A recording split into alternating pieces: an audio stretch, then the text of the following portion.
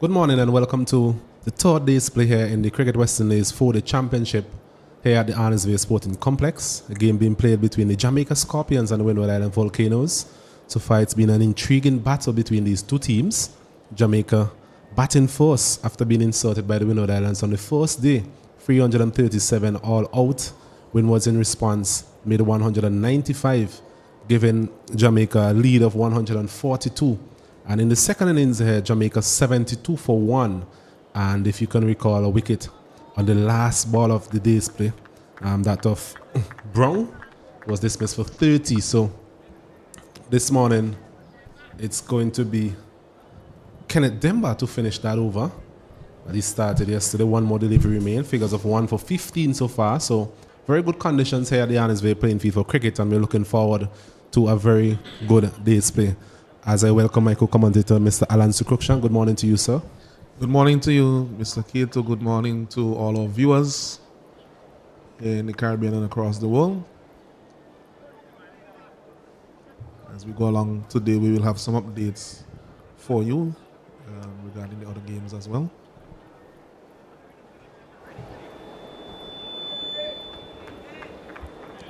Yes, quite a bit of cricket being played right across the Caribbean in this first round of fixtures in the 2025 Cricket West Indies 4-day championship, as that delivery is played up to the bowler. So it's the end of the over for Demba. Barnes, the new player, and Jamaica Scorpions 72 for 1, a lead of 214 runs. Yes, Jamaica Scorpions firmly in a position of ascendancy in this game. Just a reminder for those who may not have been privy to the action so far. Jamaica in their first innings were dismissed for 337. The Windward Islands replied with 195, and Jamaica now they are 72 for 1 in their second innings.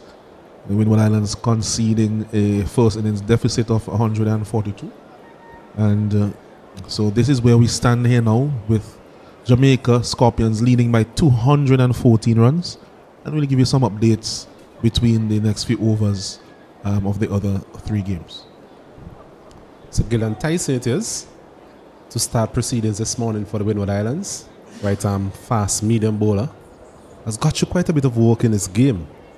In the first innings, as well as in this innings, into his 6th over now. Bit expensive, 5 overs, none for 31.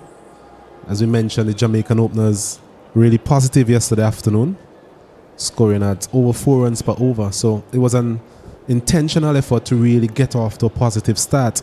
Positive start in the sense of good running between the wickets, and they were able to put away those bad deliveries whenever they presented themselves. None more so than Kurt Mackenzie. He's on 36 from 55 deliveries, so going along quite nicely, Kurt Mackenzie. Yes, I'm sure many persons in the Caribbean will be pleased that he has gotten a start in this game. This one is punching off the back foot out to that man at deep point. It's a position we've seen all innings, as a bit of sloppiness to start the day. That one evading the outstretched right hand of J.M. Benjamin, affording the opportunity for a second run. So 2 runs, first runs for the morning. Score moves on to 74 for 1. It's not a very good return at all there from Descat at deep point, well over the head of the keeper.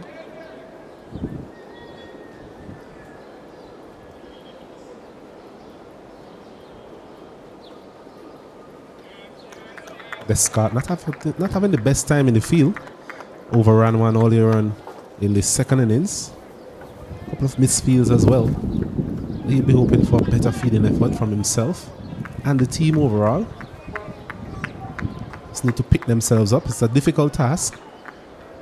Jamaica being so far ahead. It's going to be important for all the wickets here for the Windward Islands. This one is driven nicely once again out to that man at the extra cover position. From a management point of view, Alanson, what do you think would have been the team talk this morning for the Windward Islands? Well, they're not totally out of the game as yet, but they will need a flurry of wickets. I think once the lead goes past 300, then they'll find it an uphill task, seeing that they have a depleted batting lineup with some of their main players missing in that middle order. And that was evident yesterday with the performance of the batsmen. Driven nicely once again, but straight to the man there. Demba, the vice captain. In terms of the Jamaicans, what would you think of being the team talk?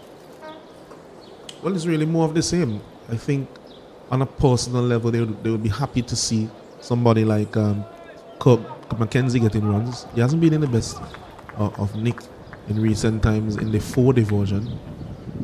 So they would want him to get some runs, and that will augur well for them for the remainder of the tournament. This one is short again, and he's punching this one to the right of Descartes. This time the return is better.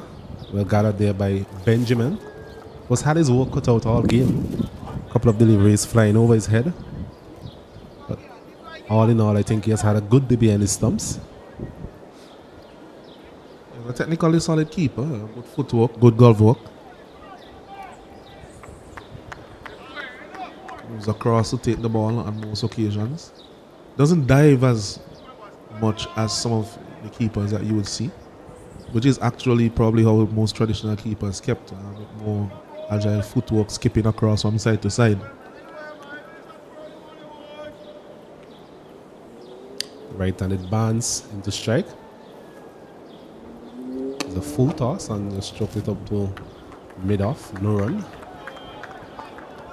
So it's interesting to see Barnes being promoted to number 3. I haven't seen the captain as yet, John Campbell. Not too sure what the thinking is behind that, if he's injured to some extent. Something we can verify at some point today. Well, he did feel in the slips throughout the innings, and we saw that he had a little bit of a niggle towards the end of his innings in the first innings. He had to receive some treatment from the physio. Well, it's the end of the over. 4 runs coming from it, and at the end of 17, it's 76 for the loss of 1. Yes, and just an update on the game between the West Indies Academy and the Leeward Islands Hurricanes. The Leeward Islands batting force had made 358, and the Academy responded with 145. The Leeward Islands are currently batting on 134 for 4, and they lead by a massive 347 runs in that game. Joel Andrew dismissed for 57 or 48 deliveries, the top scorer in the Leeward Islands second innings up to this point. 1 wicket for Lane, 1 wicket for Palmer, and 2 wickets again for Joshua Bishop. So far he has 9 wickets in that match.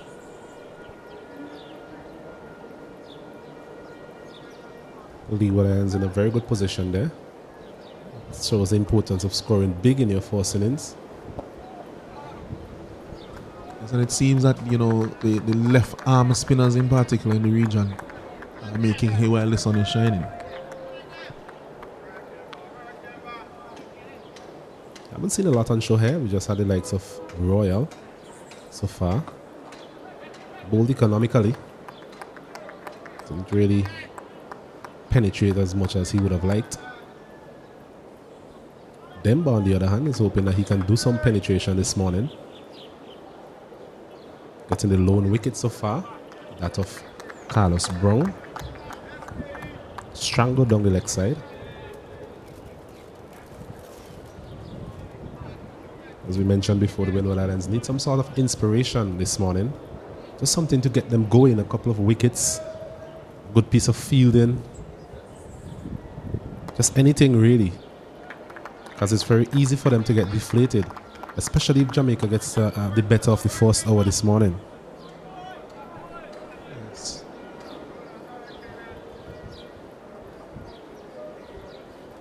It's a precarious position for the Windward Islands to be in. As you mentioned, Jamaica, they're already 218 runs ahead. And given the performance of the Windward Islands Volcanoes in the first innings, confidence will not be very high. Batting wise. This one is driven out to the man there, deep cover. Darius Martin comes around to his left. Single is gathered. And the end of another over. So getting through his overs very quickly there. Demba. 1 run coming from it. 77 for 1. Jamaica Scorpions in their second innings. Yes, and just an update from one of the other games being played. Guyana Happy Eagles taking on Barbados Pride at the Providence Stadium in Guyana. The Pride had made 346 in their first innings, and the Happy Eagles, they have made a very strong riposte. They are 315 for 3. Kevlon Anderson got out an 87, and Kemal Savory, captain and wicketkeeper, standing captain in the absence of Imlak, he's on 95.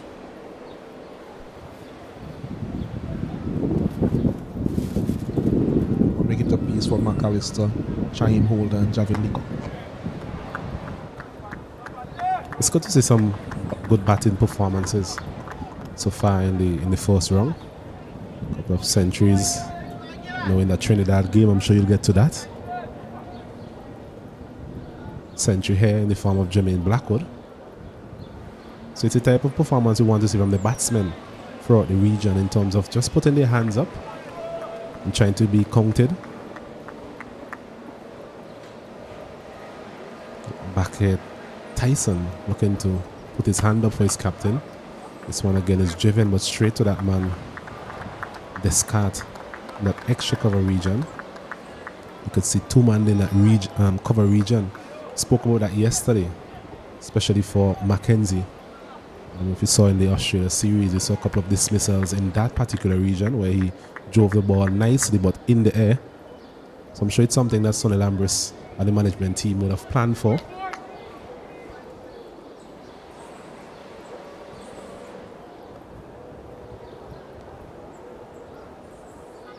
This one is beating him outside the off stump. A very good delivery. That's the type of length that we've been asking for on a more consistent basis from the Windward Island bowlers. Yes, top class delivery that from Tyson. That one pitch just outside the off stump. Mackenzie, who is one who is known to drive on the up, which you mentioned, sometimes gets him in some issues. Was looking to drive on the up to recovers on that occasion, beaten while attempting the shot. So it's an area that Tyson would want to concentrate on.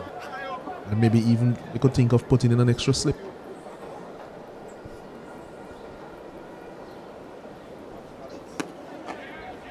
This one has walked into the leg side for an easy single. Once again, Jamaicans seem quite intent on walking the ball into the gaps, getting the singles going. Once again, we see another left-hand, right-hand combination at the crease. It was a feature of their first innings batting.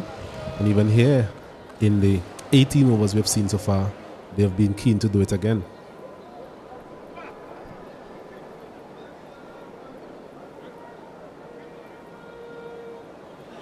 Slight changes to the field for Barnes. The man who was at deep square leg is actually now at a deep backward square leg.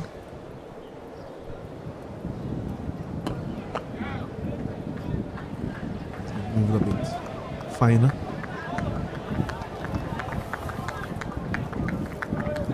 I think the worrying thing from a Windward Island's perspective as well is that so far the Jamaican batsmen, they haven't been really made to work hard for the runs, haven't taken a lot of risk, and they're still scoring at 4.14 runs per over. So it's just a case of the Jamaicans just batting as normal, and with the players they have in terms of the attacking stroke of these players, they'll surely increase that scoring rate even further at some point in time, as this one is walked nicely behind square on the leg side to get off the mark for Barnes. Score moves up to 79 for 1 at the end of that over. Jamaica Scorpions in their second innings.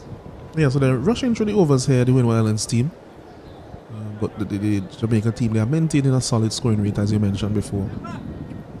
That would be worrying because, of course, every run is an extra run for the Windward Islands to get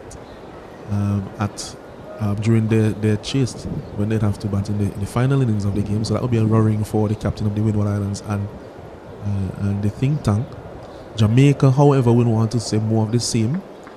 You're thinking that if they continue in this vein, that they could probably be very close to 300 runs ahead by lunchtime. Agreed. Still a lot of time in the game. The ball of today and tomorrow. So a result is definitely likely as this one is walked down to Short fine leg position. Another single for the Jamaicans. There's still a lot of time in this game. I think the plan from the Jamaica would just be to just get in, get their eyes in this first hour or so, do some assessment, and they can always improve their scoring rate at some point in time. I'm sure they will have a target in mind coming out to bat this morning. Anything in the region of 350, 400, that will be a good total. I think 300 is a good total, but it's likely that they will get a bigger lead than that based on how they're going now. This one is taking the outer portion of the bat down to a third man position, coming back for a second, good running again from Mackenzie and Barnes. Yes, when you speak of the fourth innings of either a test match or a first class game, there's usually that added pressure of knowing that you have to score the runs to win. So whatever you get and that's on the board, it will exert some pressure on the team batting last. Well, one thing's for sure that the Windward Lions will really have to put up an improved batting performance if it is that they would have some sort of positive result in this game. It's only 195 in the first innings, and admittedly conditions have been fairly good for batting. It wasn't as if the conditions were troubling. This one is walked off his stump again. Another single. So Wellington singles this morning, Jamaicans. Score moves on to 82. 83 for one.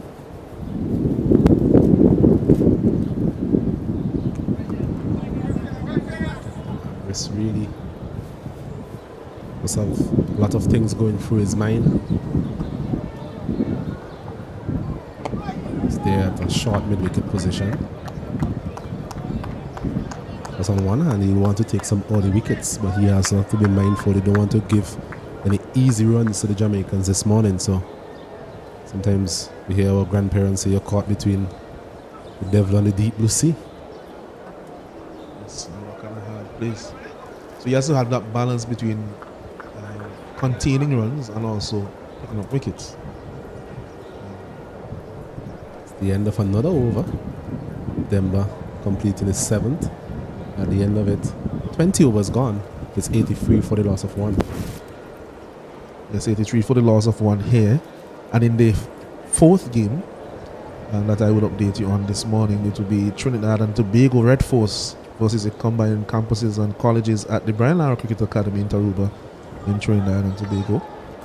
Trinidad and Tobago made 504 for 6 declared in their first innings. Centuries from Jason Mohammed 176, Jid Gooley 121, and in response the CCC they are 114 for 2. Tyson starts another over, a bit of a misspeed once again. That man Descartes, you mentioned, not having the best day in the field. Was punched formally to him. You would have expected him to prevent any sort of run. In the end, the Jamaicans come through for another single.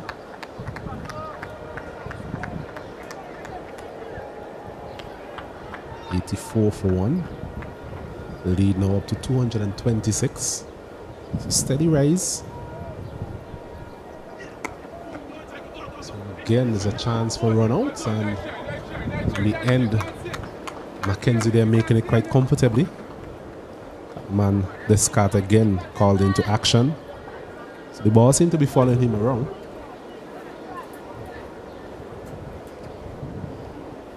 Yeah, he's a good fielder generally speaking, Descartes. He's quick over the ground. But Mackenzie was quicker than him on that occasion, getting him quite comfortably. Jamaicans are known to be good sprinters.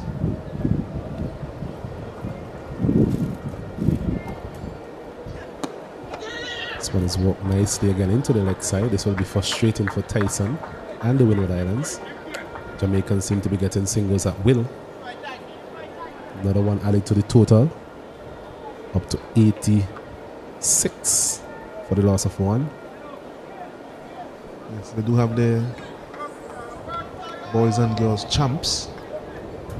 Competition is very, very, very tight.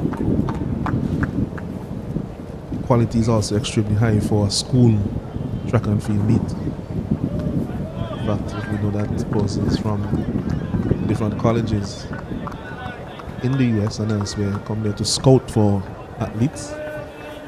So they do have a track and field culture that is often demonstrated in other sports as well.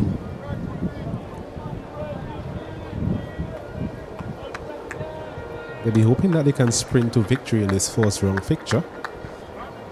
So far, going at a relatively steady pace. This one again is worked out to that point region for another single. So consistent flow of runs this morning.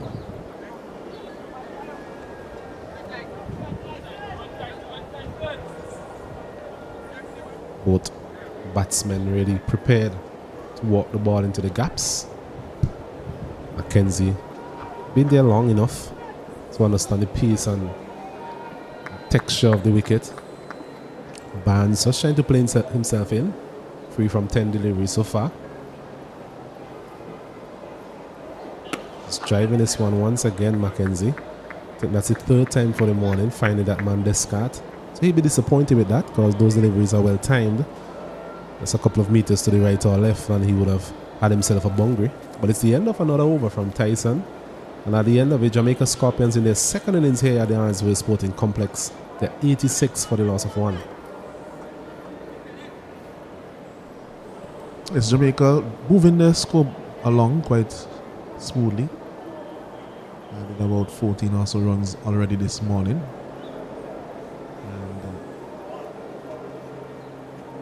Barnes having come out to join Mackenzie, who was not out overnight. We haven't seen the skipper or Blackwood in his customary number 4 position.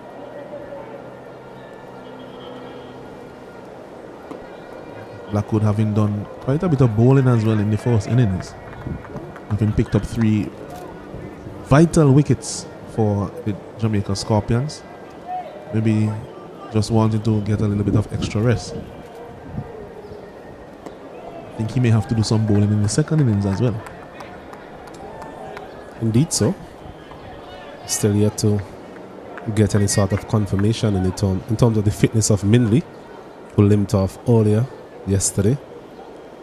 So I'm sure that is going to be a factor in the determination of the target that the Jamaica team is aiming for. It's quite clear that the spinners will do the bulk of the work in the second innings, considering it's a 4th-day pitch more than likely. We saw a bit of spin on offer even in that first innings from the Jamaican spinners. So a lot to think about from a Jamaican perspective. A lot to think about as well from the Windward Islands perspective in terms of what type of total they'll be comfortable chasing from here, given all the variables. They have to get another 9 wickets first, or maybe hope for a decoration. So sweeping well stopped there from the Scott, almost travelling. Delivery on the line of the leg stump. Barnes giving it a traditional sweep. Dive into his right was Descart. I think he saved 4 free runs on that occasion actually. Do you foresee them declaring anytime soon, given the amount of time that is in the game? I think probably they'll just bat until they're dismissed. But I still think that they will want to give themselves as much time as possible to get all 10 wickets of the Windward Island team. Like I mentioned to you before, this force is all about assessing, getting used to the conditions once again, and then they can make any sort of concerted effort to score a bit quickly. As this one is sweeping and he's caught, yes. So attempted sweep shot there from Cork Mackenzie. Delivery spinning away from him and a very good catch in the slip cordon. So the first wicket of the morning goes. Cork Mackenzie dismissed for 46. Kenneth Demba gets his second. Jamaica Scorpions, they're 88 for the loss of 2. Yeah, as a West Indian fan, I'm disappointed with that shot by Mackenzie.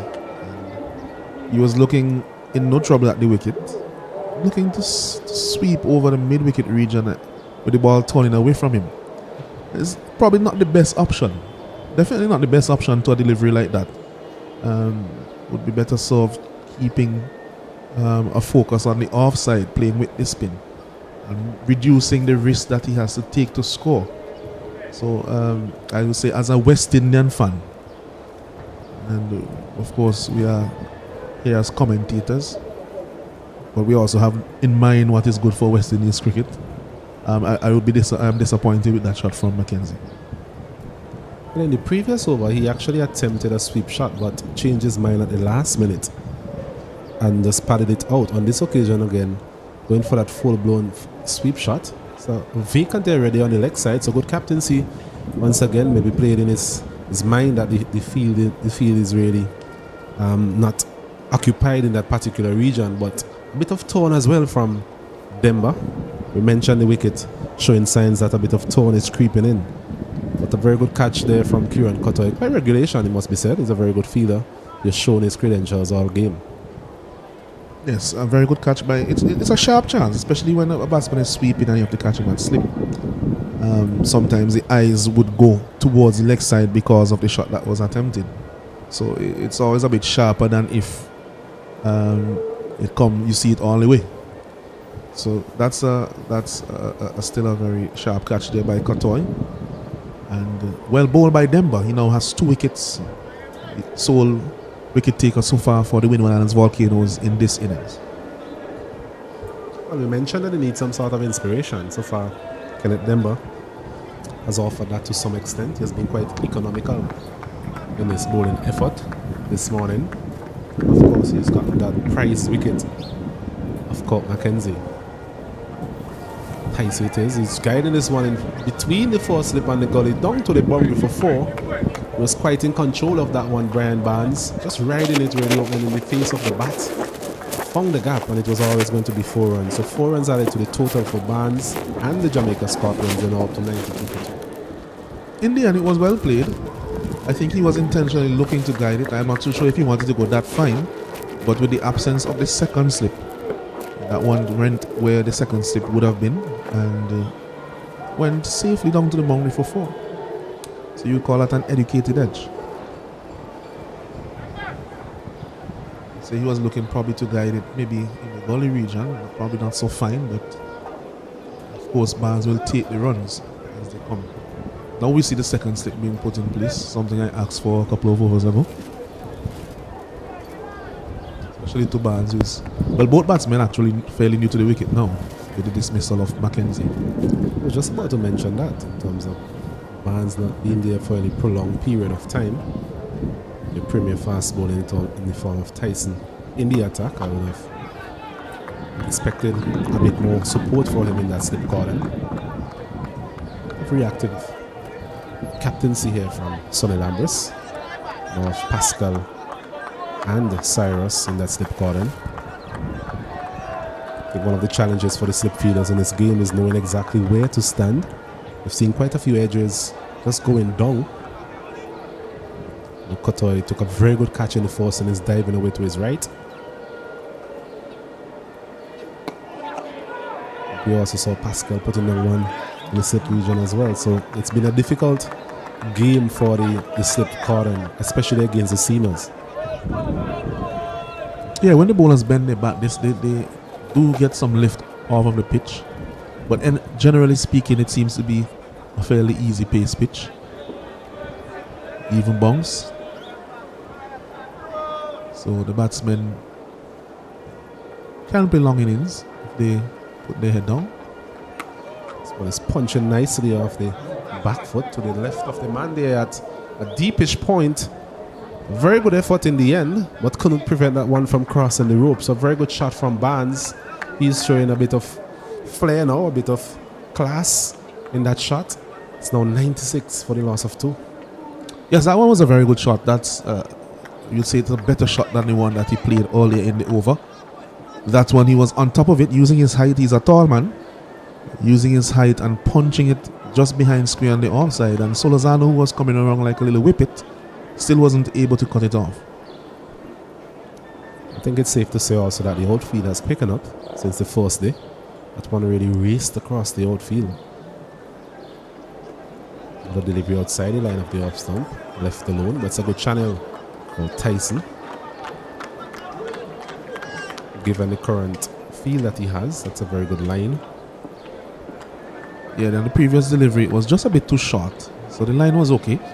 The one that was punched for 4, but it was just a bit too short, allowing Barnes to use his height and just punch off the back foot. It's the type of pitch where that shot is very inviting because there's just a little bit more time for you to wait on it.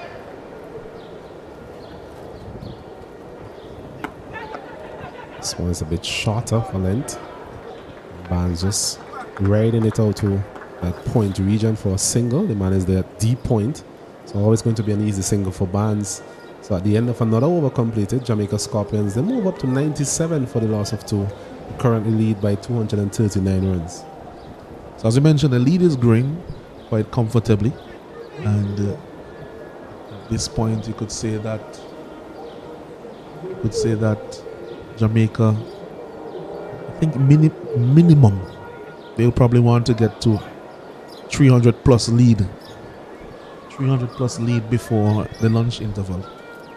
I think if they don't get there, then they'll be quite disappointed at the rate at which they're scoring. So that's worrying signs here for the Windward Islands Volcanoes. As Demba, he continues into Barnes. He's looking for the sweep, loud appeal, but we have pitched outside the leg stump as I'm joined in the commentary box by Miss Stacey Ann Adams. Good morning to you, Stacey. Good morning to you, Alanson, and hello to all the viewers on this lovely morning here at the Annisville playing field.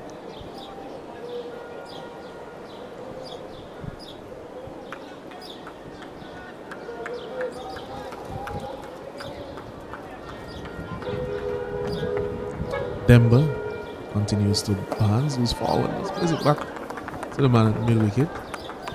Yeah, we were speculating yesterday as to whether the change with Mackenzie at the top was some sort of strategic move, or perhaps this one just turning into the onside to get a single, or perhaps it was some sort of maybe an injury to the captain that we didn't quite pick up at the end of the day's play. But with Barnes coming at 3, it's sort of really say maybe there's some sort of injury that we didn't pick up yesterday about with regards to John Campbell. Yeah, he may have a niggle that he's carried. I think when he was batting, there was a run-out attempt in which he really stretched to get to the crease, and after that he received some treatment from the physio. So we don't know the extent of that and if it is related to that incident. Yeah, he did feel quite well yesterday, mainly for the entire day on the field. So we'll probably get an update on him sometime during the course of the day, or if we even see him coming to bat as well. It's one on the back foot, lovely punch there. Won't have the legs to get to the boundary, but of course they come back for 2.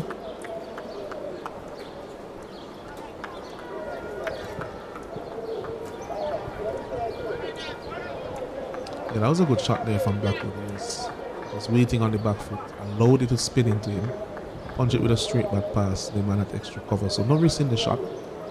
Watch the spin quite closely.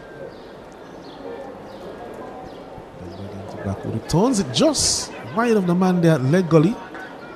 He was excited for a little moment, saw the hands of Demba go up, but it was past Cyrus before he could react to it. So at the end of another over 24, they score for the Jamaica Scorpions 101 for 2. Jermaine Blackwood is on 3 and Brad Barnes is batting on 15.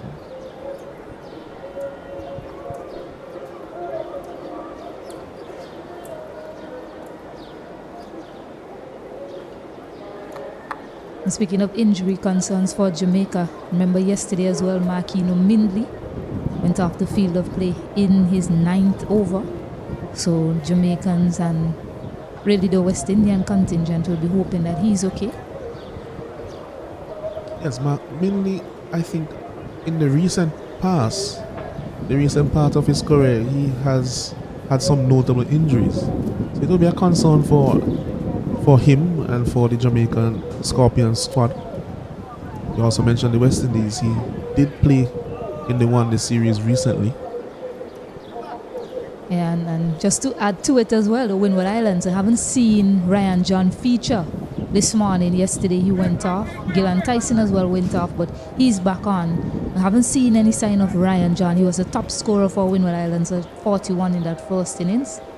But they surely miss him with the ball this morning so far. Darius Martin for his first over today. Into Blackwood, short on the off stump, just played to the man there at extra cover. No time for a run. Yeah, and that's a good area to Blackwood to start. And Windward Islands, they would hope that the coaching staff obviously would hope that they've learned something from bowling to him on his way to that 100. Seem uncertain in that area, and you see him starting, looking a bit uncertain as well. They do have that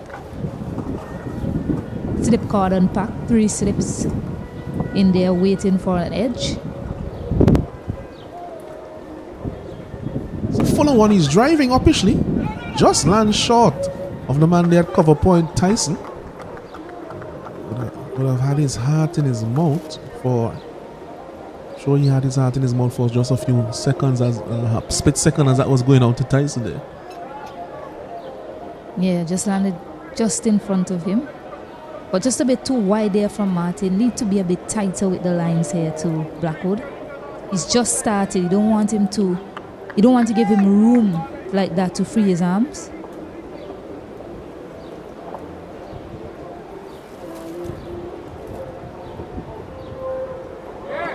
Yeah, I think if he can continue to bowl in that channel, I think the coaching staff as well as his captain will be pleased with him, especially this early to Blackwood in his innings.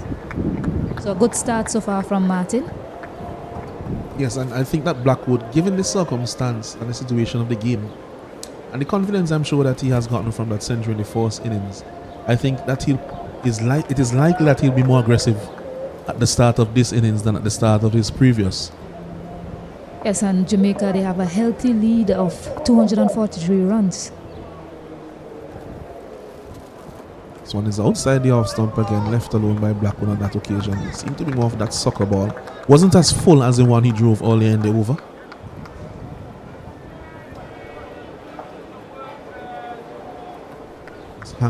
Just seemed to hang it out there to see if he will be willing to drive on the up, which Blackwood does quite often. Does drive on the up. It's a daunting lead here so far by Jamaica. What do you think is the sort of total they'll be looking to get before they decide to send Windward Islands into bat?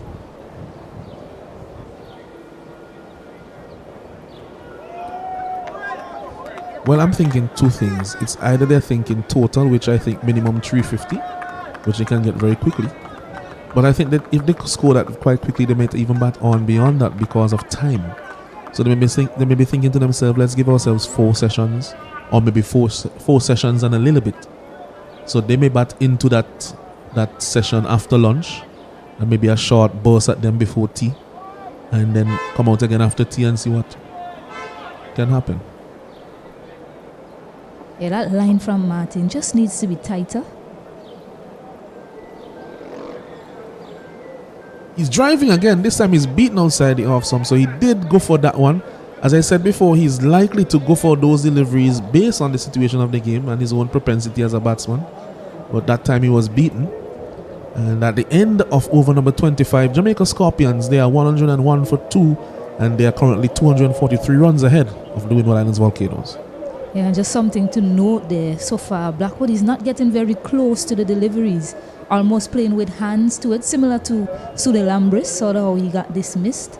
Luckily for him, it just passes the outside edge. Yes, and you see him rehearsing some. The screen was being blocked by the scoreboard, but we were seeing it here live. That Blackwood was rehearsing that left alone shot. So he's probably telling himself that I don't have to just give away my wicket here. You know, we are ahead and I want to push on the runs. I could probably give myself a few more deliveries to get in before I try to push the lead ahead. So we'll see how he goes from here and what method he adopts. As Demba will continue now to Barnes. There's a leg gully. There's a man at slip. There's a short leg.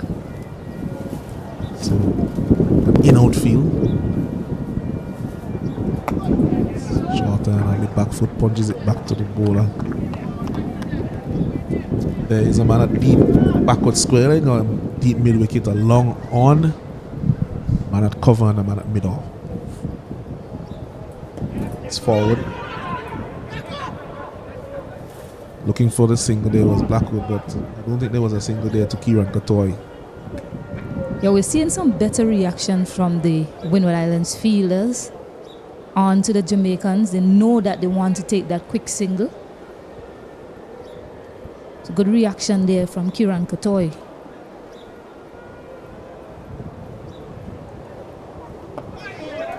Fire again, it's Barnes. Pushes it to the man at short leg. Stefan Pascal. Short leg by name, but he's by no means a short person. Basically means short on the leg side. So sweeping firmly is Barnes, but straight to the man at deep backward square leg. Single is taken. Got over that sweep shot well. Kept it down.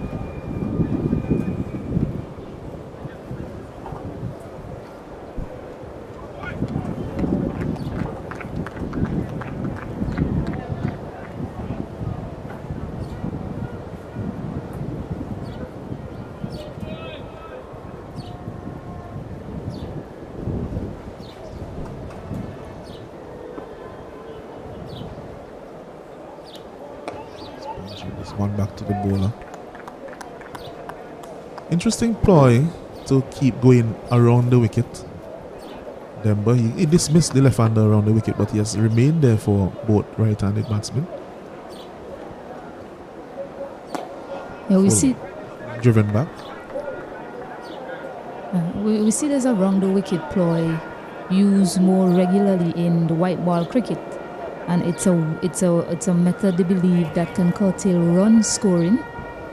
So perhaps in the back of his mind he's thinking, yes, we have to lessen the charge of the Jamaican Scorpions, but also Windwards will be needing him to take more wickets. He already has 2.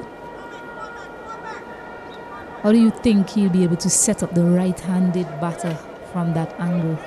But based on the Alanson? feel that he has a leg gully and a short leg. So he's looking for something, either that's his glance fine, or maybe the inside edge of the batsman onto the pad that pops up on the onside. That seems to be the main way. But he also has a slip in place, so for that straight one that goes across him, he has that option as well. Hitting now into Barnes. It's full driving, but beaten outside the off stump. Wasn't a very energetic shot from Barnes. Yeah, you can see the effort from Martin to try and be a lot fuller this morning in his spell. We did mention of all the Windward Islands bowlers, he predominantly tried to bowl at fuller length, but making more of an effort to hang it outside the off stump, fourth stump line and be a bit fuller as well. So far 6 dots in this new spell from him, 7 dots rather. Driving, but straight to the man at extra cover. Spectator's catch. Went into the ground before it got to him.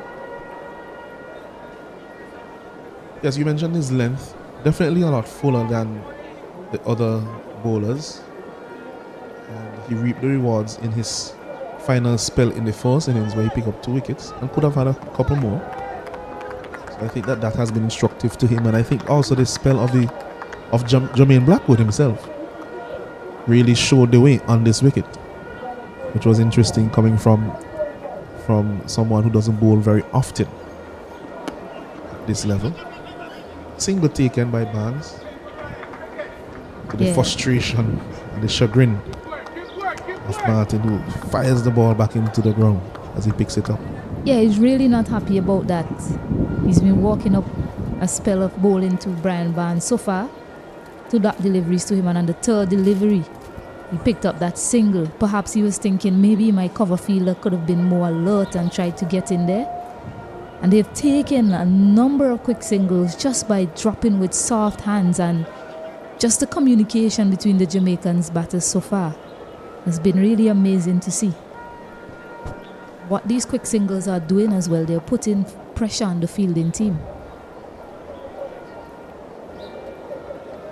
Driving, this time it was a bit uppish, but in the gap, man at point will cut it off.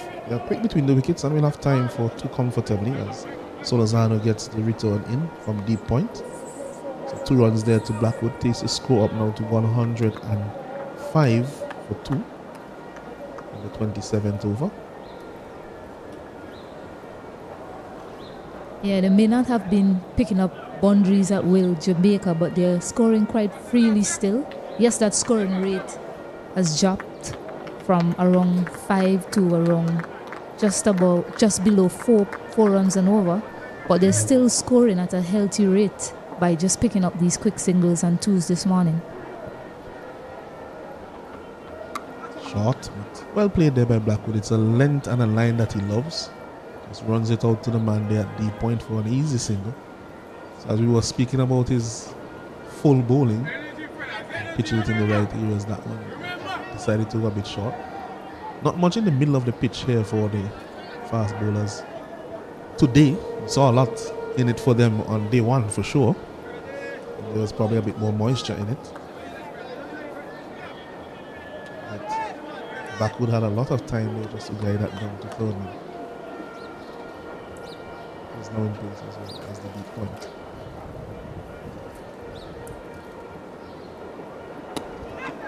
Another quick single. Quickish. In the end they jog it. It's well placed in the gap with the fielders being spread. I think now it's around the point where the think tank for the Windward Islands are becoming more distressed about the runs that are being scored as well.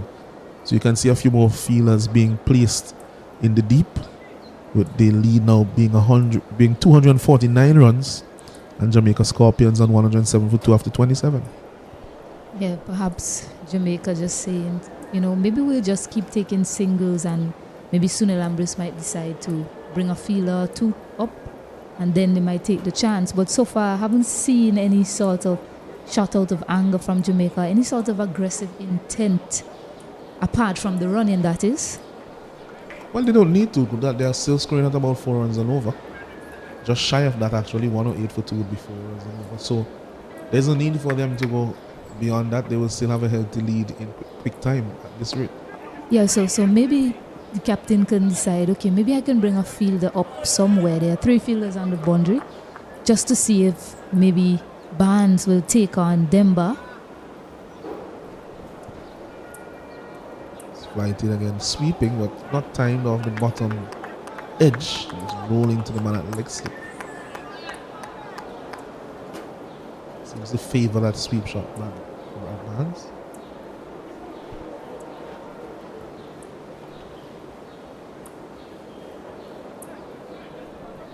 Demba can see if he can get a bit more top spin on one, get some more bumps. But there's no one at the 45 position, that short fine leg position.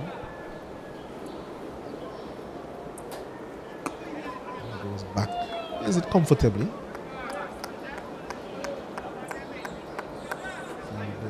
Coming in from cover. Run is taken. Remains on 107 for 2.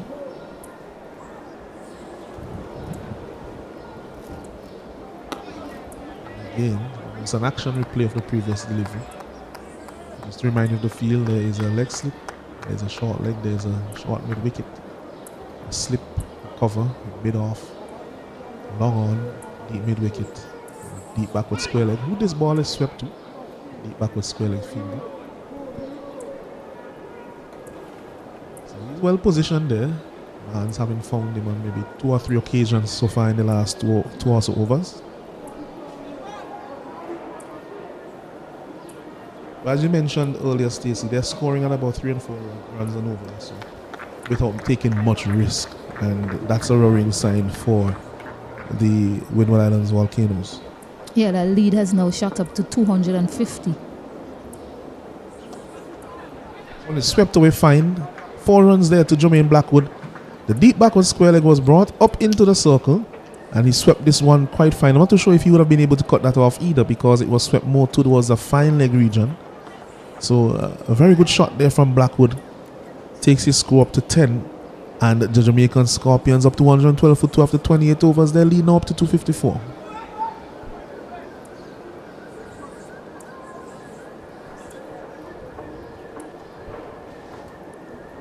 Yeah, just an ill-directed delivery there on the pads of Blackwood. And all he had to do was find the gap. Well placed by him.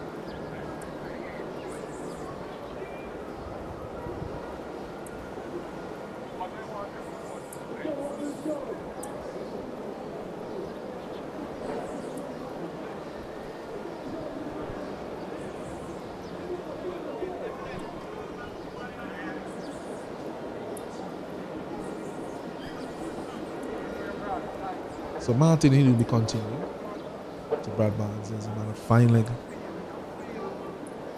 There are 2 slips.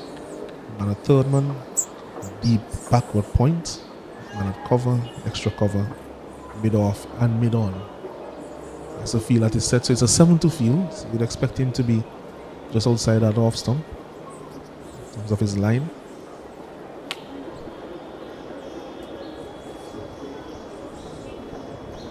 Pitched up, driven. No, that's driven firmly but straight to Descat at short. Well, at shortish extra cover. Yeah, very full delivery there. Brad Barnes throwing his head back. Knows that he missed out on a boundary opportunity. A number of deliveries have been played straight to that man at cover this morning. Caught McKenzie when he was on strike as well. Played a number of deliveries to Descat when he was on fielding at cover. And there you see again another full pitch delivery. Just played straight to him. He has a magnet on him, Descat. He has fielded probably 30% of the deliveries today.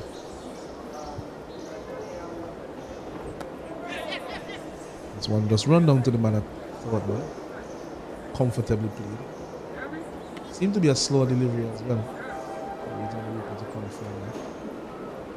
Yeah. Just run down with an open face. One. Played with a nice soft hands just to ensure that he plays it down. Awareness of where the fielders are as well. Open face, as you mentioned, just to get it past that second slip.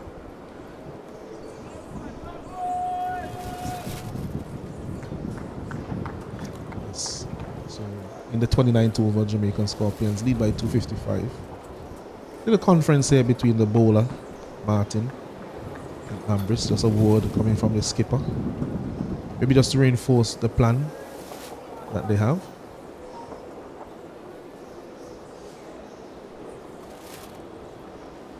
This one again, looking for that drive outside the off, so not timed.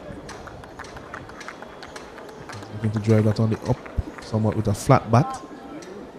And as we speak, the man at fine leg has been brought up to square leg. So there's no fine leg, so he absolutely can't get too straight. It would just be a tickle or leg glance down to the boundary for 4 for Blackwood. Which may explain why he's maybe a foot or 2 outside the off stump instead of trying to get too close to off stump.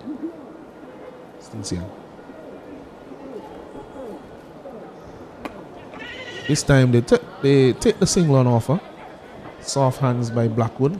Just opening the face, playing it softly to point for a single. Backward point is on the boundary. So no risk at all in that.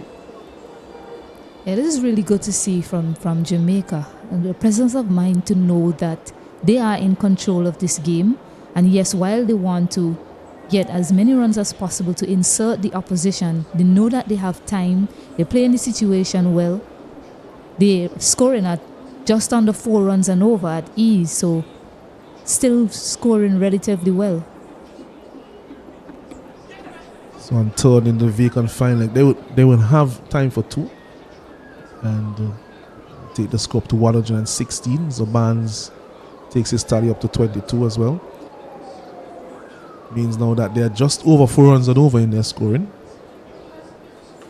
So, as you mentioned, Stacey, no need for them to worry about the rate of scoring. I think the Windward Islands have to do something a bit different here, because what will end up happening if this continues, that they'll have to just sit back and wait for a declaration. So they'll be totally at the mercy of the Jamaican Scorpions team. Maybe time for a little bit of innovation or out of the box thinking. Just driving this one down to the man at mid-off. No run. So at the end of 29 overs, it's 116 for 2. Jamaican Scorpions, they lead by 258 runs.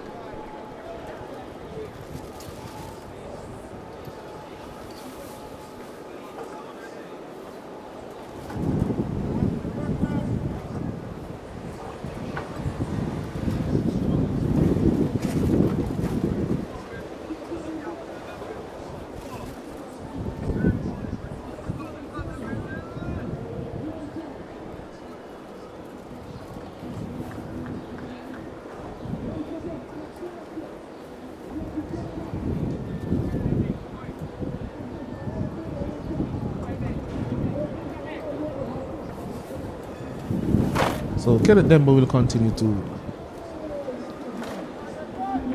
Jermaine Blackwood. Deep backward square. Deep mid wicket. Long on in place. Mid wicket. Slip. Slip. Short leg. Man at cover and the mid off. That's the field. So it's an identical field that we have seen for the right-handers. I'm changing that from Kenneth Demba this morning. Flighty delivery worked to the man at deep backward square leg. I think that's the only thing that they have changed. For Blackwood previously, the deep backward square leg was in. He was up at the square leg position. Yeah, that man is out on the circle now. That shot that he played pretty similar to the one that he scored the 4 off of, but a fielder is in position to keep it to 1 this time. It's pushed down back to the bowler there by Barnes. We have not seen any prodigious turn. We have seen some turn from the wicket, but not anything prodigious just yet. Yeah, the wicket has held them quite nicely. Been a really good wicket for batting. Jamaica, they are taking full advantage of the surface, scoring 337 in their first innings. And now 117 for 2.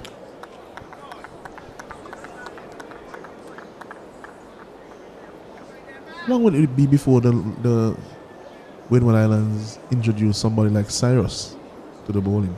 You don't want to wait until it is a time when everybody is really just hitting for the hills to bowl your leg spinner. Yeah, I see him warming up there at leg slip. So perhaps they'll probably introduce him soon. Maybe at that end there that Martin is bowling at, perhaps give Martin one more. Bring him on just after the drinks break, sorry. But right now they're not looking to go at the bowling, so it'll be a good time to introduce him and get him into his spell pretty quickly before Jamaica decides to be more aggressive. Yes, I know at the end of the over, 30 overs have been bowled. The Jamaica Scorpions, they're 117 for 2 and they lead by 259 runs. And with that, we'll take a short break as the players. Is it a drinks break? No, it's not the drinks break as yet. We saw the 12th man coming on with the refreshments, but I think he's won over too early. Or maybe he just had a message. Yeah, I think he just brought a change of gloves for Blackwood there. See him putting on the new pair. So we'll have another. And as predicted, Cyrus is coming into the attack. And no, for those at home, we do not have any means of communication with the fielding team or the batting team. Yeah, it's a timely introduction. They're not looking to press on the accelerator just yet, Jamaica. So just allow him to get into his spell. And maybe, who knows, maybe they'll decide to try and take him on, and that might end up producing the wicket for you. At least that's what Sunil Ambris is hoping.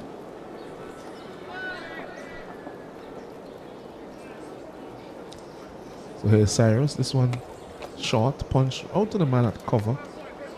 He's on the boundary. Point. Sweeper cover, as we usually say. Single is taken. Blackwood moves on then to 13. The score is up to 118 for 2. The lead has now gone to 260.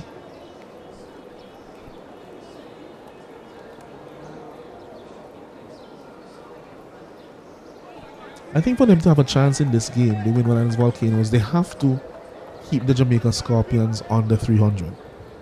It may seem very difficult and almost impossible for them to do from this position, but I think that's the hope that they will have to have. Because I think chasing 300 plus, even though the wicket has played well, it will be a daunting task still in the 4th innings. Yeah, especially given that you were bowled out for 195, below 200 runs. None of the batters looked like they were there to. They tried to stay in and build a big innings. Shot from Cyrus, played comfortably back. I think that both batsmen know that the drinks break is looming and they're playing accordingly. not wanting to lose a wicket just before the break.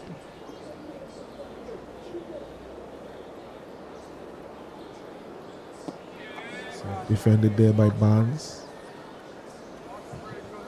Used to say some years ago, long forward. Yeah, I think this Forcer was keen not to lose a lot of wickets. We might see a change of pace from the Jamaicans after this drinks break, Alanson. That one had some backspin on it, but safely negotiated there by Brad Barnes.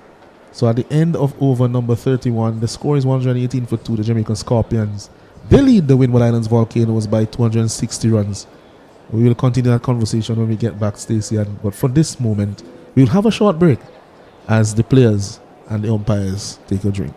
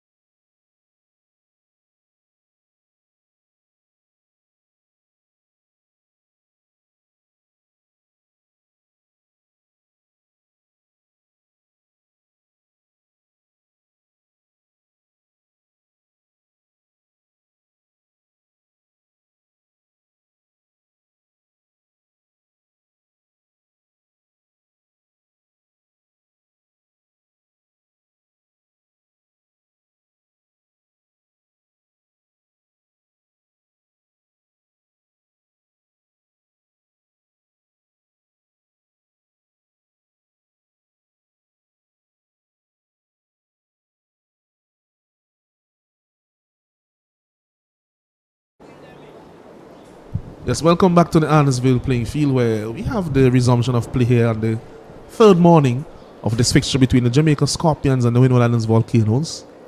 Jamaica Scorpions, they lead by 260 runs. They are 118 for 2 in their second innings. Denver will continue to Blackwood. 6-3 or onside bias, or 3-6 onside bias.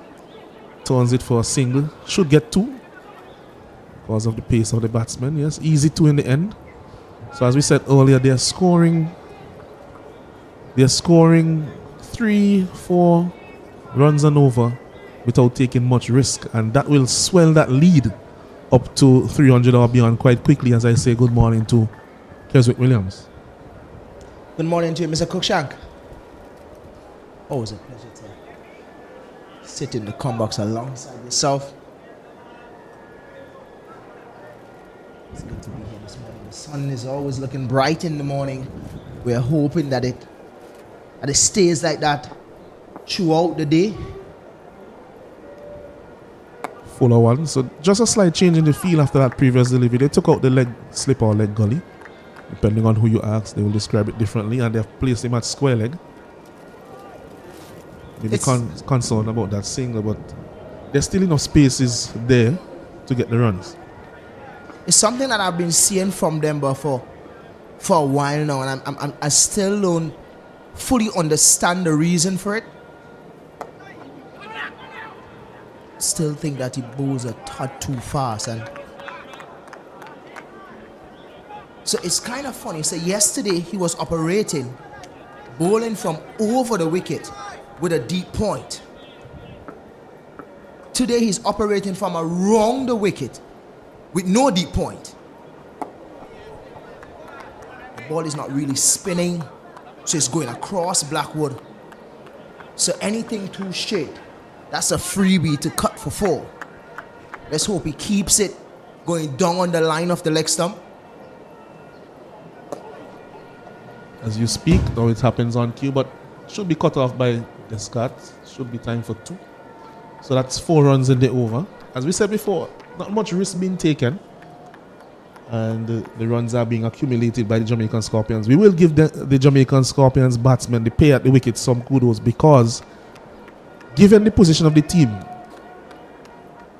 some other batsmen would have just started to swing for the hills, but they are doing what they're doing in a very professional and methodical manner. Again, just another easy single. Substitute Eugene does the fielding. As mentioned earlier by my co-commentator, Ryan John seems to have not taken the field this morning. And at the end of 32 overs, Jamaica Scorpions 123 for 2.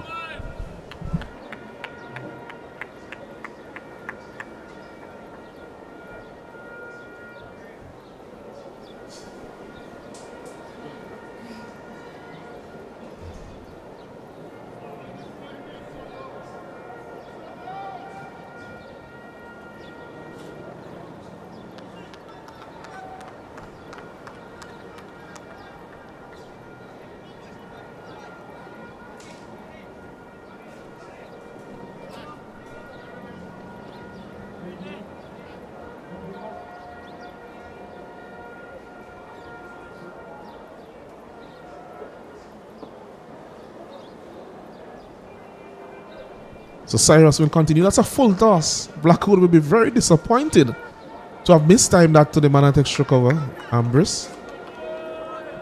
Probably saw his Christmas birthday and maybe anniversary gift in front of him.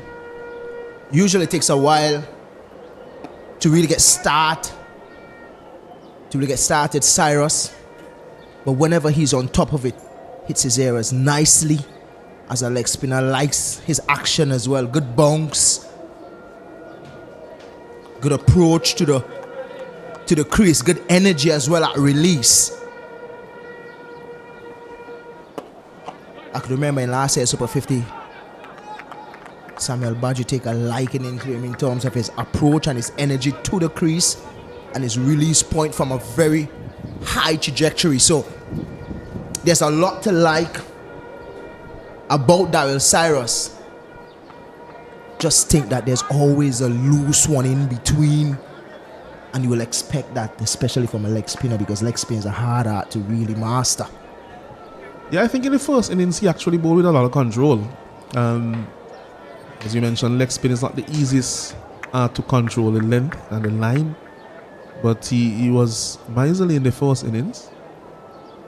I think it would be a bit more difficult for him in the second because of the state of the game. The batsmen will be definitely looking to score in an aggressive manner against him.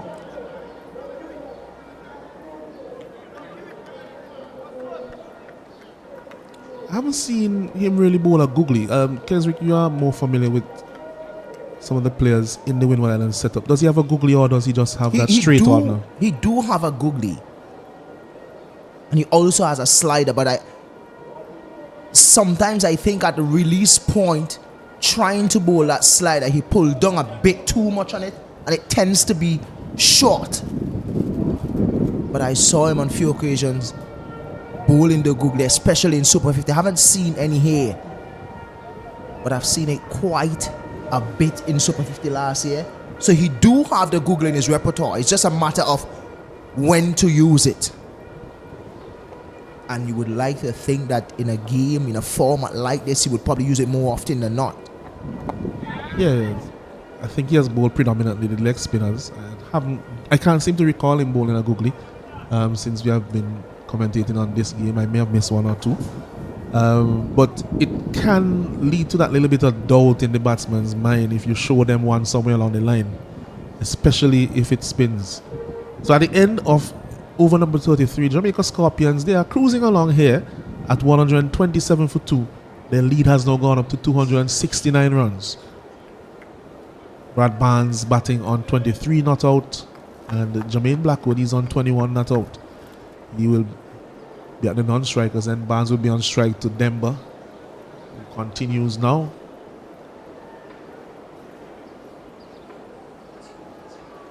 So there's still no one at point that you were calling for Keswick. Maybe looking to have the batsman probably open the face a bit too much, but so far they've been playing with a straight enough bat when going through the offside. So they have not offered that chop on threat, or maybe that threat to slip. They've been playing with a very full face of the bat.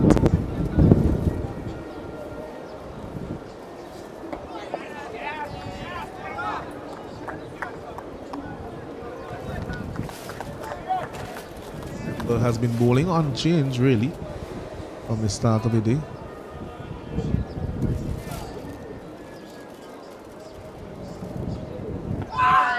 Loud appeal, but it says umpire Butler.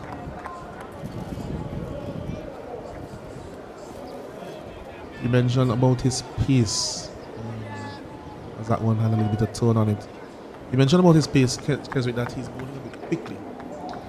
And he has played a bit of T10 and some of the shorter versions in recent times. Do you think that that has had an impact on how he's operated? Maybe, Alanson, but I think at this level now, he's a seasoned player for Windward. A lot of players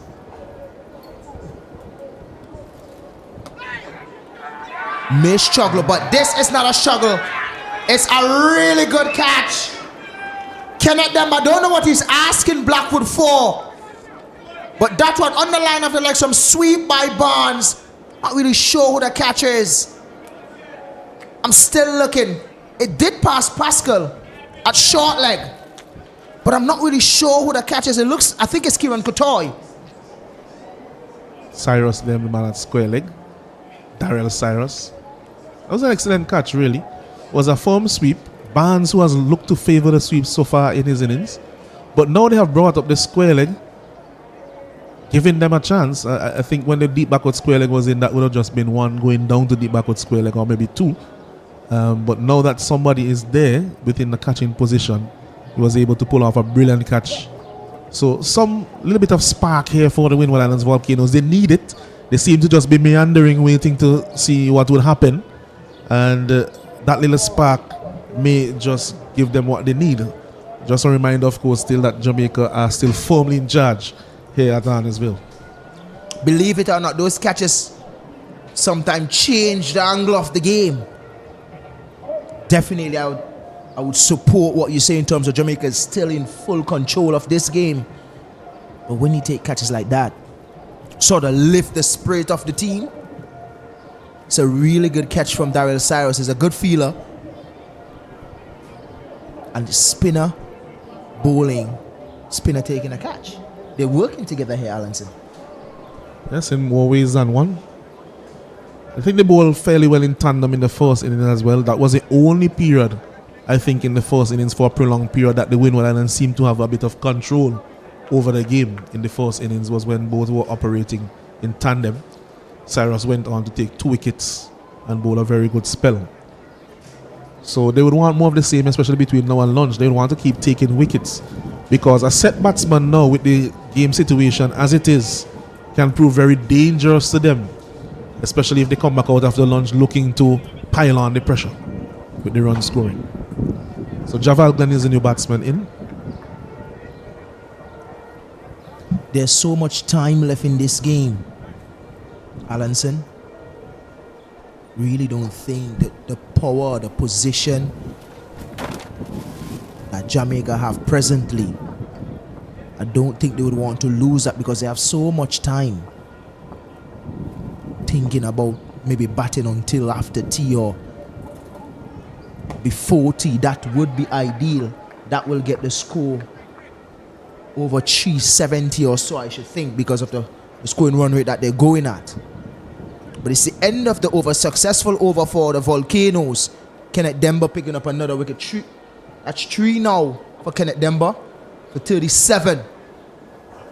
The score is 127 for 2. Well, for 3, sorry.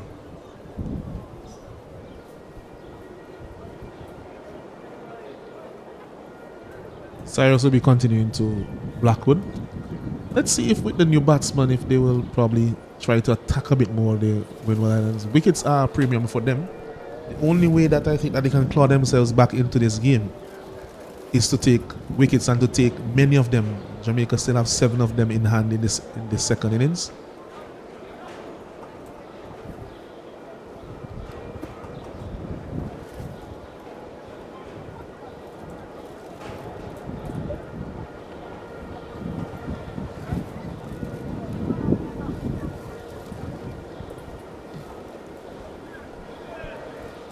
So Cyrus will now take up the attack.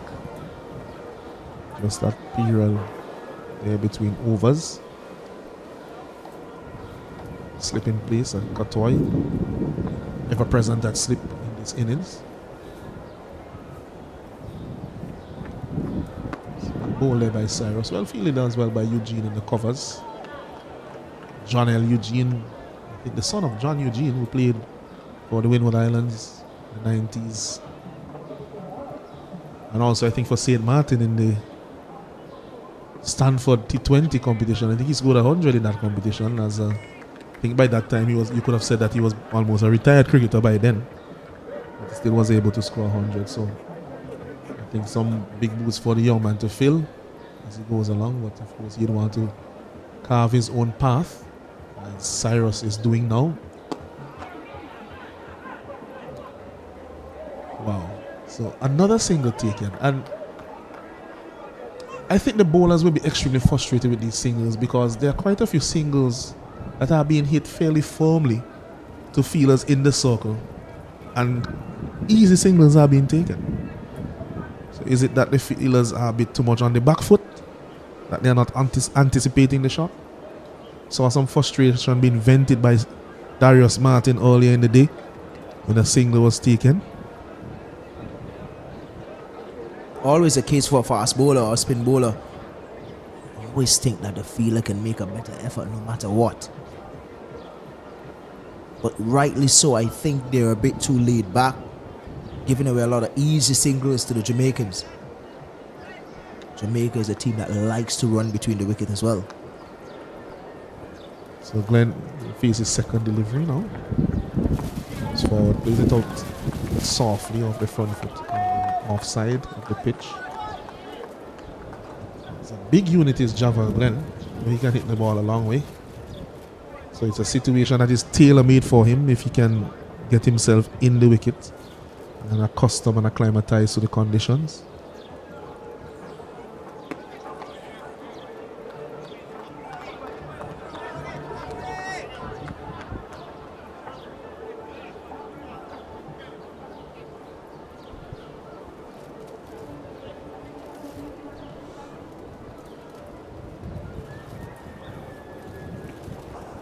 shorter on the pads. A little bit of excitement there from Cyrus as he saw keeper Benjamin coming around.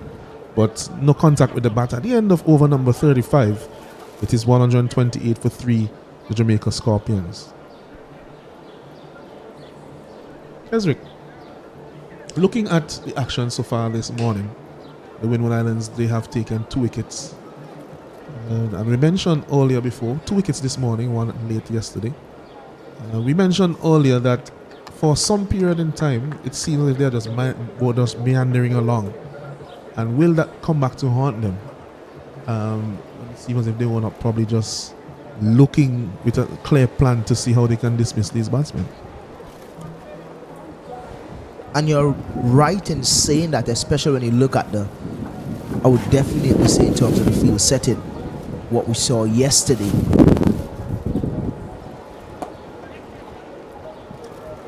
A while ago, I mentioned Kenneth Demba bowling from a wrong to a right, to right-handers.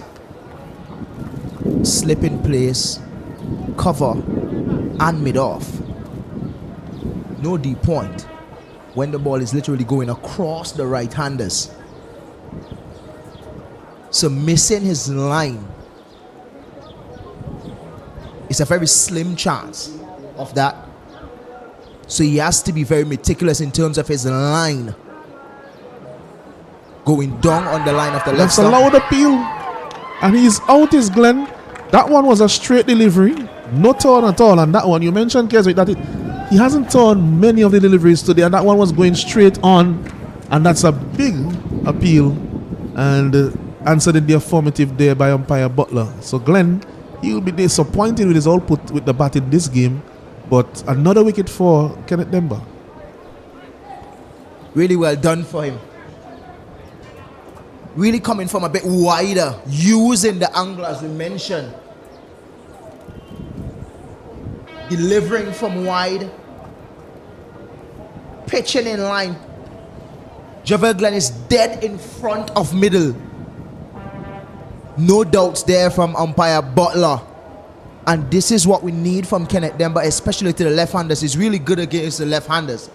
But there's still something missing whenever he's bowling to the right-handers. You're wondering what's the plan coming from a wrong. Because you see there, usually he gets that ball to go straight on to the left-handers. Same thing to the right-handers going across them. So that little space, that little mishap, if he makes a mistake and go a bit too wide outside, say, middle stump or off stump, he can get cut for 4. But is it a case of becoming a bit more defensive minded to the right-handers? We spoke about matchups a couple of days ago and said that sometimes the matchups gets into the mind of the players to the point where it's almost as if they have a defeated mentality when they're up against the so-called matchup. Or a negative matchup, I should say.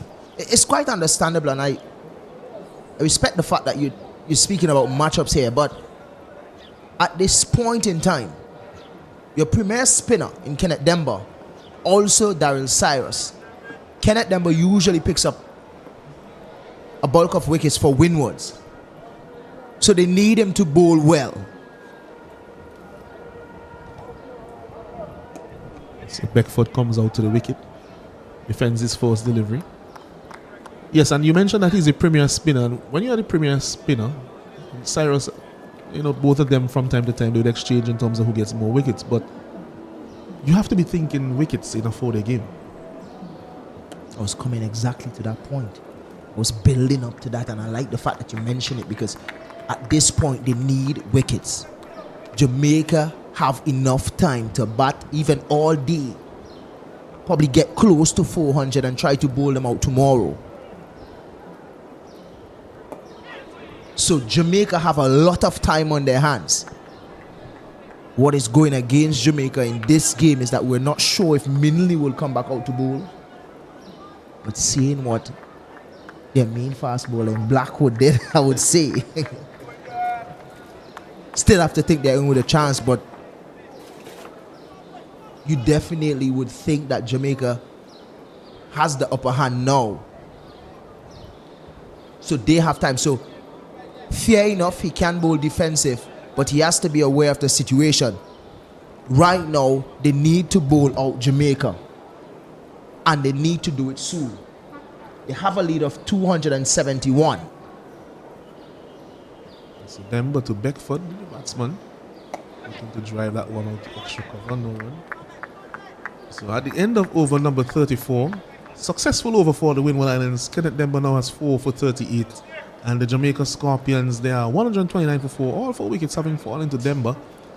Daniel Beckford is a new batsman. Scored 39 in his debut innings in the first innings, his first class debut.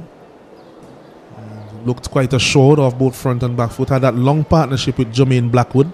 So they are both together again. And for Jamaica Scorpions, they'll be looking to do more of the same.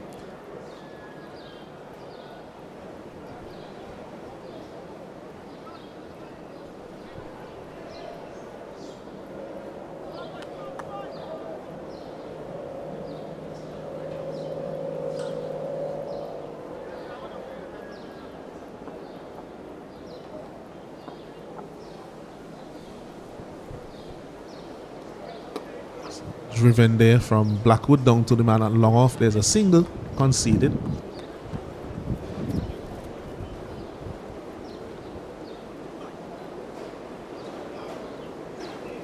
So Blackwood has been rotating the strike all morning.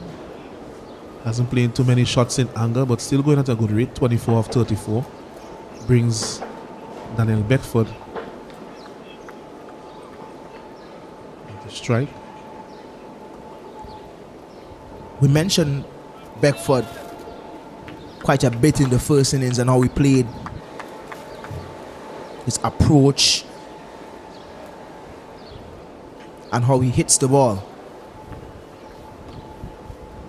Plays it pretty late as well.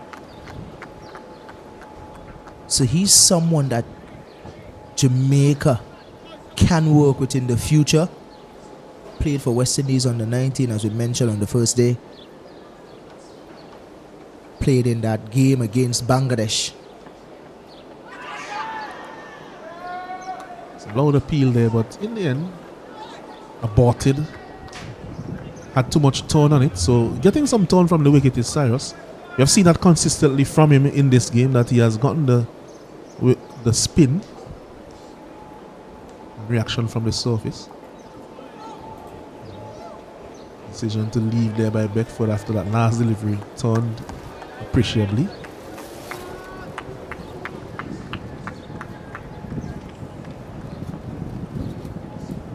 Have you ever had any issues batting like spinners? This one, I'll get to that just now. I haven't faced too many leg spinners, in all honesty. Heard Keita ask you a Except couple questions about batting. probably in practice, but not many in a match situation. I think these days they're becoming, you're seeing more leg spinners. That's true, but not what the little birdie told me. I heard that you're a star up in Greg's softball cricket arena. I stopped playing cricket a long time ago. Probably about 10 years ago. You call it early retirement. So I've been put into early retirement, Kato. Well, it's the end of the over. Left another Darryl Cyrus over. Scores 131 for 4.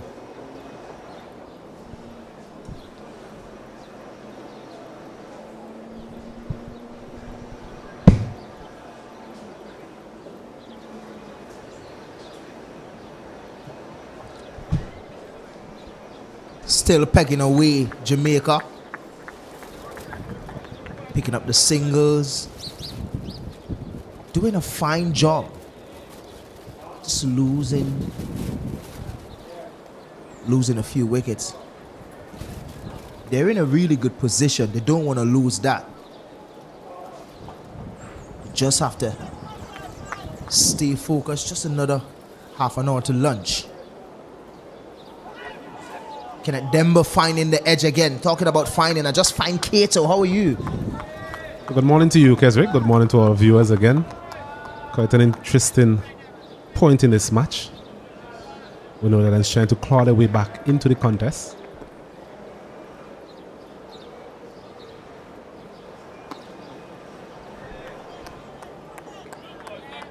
I think we definitely would have a game on if Jamaica probably get bowled out here and don't make in excess of over 350, 360 or so. We will definitely have a game on our hands because the pitch is getting better for batting.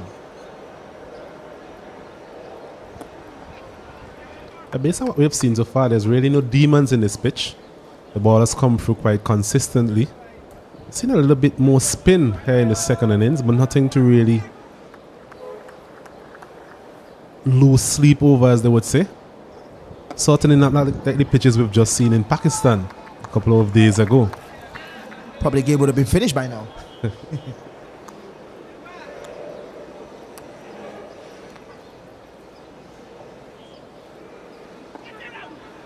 But it's something that we've mentioned in terms of the Windward Islands. If they're to get anything positive out of this game, they will really need to put up an improved batting performance in the second innings, regardless of what takes place in this Jamaica innings. And that's what's really important. On this sort of pitch, it's really the batting for me. But it's the end of the over, end of another Kenneth Demba over. The score is 131 for 4. Another steady over from the vice captain, Kenneth Demba. A few hours ago, he was speaking about someone really putting their hand up and being counted, and he has definitely done that for his team. All 4 wickets so far going to him. So he'll be relatively pleased with his input into this recovery by the Windward Islands. But he'll definitely need some help from the other end. Cyrus, he's been economical, but we'll want something in that 4th column just to complement the work that Demba has done this morning.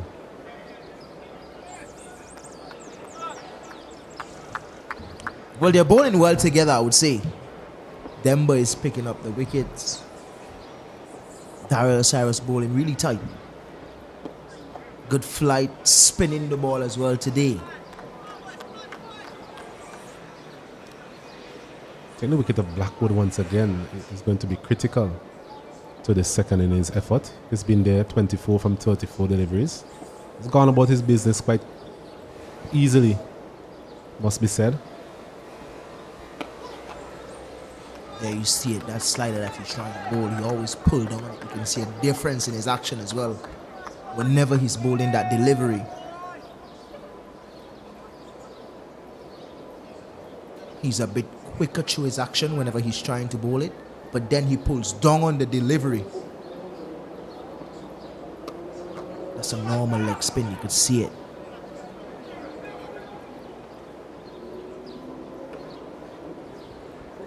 It's a single for Blackwood. Just got down to deep point.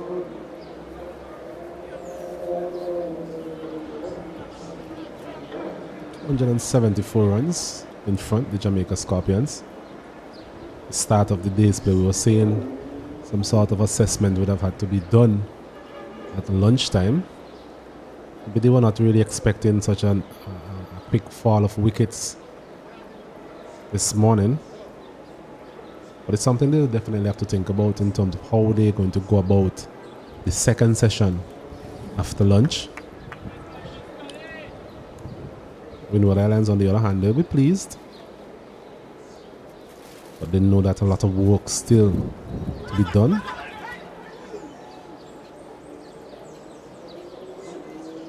That attempted sweep shot there from Beckford. It's a shot we've seen being utilized by the Jamaican top order this morning, both the right-handers and the left-handers. How fitting it would be for a skipper like John Campbell to probably walk to the crease and meet the spinners. We know how good he is with spin. Swept the ball well on the first day. Took them with the cleaners early. One of those players in the Caribbean that use his feet well, sweeps the ball well. He has that dink, that full-blooded sweep, and that slug sweep for 6. It'll be interesting to see if he's actually available to bat at some point. Normally an opening batsman, but we haven't seen him so far. 4 wickets down. It's the end of another over from Cyrus. He continues to be economical, and at the end of it, Jamaica Scorpions in their second innings here at the Arnesville Sporting Complex, they're 133 for the loss of 4 wickets.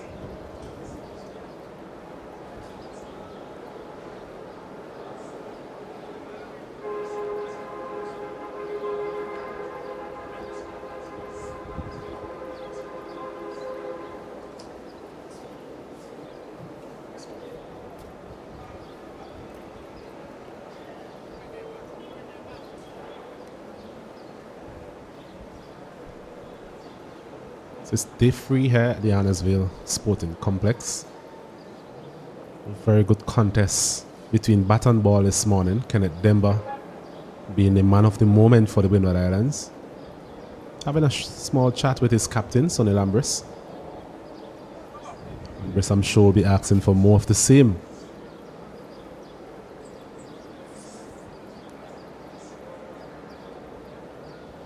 Showing a bit more attacking intent, especially to Beckford.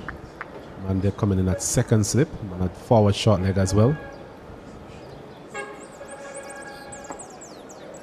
Beckford, they've seen a tendency from him to really get low to these deliveries when facing the spinners, that is.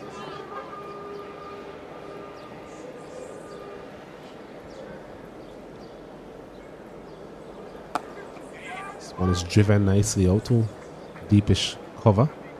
Get a single. Total moves on to 135 for 4. Something that I've noticed as well, Kate, is that what you would like about these Jamaican batters is that they're finding the gap pretty easily. Their placement has been sublime, so you'd understand why they're getting the singles easily. They're knocking around the ball, finding the gaps. Now a point has been employed. John Eugene. As we mentioned, the singles have been a feature of both the first innings and the second innings. Doesn't matter the format of the game, singles are always critical. Gets your innings going. Also put pressure on the fielding team, especially when you have right and left hand combinations, which we have seen from time to time with the Jamaican batting order. I think they have good communication as well. You know, they have quite a bit of debutants in the side, but they've been able to communicate well in terms of running between the wickets, and that's always key.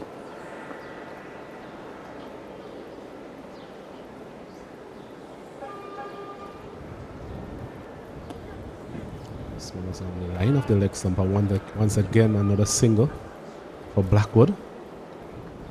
Was shown really good fitness levels, Keswick, in terms of batting for such a long period in the first innings, then bowling that 7-over spell, and here it is again.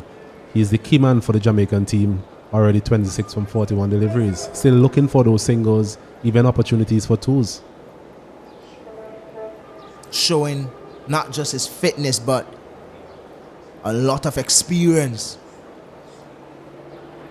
Tucking that single down to short fine leg a delivery ago, but it's the same comment I was making a couple overs ago with Kenneth Demba and his field placing. That feeler that is usually at short leg was moved and was sent to point, and then Blackwood getting that single behind square. It's the end of another over. The score is 135 for 4. Not saying that the feel that he has with a short leg and a leg slip is really a bad feel, but you would want to have that feel whenever you're spinning the ball back into that right-hander. So whenever he comes forward, you're looking for a catch at leg slip, short leg, probably off the glove because of that added bounce that the pitch has. or probably a bat and pad. So those two feelers would be very important if you're spinning the ball back into the right-hander. But if you're not spinning the ball back in, you really would need a deep point, because that ball that's sliding across, anytime you miss your line anywhere close to that off stump or middle stump going across, and the length is a bit too short, it would be a cut for 4. So fair enough, I understand what they're trying to do, but it's getting the right feel and doing what is required of you. So you set that feel and you bowl to that feel. Picked up 4 wickets so far for his team. Cut shot again out to deep point.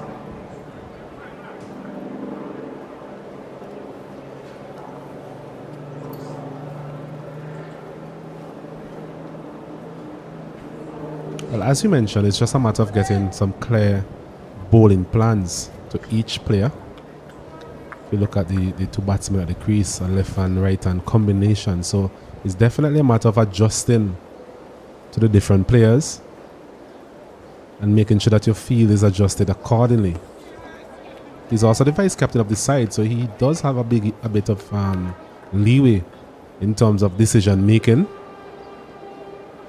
along with his captain Sunil Ambrose. So it's something they really have to figure out for themselves. They both are experienced players at this level.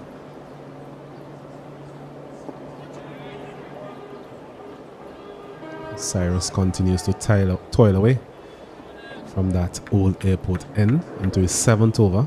Hasn't given away a lot. None for 17 so far.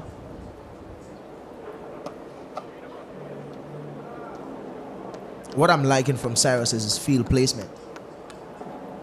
He has that short leg, and Sunil at short mid wicket, or you would say silly mid on. Have those two guys on the square leg boundary in Silazano and Darius Martin for that sweep, and then the guy just floating behind point or so for that one that's going across the left hander whenever he tried to bowl that slider for that cut shot to save the 4. So it's a good feel for what he's bowling. It's a dot to finish. The score is 136 for 4.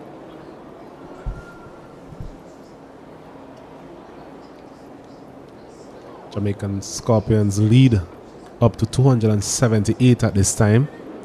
So slowly going towards that 300 mark. It's something that we spoke about an hour or so ago in terms of if they are able to continue at the rate that they were going at, which at that time was 4.5, then they will definitely get around 300 runs before lunch. But what the Windward Islands have done well, and to some extent that man Kenneth Demba, is dent the progress of the Jamaica Scorpion team by getting wickets. By getting those wickets, you're seeing that the run rate has actually fallen to 3.32. So it was hovering around 4.8 for most of the innings so far, but then it's now 3.3, which tells me that the Windward Islands have been able to get back into the contest by way of not only drying up the runs, but getting some wickets along the way. Demba again into his 18th over, so has got through quite a bit of work in his innings. Understandably so. Figures of 4 for 41. We'll be looking for that 5-wicket haul, or even more.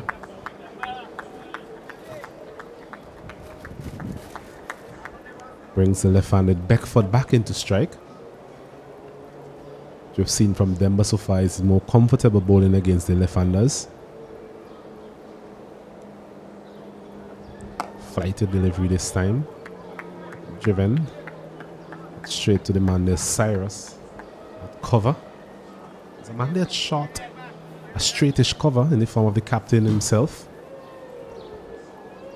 As we're going to see a change of angle it is. He's actually going to go between the stumps and the umpire. So something different. Umpire Butler out of St. Vincent and the Grenadines.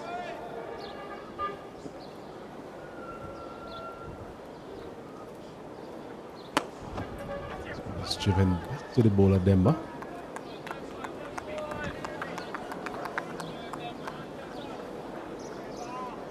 Game quite a bit of a standstill at the moment. Jamaicans clearly don't want to lose any more wickets before the lunch and interval. This one is driven nicely down to long off for a single. So Lozano comes around to his right. Still picking the gaps, these Jamaicans. Which is really good. But a singler to finish the over. The score is 138 for 4.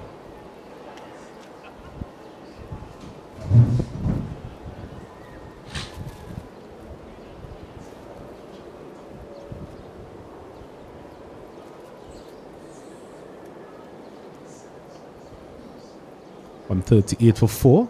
Jamaica Scorpions here in their second innings. If you're just joining us, lost 3 wickets this morning. That of Mackenzie, Barnes, Lovell, Glenn, sorry. All 3 wickets going to that man Kenneth Demba.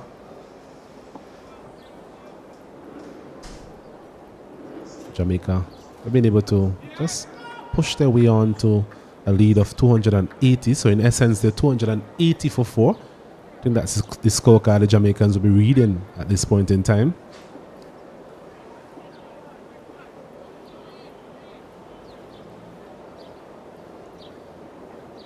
Cyrus it is. This one is taking the inner portion of the bat from Beckford.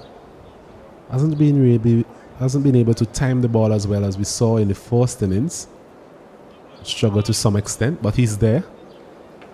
Trying to form a partnership with Blackwood.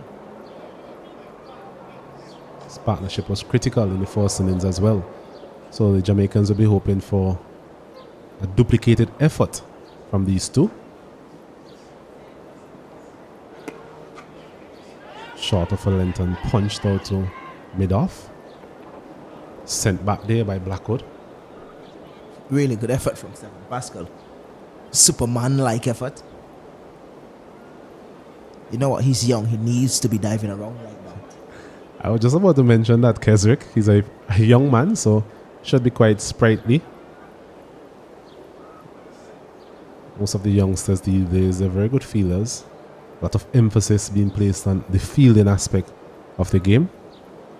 If Coney Ambrose was the coach for this team, he don't want to see his fast bowlers diving or anything or sliding.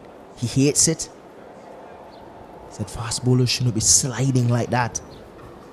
Hates to see a fast bowler as well in gully. Those positions are for batters. Fast bowlers should save their fingers. It's safe to say the game is evolving, and we've seen some very good fielders in the form of fast bowlers. Jimmy Anderson. Just about to mention his name. Tim Southey. Those guys. Even Trent Bolt is very good in the outfield as well. Keswick Williams at point. Have to go through the old footages. Yeah, to see in definitely. action.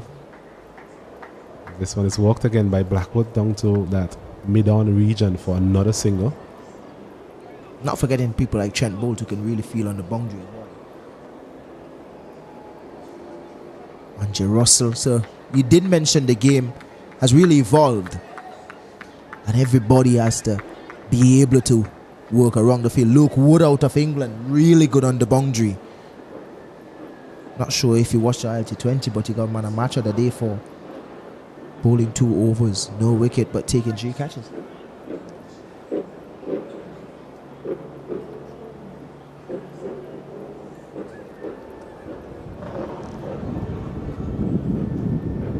Not a really big fan of all these T20 leagues, Keswick. Just think, in my opinion, too much cricket is currently being played. And as the great Michael Holmes said, too much cricket in the form of those leagues. Those leagues. Don't consider them to be real cricket. I prefer to look at good cricket, international cricket. As another over comes to an end, it's a conversation we can continue in the next over. And 141 for the loss of 4, the Jamaica Scorpions. I'll say something though, Kato. I think that cricket is, as you mentioned, is changing. And yes, there's room for T20 and T10 cricket. A lot of people have discussions about if you think T10 cricket may be implemented or ICC may decide to bring it as a international tournament, but I don't think so. I don't think it will ever happen. But what T20 and T10 did for cricket is make players realize how fast they can score and how easy it is to score. So you will see guys like Brendan McCullum, who is the coach for England, play this baseball. The England batters will come out and they will play test cricket as if they're playing one-day cricket. They will play each ball on its merit, and it's something that was supported also by legendary Virat Kohli. So it was a bit flatter, walked out to a square leg. Another single, 142 for 4.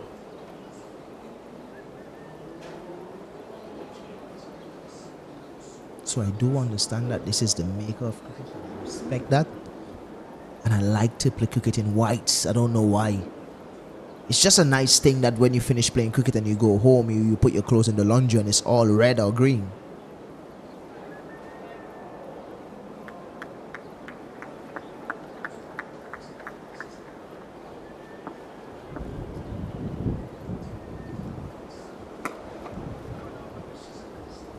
Now we're seeing a deep point for Kenneth Demba.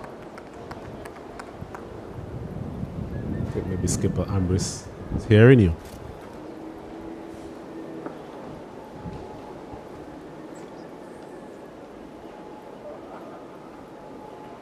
Well, it's only fitting if you're not spinning the ball as much and you're bowling from a wrong as a off spinner. The ball sliding across the right-hander. You definitely need that deep point for protection. For that one that's probably pitched on the line of the off stump, sliding away from a Jermaine Blackwood.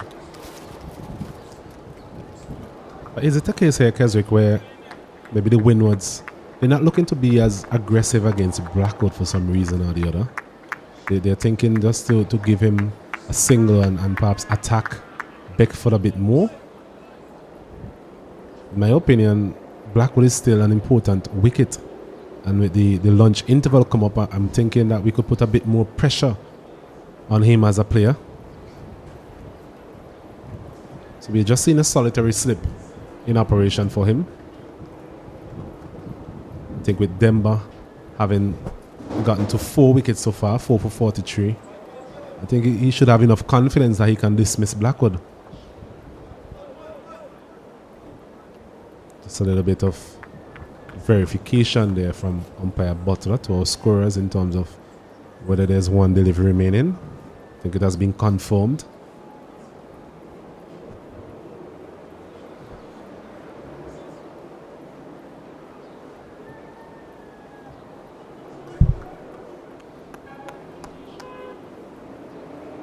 Demba it is, the final delivery of this 44th over. This one is played up the pitch, back to the spinner. So it's another over completed by the vice captain Demba. Jamaica Scorpions in their second innings here at the Arnesville Sporting Complex. They're 142 for the loss of 4. Blackwood, he's there on 29. Beckford, he's there on 7.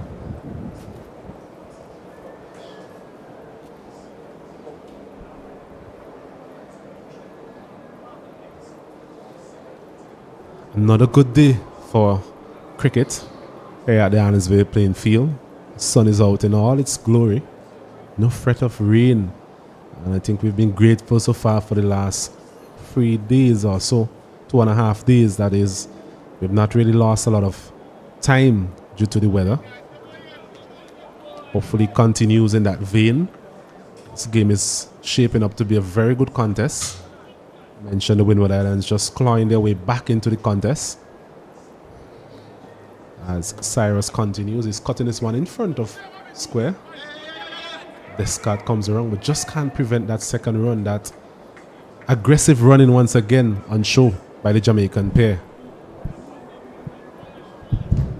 Exactly what I mentioned in terms of the field placement with that deep backward point. Set there for that delivery that he goes, that sort of slides across the left-handers.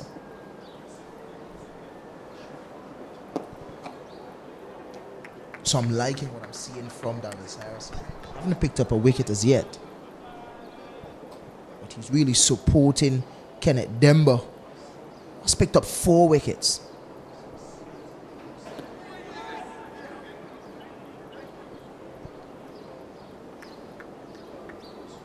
As you mentioned, they're really pulling themselves back into this game. So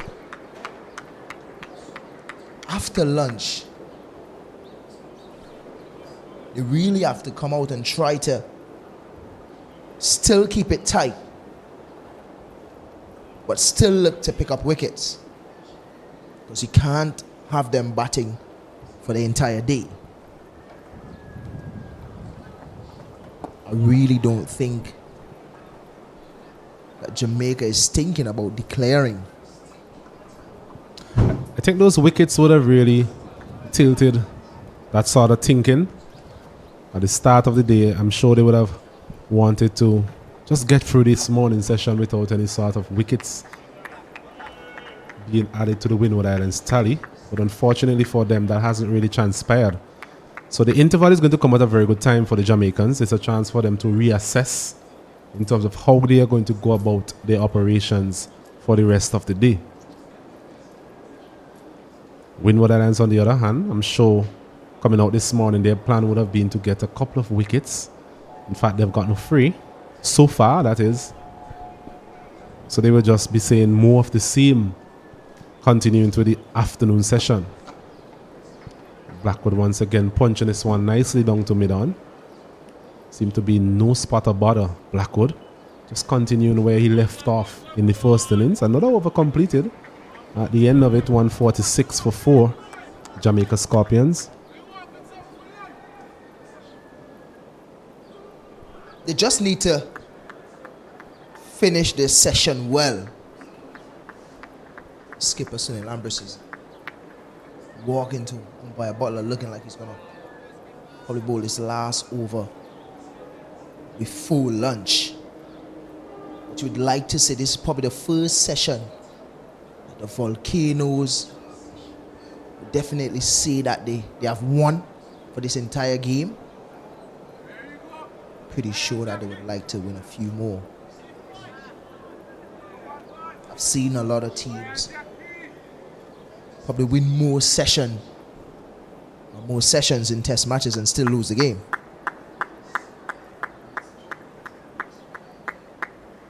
Just one bad session. Skipper it is. Was there an edge? It would be interesting to see the signal here from umpire Butler. I believe on the line of the leg stump. Actually signaling buys. For a moment there, Ambrose got a bit excited.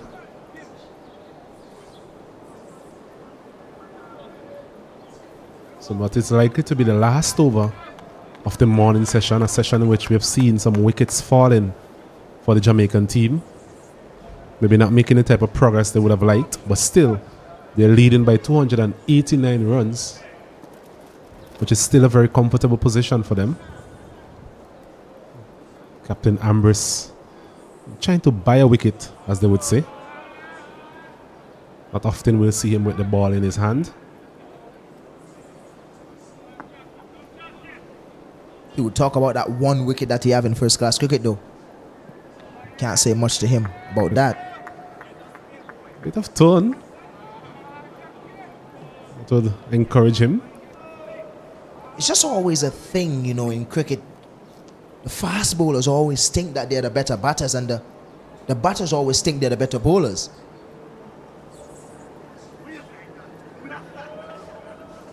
Not sure what St. Ambrose is doing to Jermaine Blackwood, but it's all fun. Both played a lot of cricket together. Played for West Indies together.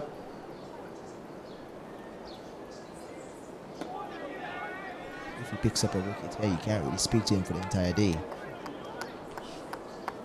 Well, you said that about Blackwood earlier. I did have a chat with him after. He did ask me if I ever cartwheel any stumps. I didn't say anything, I just went for lunch. Couldn't respond to it.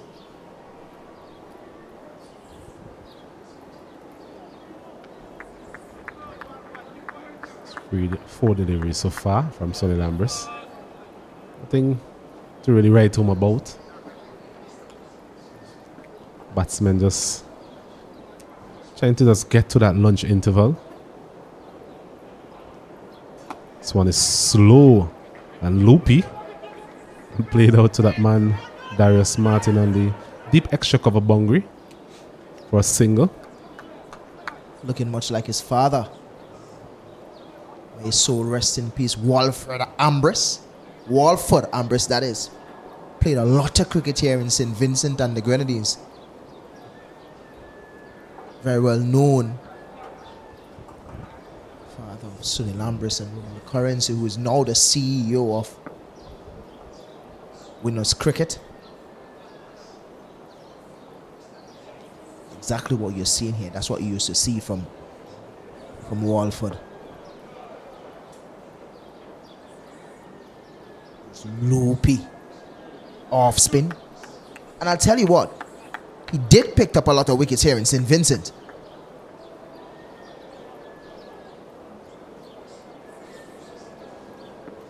Final delivery coming up. Ambrose will be hoping he can actually pick up one just before tea. This one is short down the leg side. Blackwood on another day might have left that, but such is the form that he has been in. Just getting it down to that fine leg region, and that is a lunch. So 2 runs to end this session. Blackwood goes up to 30. Jamaica Scorpions 150 for the loss of 4. A lead of 292. So having resumed this morning on 72 for 1, they have scored 78 runs in this session, but quite interestingly, they've lost 3 wickets. So the Windward Islands, they would have been relatively pleased with the progress this morning.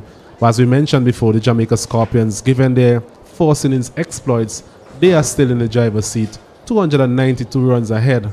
Blackwood on 32, Beckford on 11.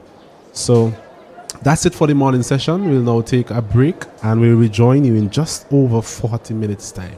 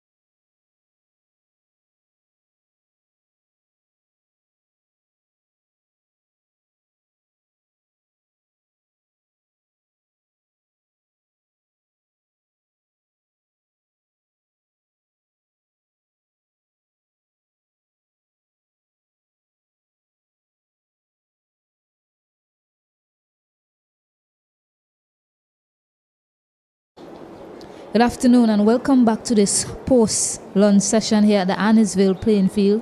Quite a picturesque ground here in St. Vincent and the Grenadines. And we have the match between Jamaica Scorpions and the Windward Islands Volcano. Jamaica in firm control of this match with a lead nearing 292 in fact. Continuing after lunch is Blackwood, who seems to be in some really good form. He's 32 or 53. And the young wicket keeper, Daniel Beckford. I'm joined here now by Osnet Keita. Good afternoon to you, Osnet. Good afternoon to you, Stacey. Good afternoon to all our viewers. Tune into this broadcast from wherever you are. I'm sure we are in for some very good cricket here this afternoon. Yeah, for the first time really in the match, the session before lunch, you'll say that the Windward Islands were able to exert some sort of control over the run scoring. Just 78 runs were scored off 30 overs before lunch, with just 3 fours being hit. Majority of the runs came by way of scoring singles and twos for Jamaica. Yes, the Windward Islands will be pleased with that session, having set their sights out this morning to get some early wickets. The next best thing they could have done is stifle the scoring rate, and they definitely did that. At one point, the scoring rate was about 4.8, 4.9 runs per over from the Jamaicans. In fact, yesterday it was about 5. So Tyson, starting with that fuller length, that's a really good start there from him. Beckford on strike. Yes, I was saying at one point the rate was over 5 runs per over. So what the Windward Islands have done admirably is that they have brought that run rate down to 3.25 at the moment. But as we said, there's a lot of work still to be done. The Jamaica Scorpions, they are still in the ascendancy, leading by 292 runs at this time. And Tyson with his second after lunch. Right away we see the running coming into play for Jamaica, picking up a single on the onside. What these singles will do too, just shifting the psychological balance of the game even more in favor of Jamaica. Because then, yes, they aren't picking up a lot of boundaries, but they are still pushing that score by way of picking up lots of singles, lots of twos. Have no answers for that really, the fielding team so far this morning. It will be interesting to see the operation, the mode of operation of the Jamaican batsmen after the lunch interval. I'm sure they would have had a discussion with the management team in terms of how they want to progress this innings post-lunch.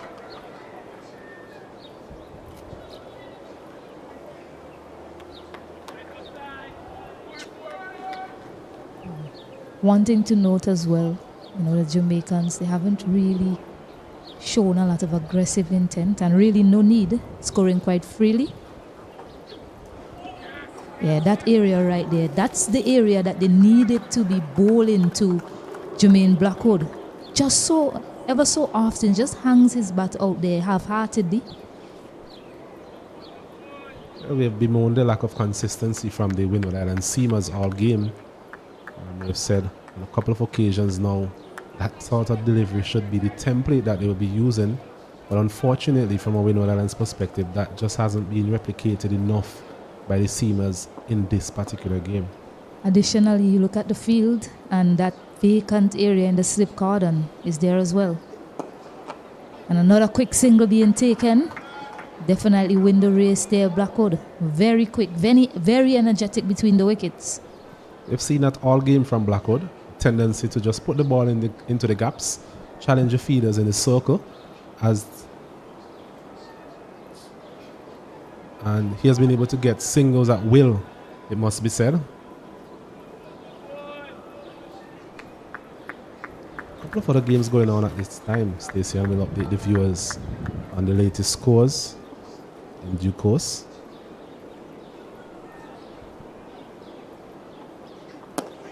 This one whipped nicely in that vacant area. They look for 2, but really good fielding there from Eugene.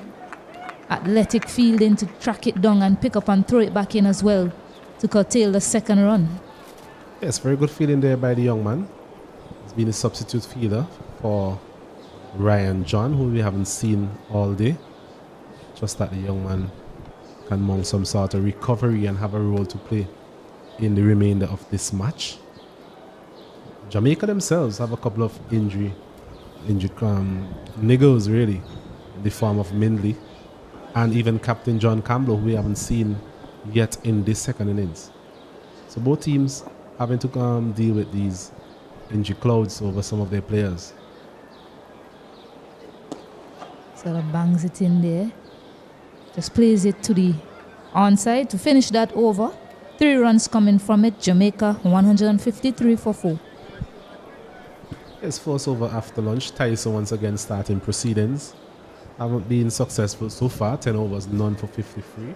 A bit on the expensive side, you would say, in the context of this game. Jamaica Scorpion, they continue to march on. In terms of the game between the West Indies Academy and the Leeward Islands Hurricanes, Leeward Islands made 358 in their first innings. Dismissed the Academy for 145. And in their second innings, the Leeward Island Hurricanes, they made 289 for 9 declared, leaving the West Indies Academy with a mammoth 503 runs to win this one. Yeah, Demba, to continue from the Beckway end, he picked up all 4 wickets in this inning so far, and it really shows how important the bowling of Kenneth Demba is, how important it is for him to get it right. You notice when John Campbell took a liking to him in the first innings, they weren't really to exert that sort of control of Windward Islands, but their senior off spinner is bowling well, he's picking up wickets, and you see he's managed to deter the scoring of Jamaica on this third day here in the 4-day championship.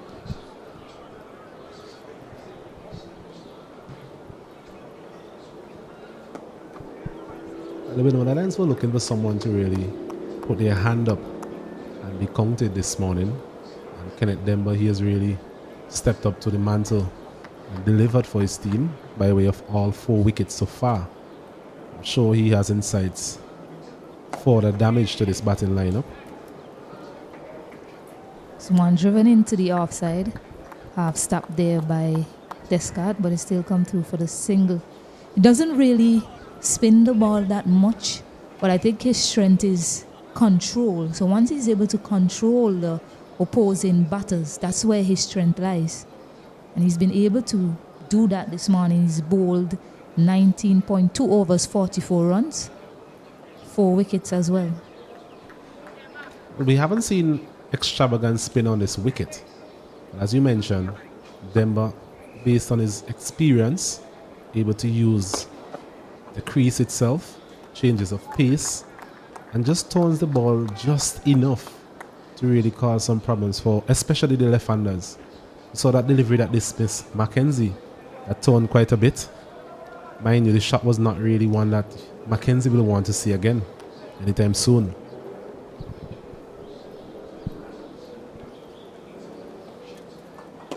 So one helped to the onside. They'll try to look for 2. A good pick up and through there from the fast bowler Darius Martin on the boundary. Yes, Martin has been quite busy in the outfield, having to do quite a bit of running around the outfield. He's a strong arm as well. I'm sure at some point we will see him coming into the bowling attack.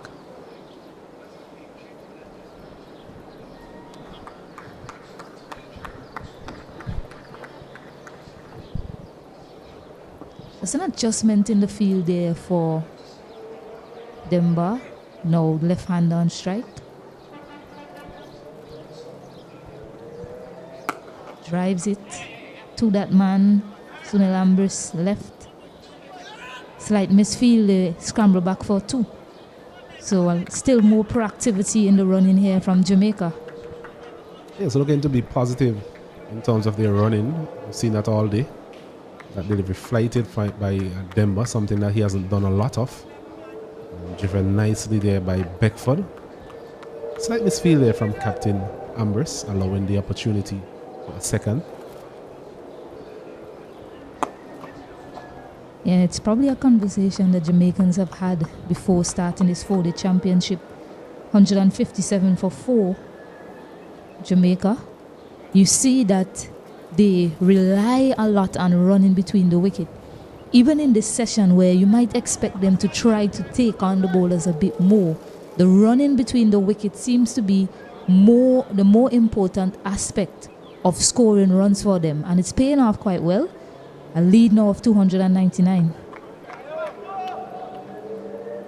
It's quite noticeable effort that is made to really put pressure on the inner circle as it relates to those singles. A very good point. But even though they're not scoring the boundaries, they're still able to manipulate the field and to some extent just accumulate runs. Tyson to continue. Go shot. He walks it off his hips. No one is in that area. He picks up a boundary. So the fourth boundary for the day so far of the bat of Blackwood. He moves on to 38. Yes, a poor delivery there from Tyson. The line of the leg stump. Really a free hit for Blackwood. Just came into the line and walked that one off his hips. Just needed to get some form of bat on it because there was really no fielders on that particular side of the ground. And in the end gets himself a boundary. He's up and running after lunch. Looking like a man on a mission in this particular game. It was up to 38. It's 161 for 4.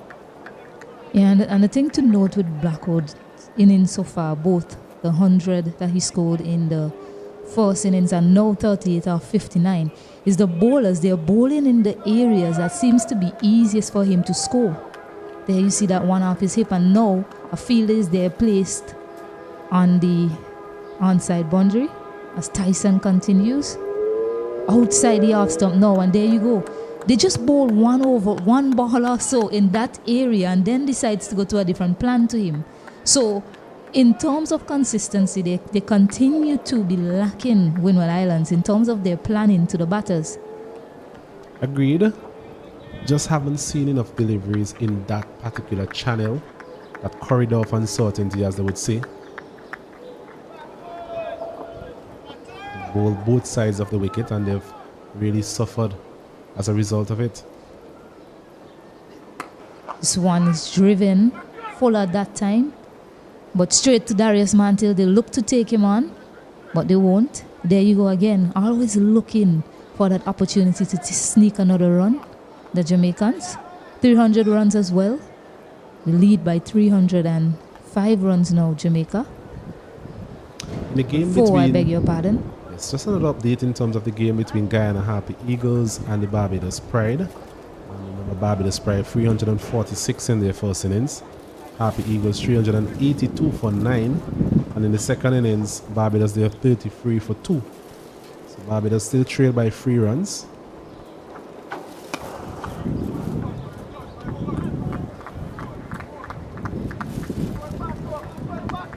For Guyana, Kevlon Anderson 101. Savory dismissal, that dreaded 99. Oh my goodness. Matthew Ford though, very good figures with 5 for 69. Sorry, 5 for 69. McAllister 2 for 68. I remember we were having a conversation about that dreaded 99 runs, players who have fallen just short of their 199, and that young man, unfortunately for him, quick single taken once more. Well, an easy single in the end. Not able to get to 3 figures out on 99.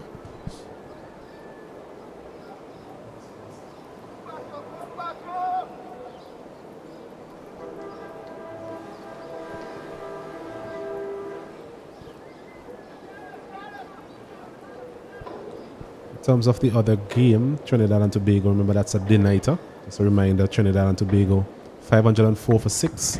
Combined colleges and campuses 114 for 2.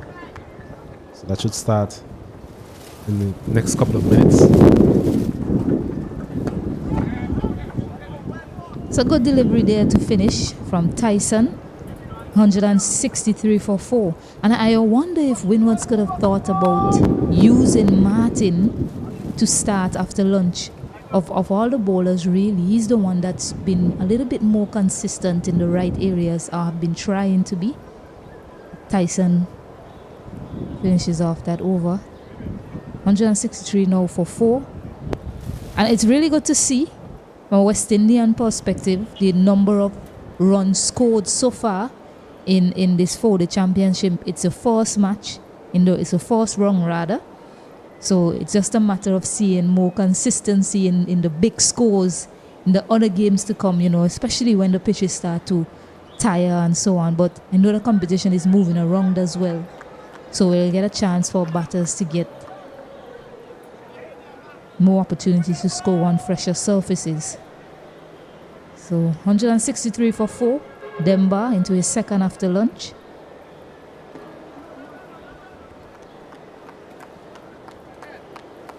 Beckford here, looking to build a partnership once again with Blackwood. Mentioned in the first innings, the partnerships had a lot in common in terms of Blackwood. So it's played behind point. Comes back for second once again. So the running between the wickets, very impressive again from these two. Yeah, seems to be a very fit outfit, Jamaica. Every batter that has come in so far, they've looked to take on the field in terms of their running, and they're doing so quite successfully. The only run out in this game so far was Daryl Cyrus, I believe, from the Windward Islands.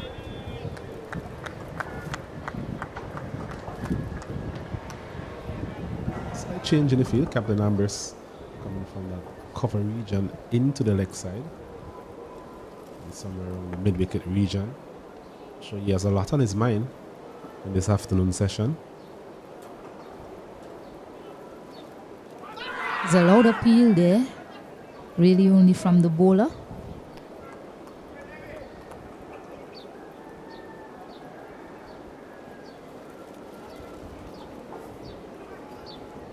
It's getting a bit of turn there. Demba coming over the wicket this time. So in order for him to get that LBW decision, has to pitch these balls within the stumps and hopefully just hold their line.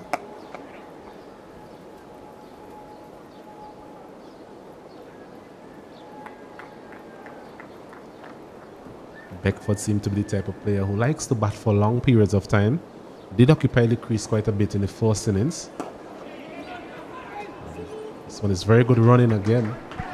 Just pushes it up to the man there, Solizano, at mid-off and set off right away. His partner in the form of Blackwood responded in the affirmative. So another single, 166 now for the loss of 4. Yeah, it's brilliant running, really. Not even the deception of Descartes running around could have deterred them from taking that quick single. Really good awareness by these two.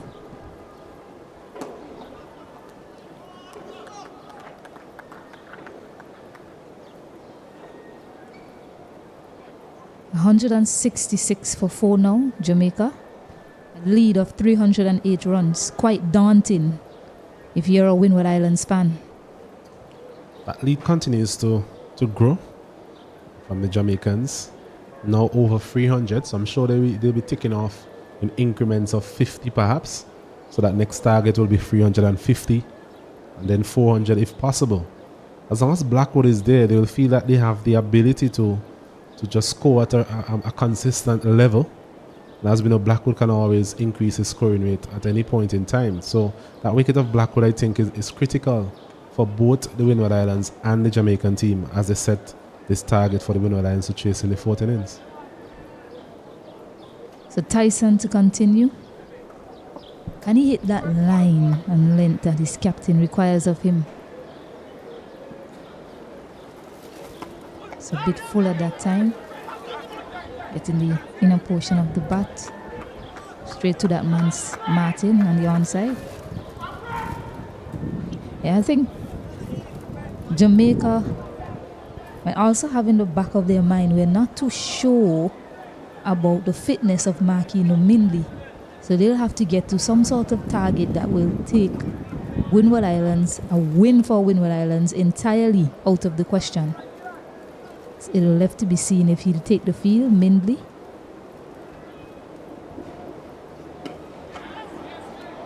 Yes, he only picked up that 1 wicket in the 1st innings, but still he's a key member of the bowling attack. And one would think with losing him, Jamaica would have that in the back of their mind, if he doesn't take the field, that is. Have to get some information on his fitness to see if he's able to continue in this match. I think that would be an interesting variable, an important variable in their decision making as it relates to when and if they are to declare their innings. Spoke about the limited seaming options in the Jamaican outfit, and that was manifested in the first innings with the likes of Blackwood having to come in with a 7-over spell. So it would be interesting to know if Mindy can actually perform to any significant level in the second innings, and if not, how much of a cushion they will need in terms of runs here to put on the board.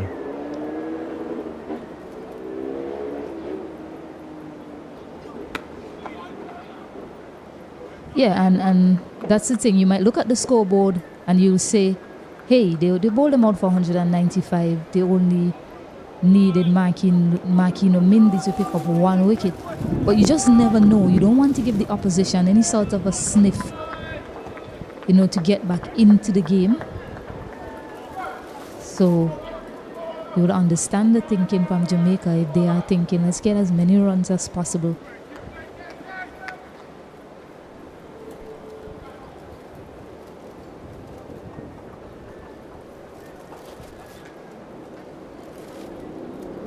Just to add to that as well, John Campbell, we're not sure about his ability to take part in the batting effort of the Jamaican team.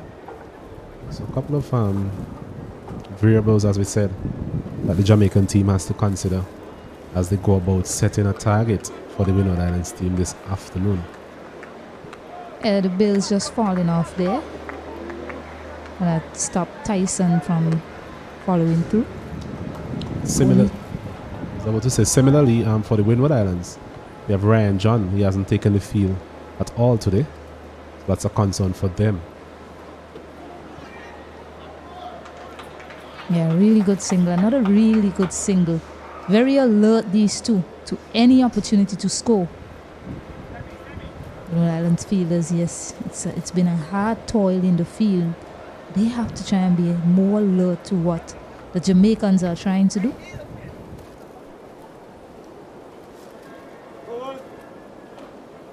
I think they're quite aware, to tell you the truth, but such has been the efficiency with which the Jamaicans have operated in terms of their running.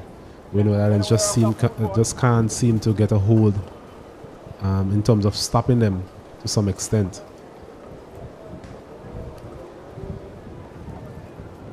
Show the fielders in the circle, they're walking in and trying to close down that particular space. Must be said that the Jamaican field, they've been able to place the ball into the gaps. This one is walked off his hip. He'll challenge the boundary. Kieran Katoy is there and it wins the race. Another boundary, another ill-directed delivery there from Tyson. And easy runs being scored here by Blackwood.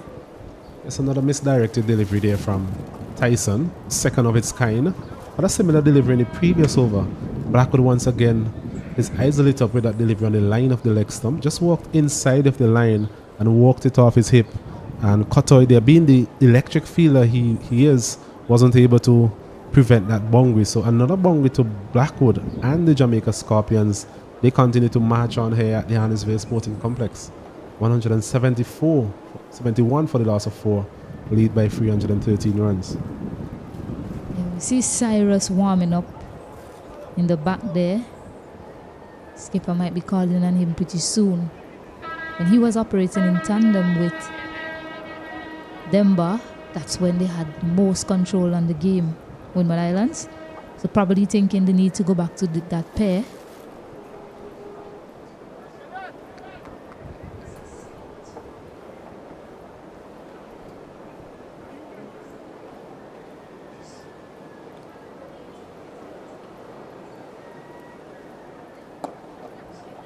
It's quite seldom you see Stacey two spinners starting after a break, especially like a lunch break or so. Normally most captains will opt for a seamer and a spinner, unless it's a wicket where enough is in it to assist the spinners. Yeah, I agree with you, and that's why I said I thought that perhaps they could have considered maybe Martin just to run in and He has hit the areas that they wanted more regularly. I understand using Tyson, he's one of the premier fast bowlers in the team in terms of his pace, but he hasn't quite hit his length throughout this match.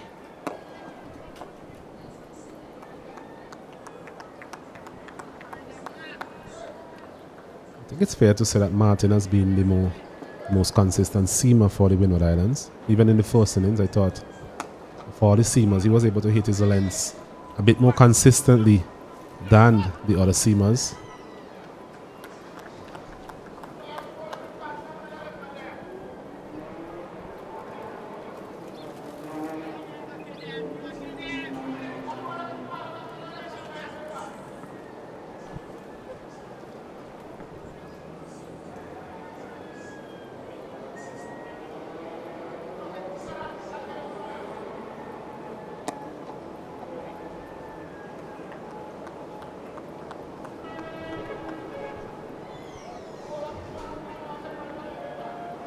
Denver continues.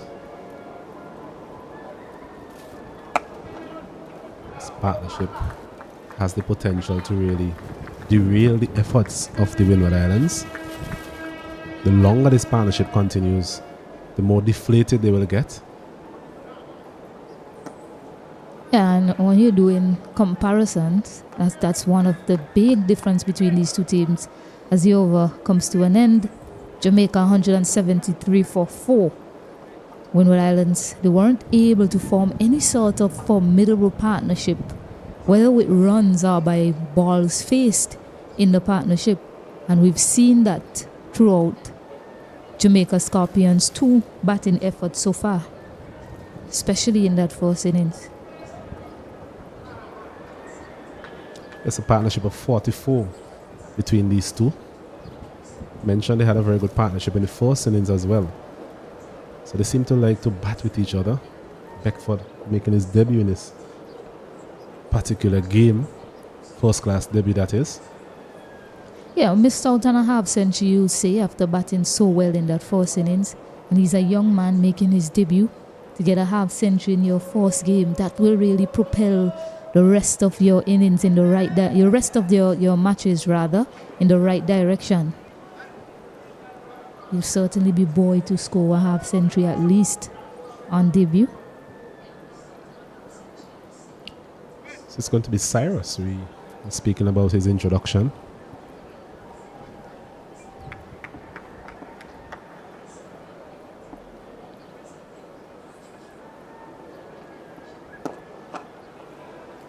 Just drives that first delivery.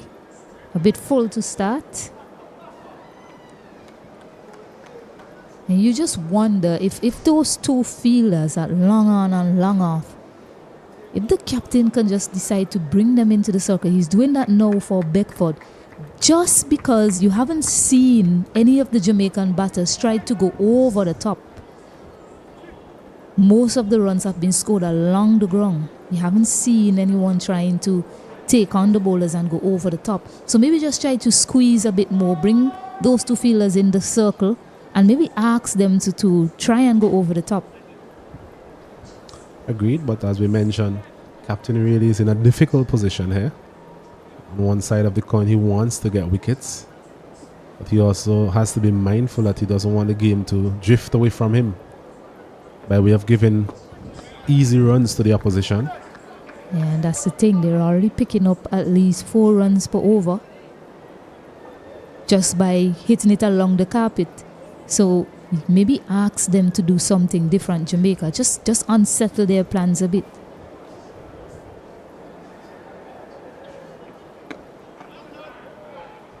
Because when the field is up, that will certainly deter the singles that's being taken. And then it will get them to look for different options. And that might well present a wicket-taking opportunity.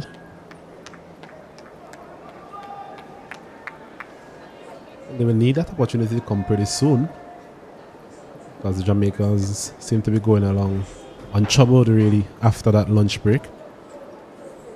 Lost that cluster of wickets just before lunch as his delivery is beating the outside edge. Yeah, remember? Wondering if it's more of a slider there from Cyrus. It's going past the outside edge of Beckford. Yeah, and just to remember, Beckford was dismissed by Kieran Katoy, another leg spinner in the first innings.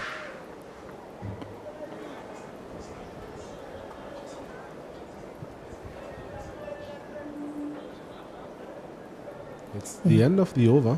And at the end of it, Jamaica Scorpions in their second innings, they're 174 for 4, a lead of 316 runs.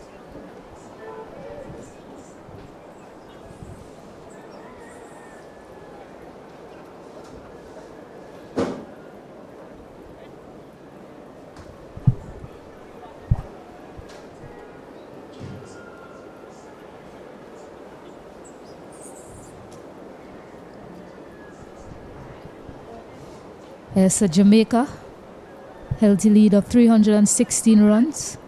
Lots of singles. Daniel Beckford and Jermaine Blackwood looking good in the wicket. So Alanson Cruikshank, good afternoon to you. Yes, good afternoon to you, Stacey, and good afternoon to all our viewers all over the Caribbean, but especially those from the Windward Islands and Jamaica, who I know are very tuned into this fixture. Jamaica leading by 316 runs at the moment. Number into Blackwood. He's played a very responsible innings. Would have thought that he probably would have gone more aggressive by now, but he's still scoring at a reasonably quick rate. Strike rate just under 70. Yeah, and it helped having that massive lead as well. So they didn't need to be in a hurry to add score runs to the score tally. Yes, and there's a lot of time left in the game. Once the weather holds well, there will be more than enough time to have a result.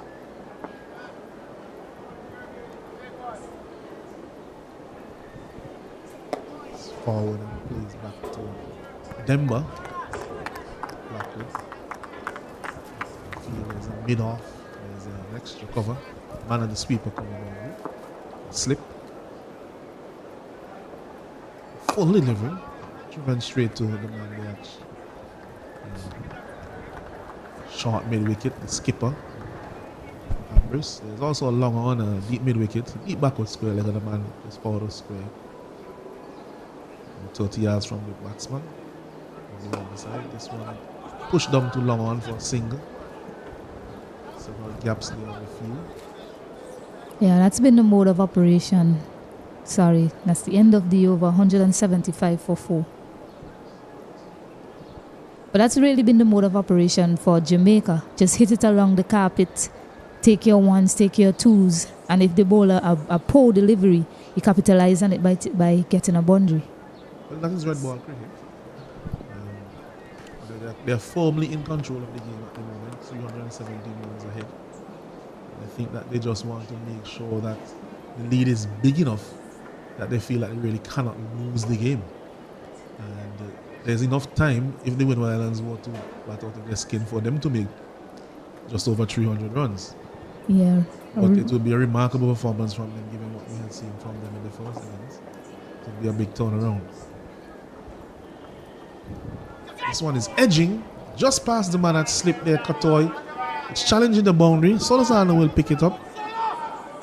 They are coming back for the third. Ooh. Yeah, Tetro may have had Beckford in some trouble. He had to dive to make his ground. But 3 runs taken in the end. That one he was on the back foot looking to cut. Got a top edge, but it safely evaded the slip fielder. Yeah, I looked to see if it was intentionally played over the head of the slip. He's opened the face of the bat there, and maybe perhaps that is what saved him if it was an edge, how open the bat face was. Yeah, I think he wanted to guide it, but it probably just went a bit finer than he wanted to.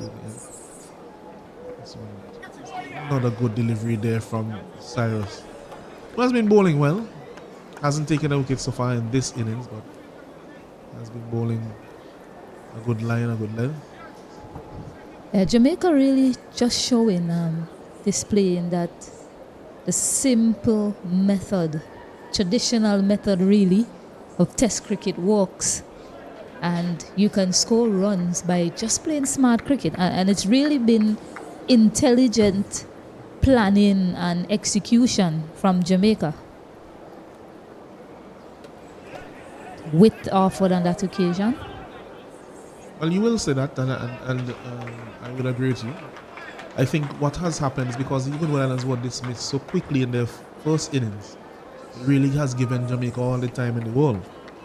And because time is a precious thing and time is really at their disposal, it really doesn't matter of them choosing how they want to approach the remainder of this innings and when they want to place the Windward Islands back out there to have a go at them.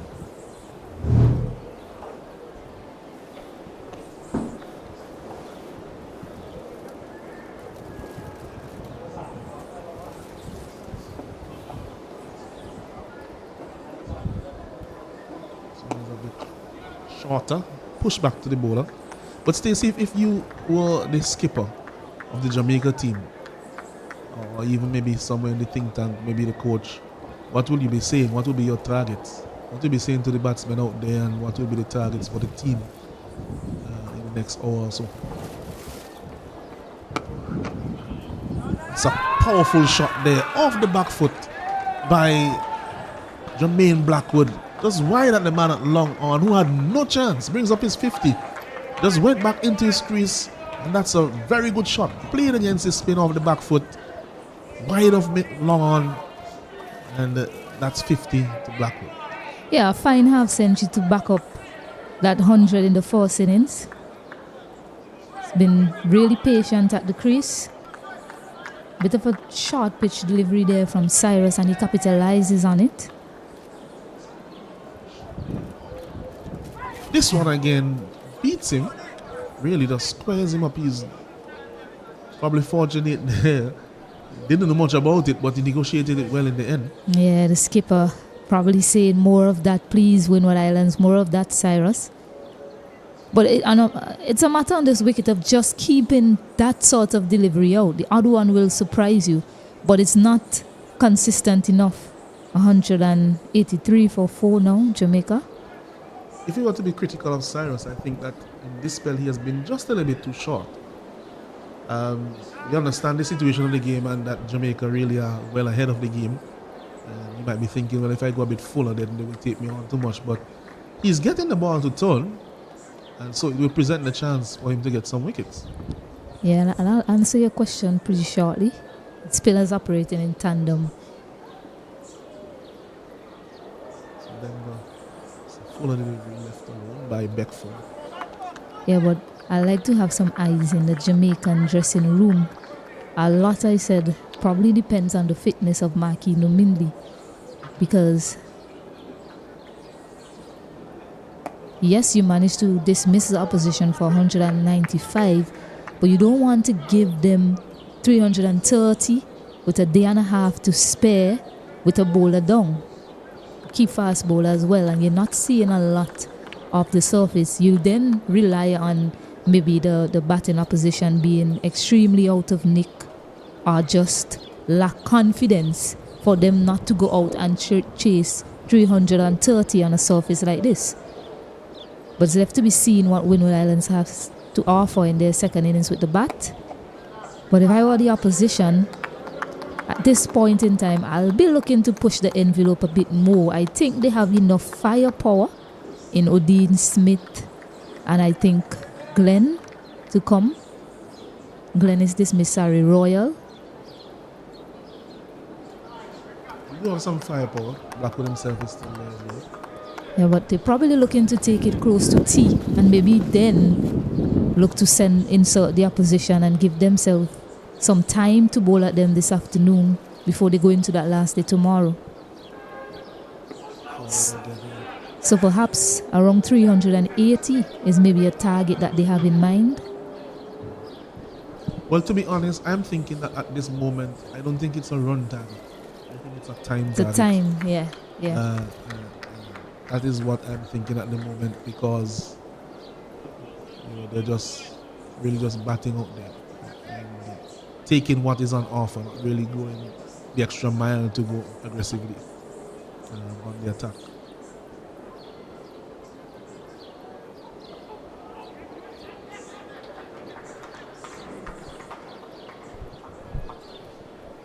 So I do think it's a time target. So do you think that they already have enough as that over is completed 184 for 4? Theoretically, yes, but because there's a day and a half left, no. So there's enough time, more than enough time to make that runs if they runs up those runs if they have to be scored. So I think that they're more thinking to themselves that they want to bat, as I said this morning, probably close to tea, either just before or just after tea. Might be what they're targeting in terms of time to give themselves 4 sessions, maybe 4 sessions and a bit, to have enough overs to have the Windward Islands thinking that we have enough time to make the runs, yes, but that they will actually try to go after the runs and create more chances for them to get an outright victory. Yeah, we have a bit of a break here because Sunil Ambris is having some stretches done. Really not a good sign. It's the first match of this 4-day championship, and we've already seen a number of players leaving the field. And you see Sunil Ambris having some stretches done by the physiotherapist. So while this is happening, we just take a very short break and we'll come back to you when we have live action here at the Arlandsville playing field. At the moment, Jamaica Scorpions, they're 184 for 4 and they lead by 326 runs.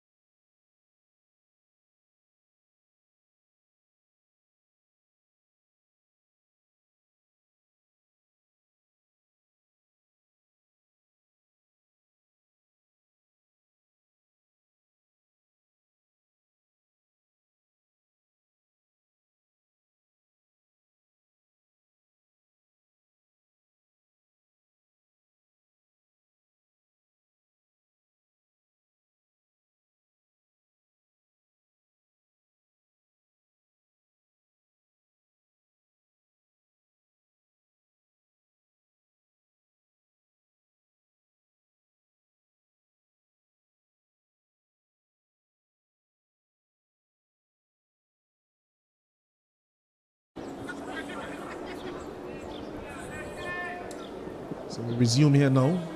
The treatment having been given to Ambris, the first delivery. On the next side from Daryl Cyrus. When taken, brings Blackwood back into strike. Feel here there's a man at backward square leg on the boundary. There's a mid wicket, there's a man at long on, there's a long off. So shorter again, just a bit too much time for him to go back on an easy pace wicket. Time for single. Yeah, I think the length has just been a little too short from Cyrus. Just too much time for him to go back on an easy pace wicket and to punch off the back foot, as we saw in a previous over. That back foot punch wide of lawn, a very good shot. But he has enough time just to see what the ball is doing off the pitch because of the length that Cyrus is bowling. So he needs to get it just a tad fuller. Not that they have volley length, but it's that in between length.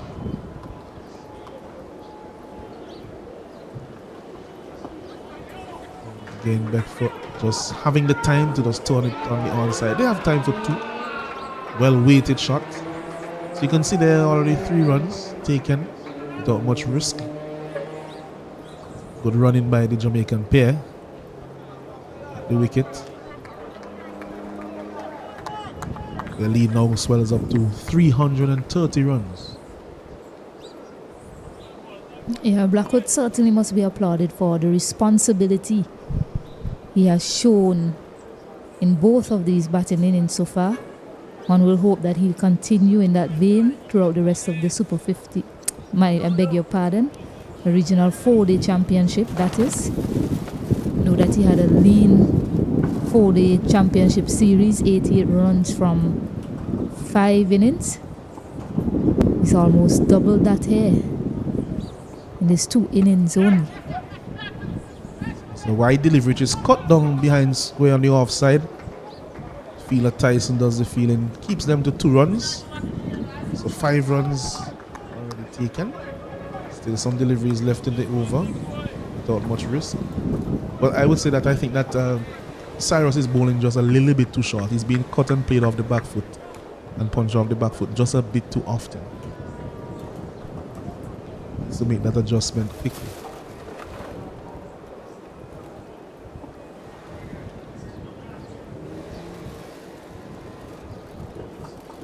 This one played off the front foot by Beckford.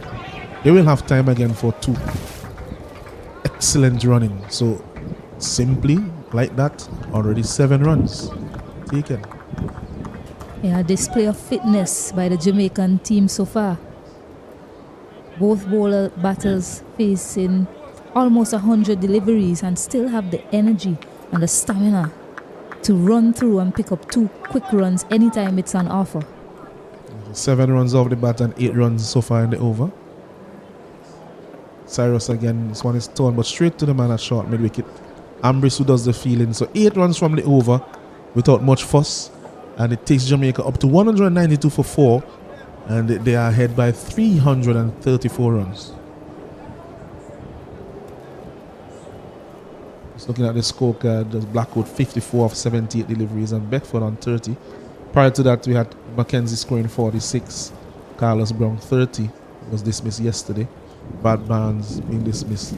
The 20s, all 4 wickets falling to the bowling of Kenneth Demba, New Islands Volcanoes vice captain.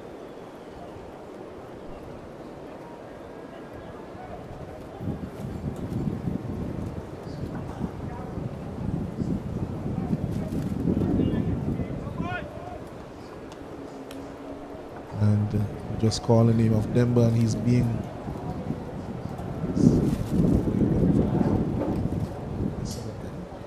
just was wondering to see what they were going to make a little change or to do something different, but Demba is going to be bowling. Well, he's volatile this spell really, but still he's a off spinner, so they expect him to bowl the majority of the over, especially being the only one that has picked up wickets so far. The only time I recall him being off the bowling is just that 1 over before lunch when Sunil Ambrose decided to have 1 over at the batters. Yes, he has bowled all day so far for the Windward Islands, with that exception. He was introduced late yesterday afternoon. This is what you expect from your spinners. The spinners should be able to bowl all day if required. It does take a lot out of the wrists and the fingers, but it is what is expected of you at this level. Flighted delivery, driven nicely by Blackwood, but well fielded by Eugene at mid-off, keeps it to a single. That one was a bit slower, given a bit more air by Demba. Something I think he probably should do a bit more from time to time, especially in this format. But you cannot argue with his returns. Very good returns of 4 for 55 from 24.3 overs.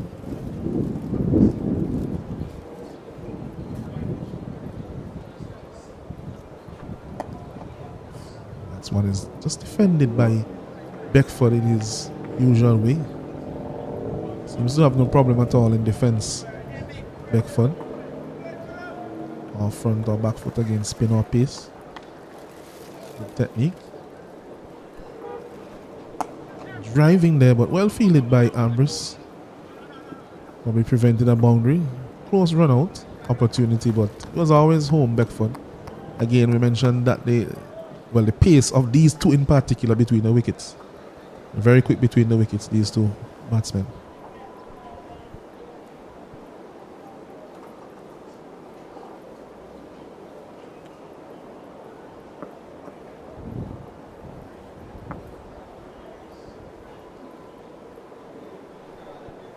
Shorter punch, but straight to Cyrus. So no run off that delivery. At the end of the over, Jamaica Scorpions are 194 for 4. almost on par with what the Windward Islands made as a full team in their first innings. And quite unbothered, leading now by 336 runs.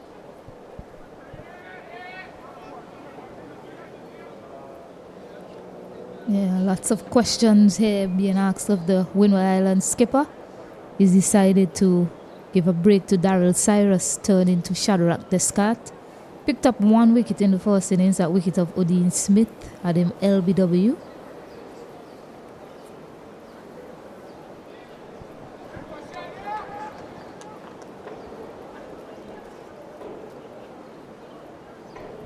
And Ryan John being off the field, have to find some other bowlers, and some bowlers have to bowl more than they probably may have.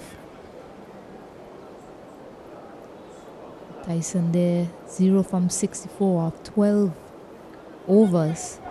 Very expensive. Kenneth Demba to pick up the bowler, the only bowler to pick up a wicket. 4 in fact.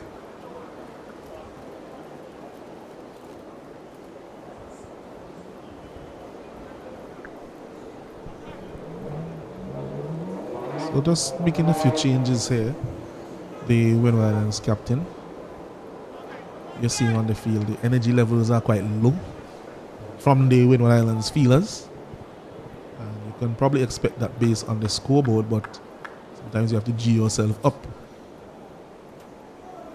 Descartes, you'll be bowling to Beckford. 2 slips in place. It's wide, it's cut out to the man at deep point. They should have enough time for a single. That's all there will be. There's a flock of cattle egrets fly across the ground here at Arnesville.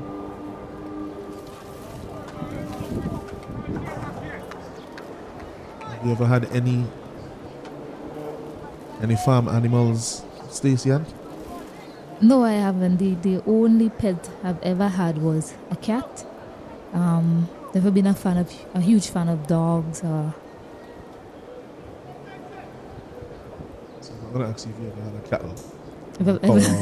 I've never had any sort of farm animal. I grew up in the Tongue area. We're not really known for our farming in that vicinity of St. Vincent and the Grenadines. Descartes. Slow ball there. Just push on the offside. A single. Extremely slow. Matter of fact, he seemed to have slowed down his entire action to bowl that one. Yeah, a bit of a grimace on his face as well. We saw him doing some stretches on the ground prior to bowling that delivery. So one would hope, in the context of this match, that there's not another injury concern for another player.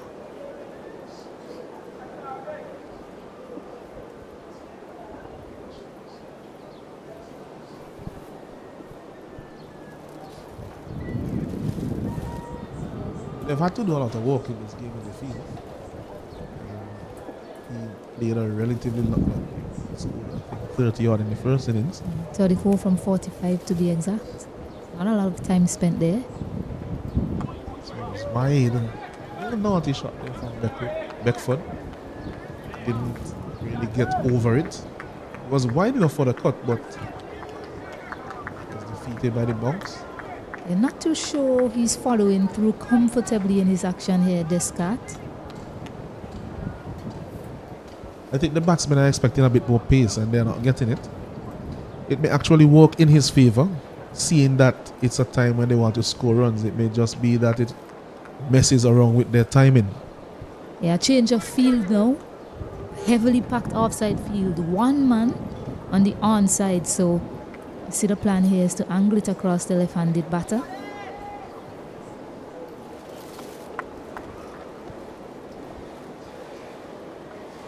So when he leaves it outside the off stump, the shot played there by Beckford. The score remains on 32, made 39 in the first innings. Blackwood is on 56. So John Campbell there sitting, no pads on, also in a training shirt, sorry. So no signs of him being introduced as a batter anytime soon. So certainly maybe some sort of injury concern.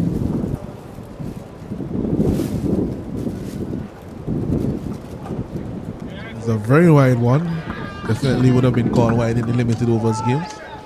Yeah, a bit of a tempter there from Descartes. But you don't mind this too much from a bowling perspective. You decide that this is the plan that you're working with. You have the field set and he's bowling to his field. So as a captain, you wouldn't really mind that too much. There's a plan that they've come up with to Beckford.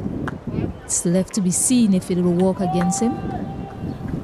They just want to play on his patience with a few dots.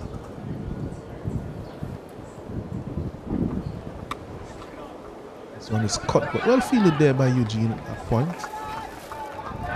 Brings out an applause from his teammates. Diving stop.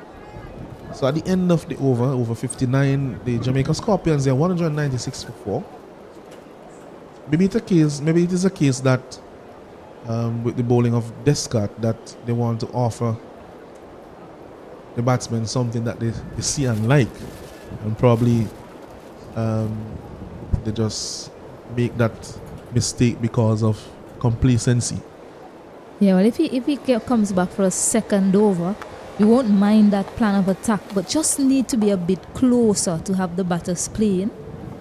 I think his line was a bit too wide to start. Well, maybe it is a case of him hiding the ball this time of the game. The lead is already 338. But we already conceded that Jamaica appears as if they want to bat time as Demba runs in.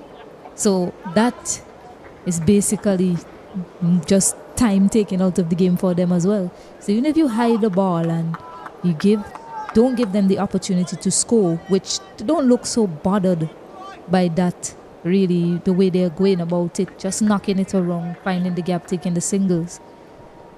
I agree with you. I don't think that it will bother them too much, but I think in the back of the mind of the captain is still always how many runs that they have to make when they go to bat, especially the captain being probably the premier batsman on the team.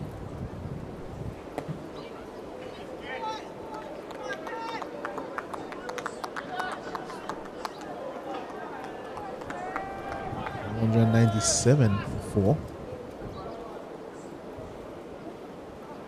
Yeah, we're nearing that 4th hour after lunch as well. Just having a peek into the dressing room of Jamaica. Just looking to see if I'm seeing any signs of any fielders getting ready. Anybody with their pads off. I think it's too early, Stacey. I don't think. Yeah, certainly. Maybe in the next hour. Maybe also, after tea also. Or after tea, yes.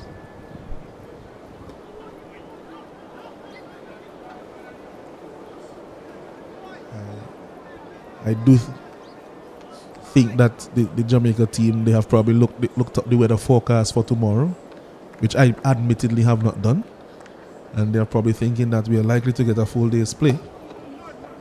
Driven with a full face, but to that player Pascal at cover. And with that full day's play, then there's a lot of time left in the game. Also, that time spent in the field from the Windward Islands fielders and batsmen does play on you in terms of your concentration and your sharpness after the fatigue of fielding for such a long period of time. Yeah, certainly, and especially the amount of singles the Jamaicans have taken. They haven't had to do a lot of running around on the boundary, but a lot of running in to try and stop quick singles. Just defending that one to finish. Just a single coming off that one. Jamaica 197 for 4 with a lead of 339. Well in control, Jamaica. And that's the 4th hour after lunch, and the players will take a drinks break.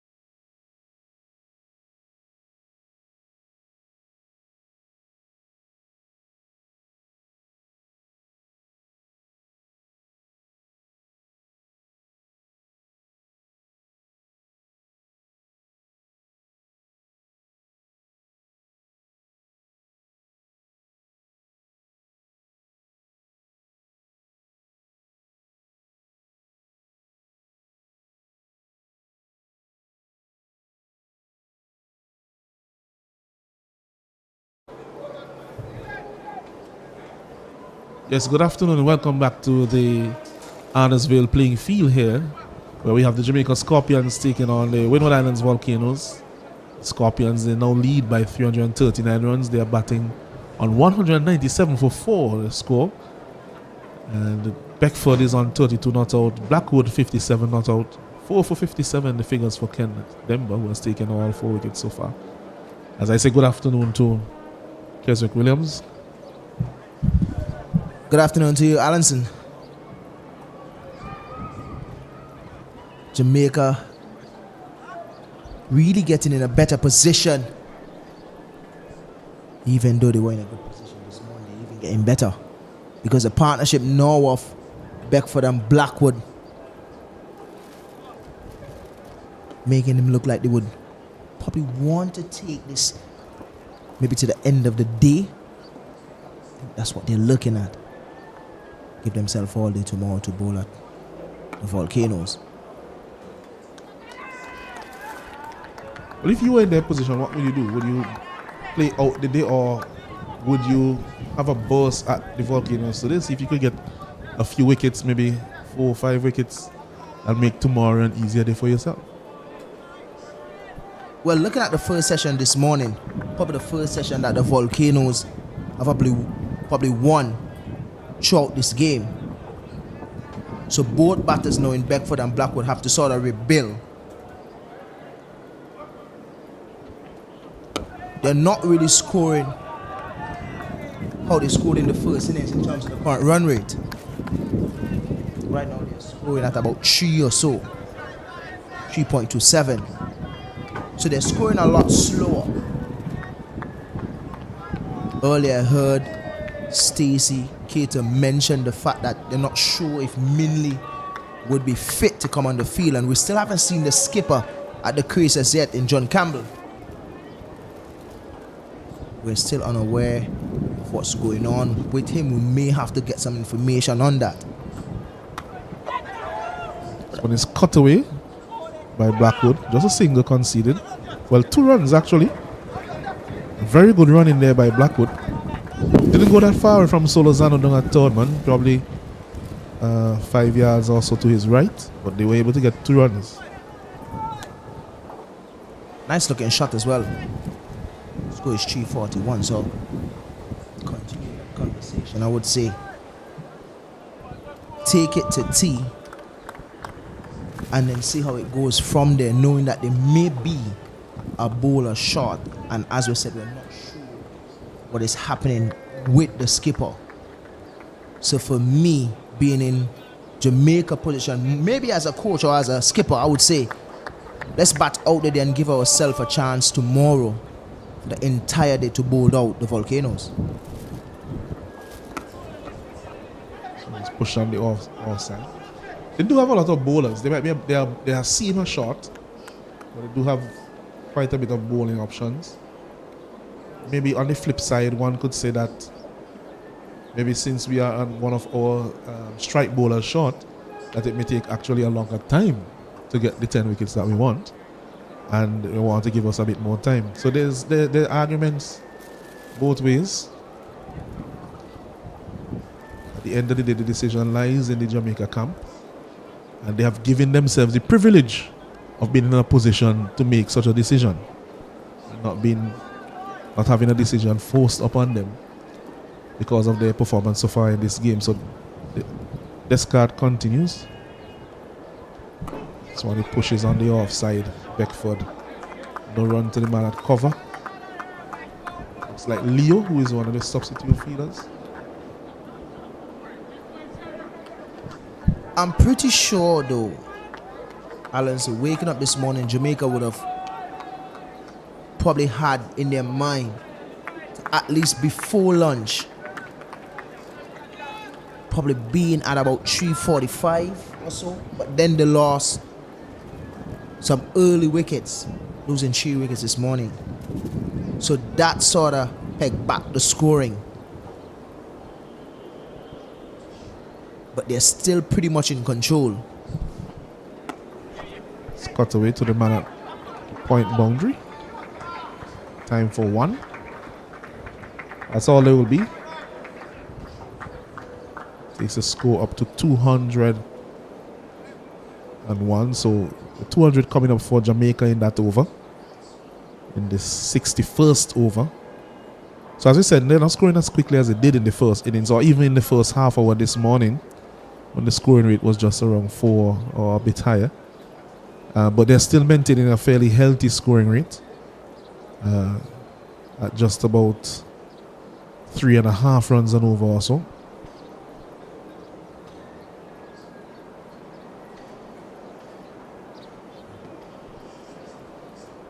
Demba will be continuing to bowl to Beckford. There is a deep backward square leg, a long off, sweeper cover. Those are the fielders on the boundary. There's a mid-on, mid-wicket, a slip, backward point, a cover, and extra cover. Forward again is Beckford, as he has done so many times in his innings so far. He's faced 100 deliveries now. Same number of deliveries that he faced in the first innings. He got to 39. He's missed on his 100th delivery. This time he has faced 100 deliveries again.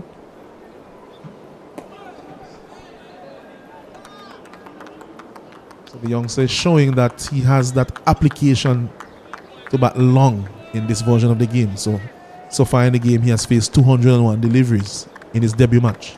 Really good temperament, I would say. His shot selection isn't bad either. I think in terms of picking the gap, he's doing a fine job with that. His placement is good. It's a really good find for Jamaica, I would say. As some of our commentators will say, let's just hope that you're not putting the markers on him. Did that in the first innings, but let's wipe that off. Clean slate, second innings.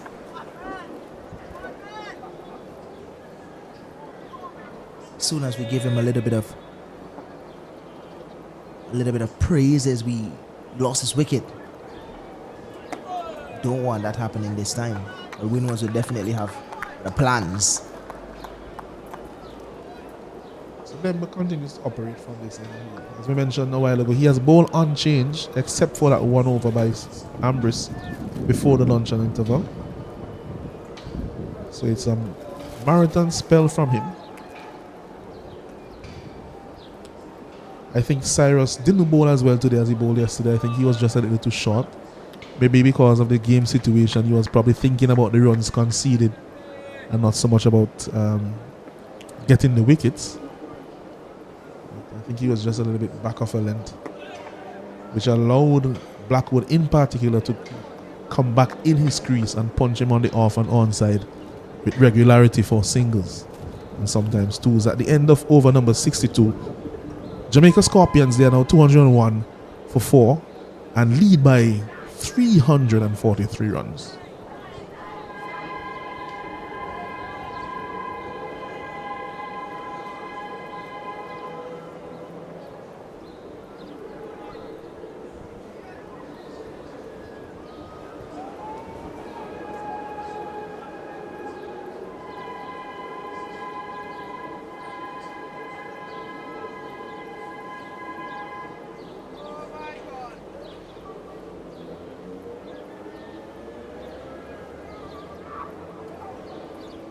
So this card will continue. The way that I would say that over the last 5 or 10 minutes, maybe 15, 20 minutes, the way that the Windward Islands are operating is as if they're waiting on a declaration.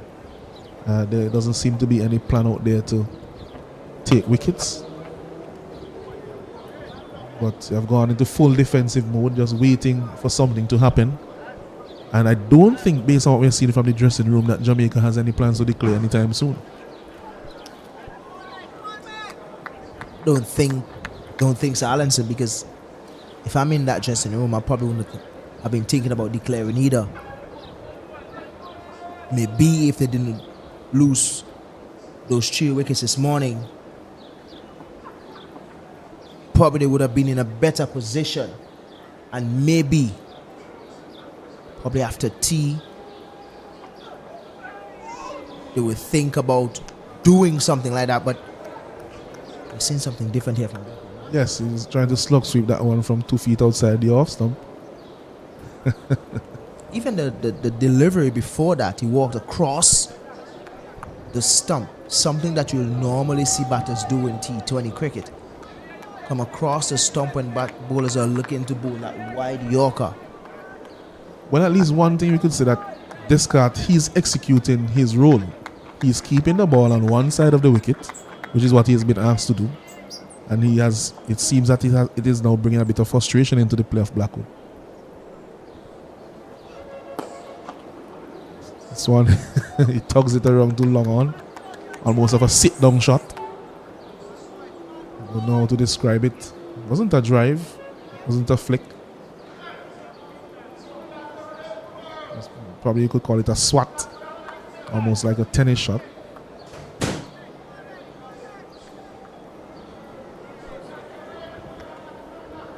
So he's bowling to a 7-2 field. Actually, now it's a 9-1 field. One person on the onside.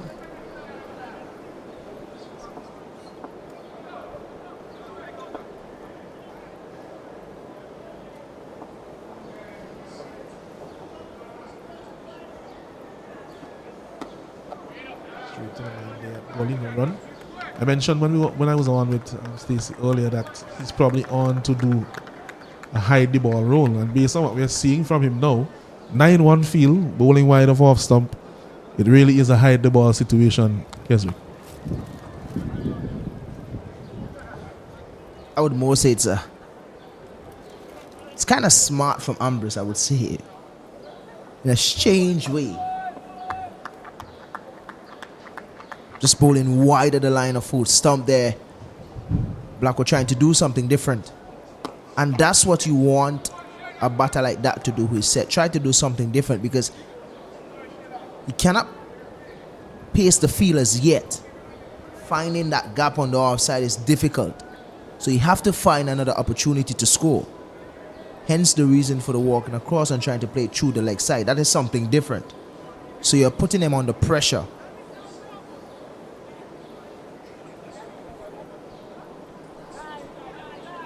Yes, and Blackwood wouldn't want. He has been comfortably getting the singles throughout his innings and keeping the scoreboard ticking over in that fashion. So now that runs are drying up just a little bit against Descartes, it will be in his mind. And so he, as you mentioned, that's why he's trying to do something different. Would it lead to a different outcome? Let's wait and see.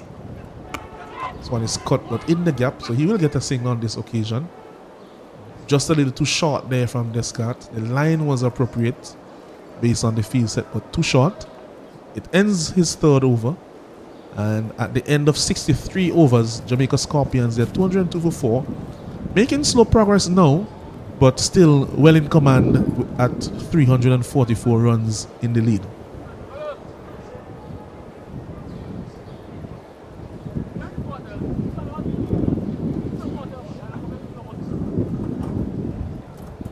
Still a few big batters in the hut. John Campbell, skipper, Udine Smith, Java Royal, who can hit the ball over the boundary. Those three batters can really move along with the scoring. But as it stands now, because of the amount of time that is left in this game, Jamaica being in full control, we just need to bat and take the score. I think anything over the excess of 375 wouldn't be a bad total.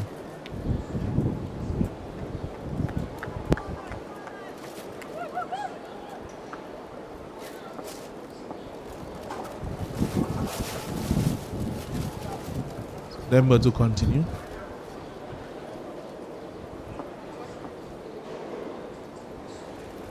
Just over half an hour left to tea. 40 minutes or so.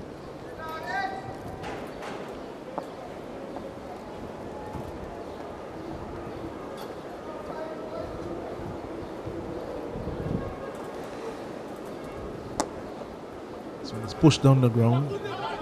Think about a second, but they won't get it at this occasion. Solozano comes around quickly from his position at long on to field. So field changes around for Beckford, who is the left-hander. Still quite a few fielders outside on the boundary rope, patrolling those wide open spaces. We have been told here that the ground as it is now, it's 70 yards all around to where the rope is. Can be bigger, can be smaller, depending on what they want to do. 70 yards, which is a good size for playing surface. It's a big ground here at Arnesville. Forward is Beckford. There's a quick single. Well judged in the end. They both are safely home.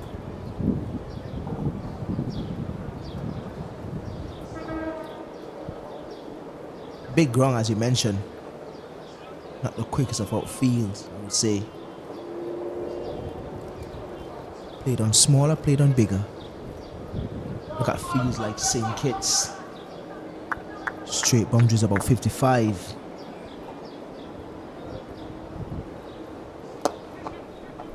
It's a good feeling there by the skipper.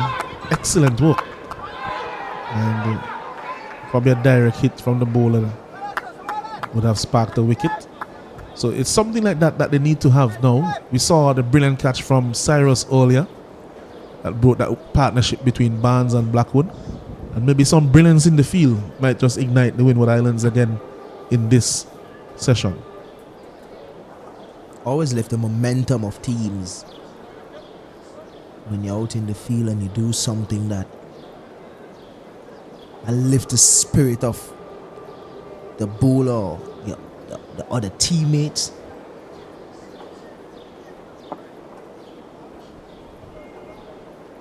Slower, more flight on that delivery. Something that he's been doing now more often was we had mentioned before that he wasn't giving the ball a lot of flight earlier. Slowed it down just a bit on that occasion to Blackwood.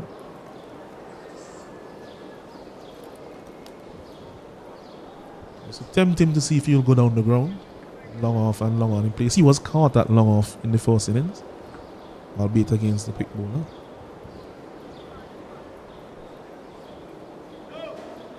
A lot of change of feel and coming in wrong, coming over the wicket from Kenneth Demba.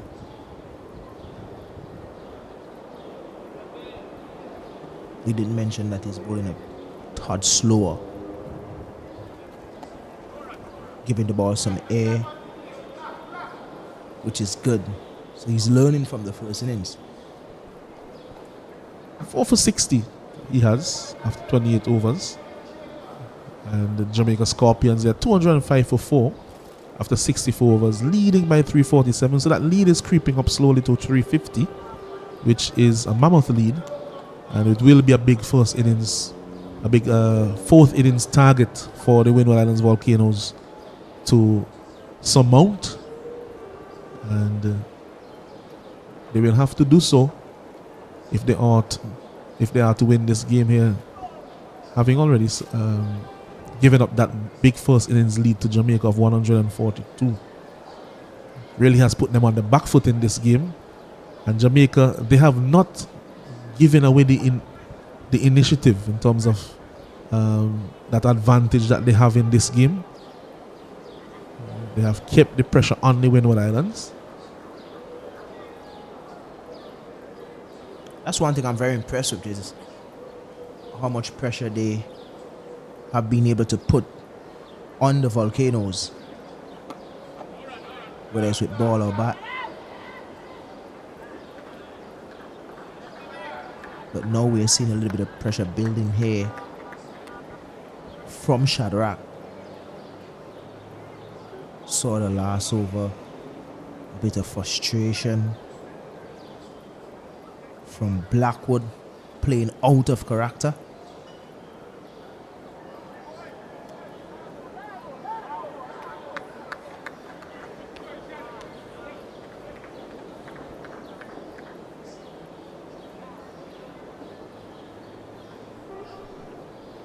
Slips in place. Beaten outside the off stump. That was a good delivery. He has been bowling quite slowly and just keeping them just on the outside the off, some teasing Blackwood, but that one seemed to be one of his full pace delivery, and it lifted outside the off stump. They're beating Blackwood all ends up. Excellent bowling. And it's something that they have been doing over the years, Windward. They have been keeping those deliveries outside the line of fifth stump, and they bring it closer every delivery in that over. Something that Justin Graves did while he was in this setup. Whenever he's bowling his overs, he starts wide and comes in closer. Looks for that edge or that big in swinger for LBW. Tried to go through the gates.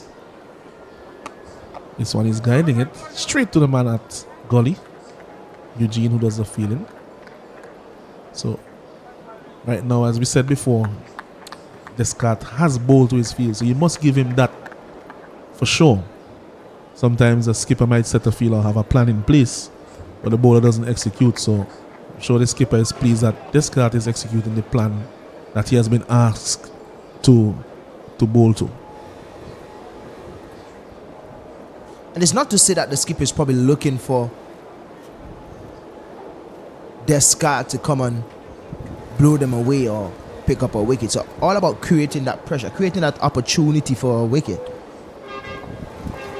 So if he can keep it tight, and he's doing just that, bowling to his field, probably allow Blackwood to do something that he don't really want to do. So in an over before, he tried to come across to his off stump and playing it over mid-wicket or on the onside. Not something that we have seen him do in the first innings. So this is good pressure from Shadrach and the skipper. It's a bit strange, but it's working, and as long as it's working, it's right.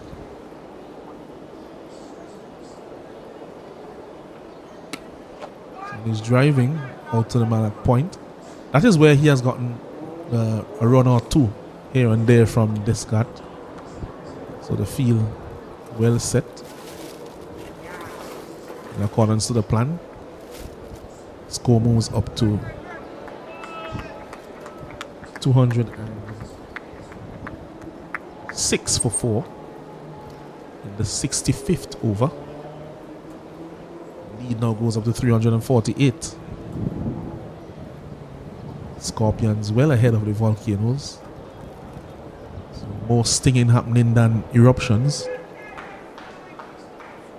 Last eruption was how much years ago? Not sure if Jamaica did any stinging recently. I should think so. In the Super 50 they got to the finals. Absolutely. That's the end of the over. 65 have gone. 264 the Jamaica Scorpions. They lead by 348 runs here at the Arnesville playing field.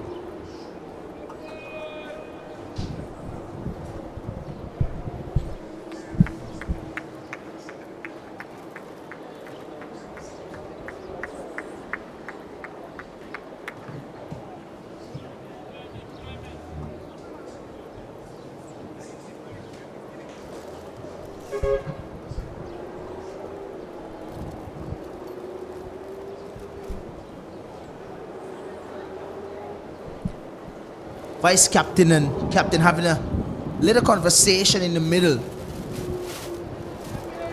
planning how they're gonna go about breaking this partnership. Well needed partnership for Jamaica as well. Kenneth Demba came this morning and bowled pretty well. Picked up 4 wickets. Just think that at some point in terms of field placements and stuff could have been better. Just chip down the ground and punch it down the ground for 1 by Blackwood. Speaking about punching, I have a guy sitting next to me here now, just walking to the com box. Likes to punch, deliveries over. Cover for 4. And Kato playing in the Beckwell League. Good afternoon to you, Kesrick. Good afternoon to all of our viewers. I'm not too sure where you would have seen me play such a shot, Kesrick. I'm long retired. Video footage. I realized something though. My co-commentators retired pretty early. Kato, Alanson. I do have video footage of them though. I'll give it to our producer in a while so that us viewers can see.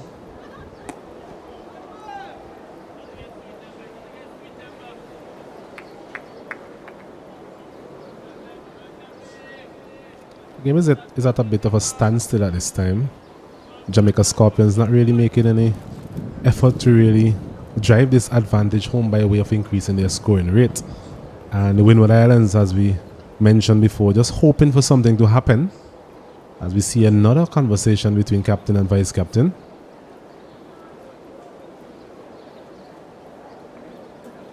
Partnership of 78 between these two.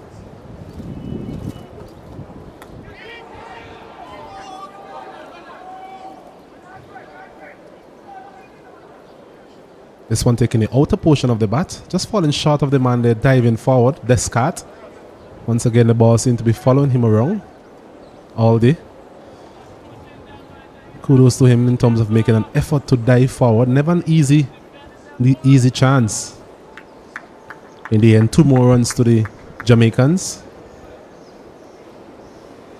Brings up the 350 in terms of the lead for the Jamaicans. So, like I mentioned in my previous stint, I'm sure they'll be just ticking off these runs in increments of 50s.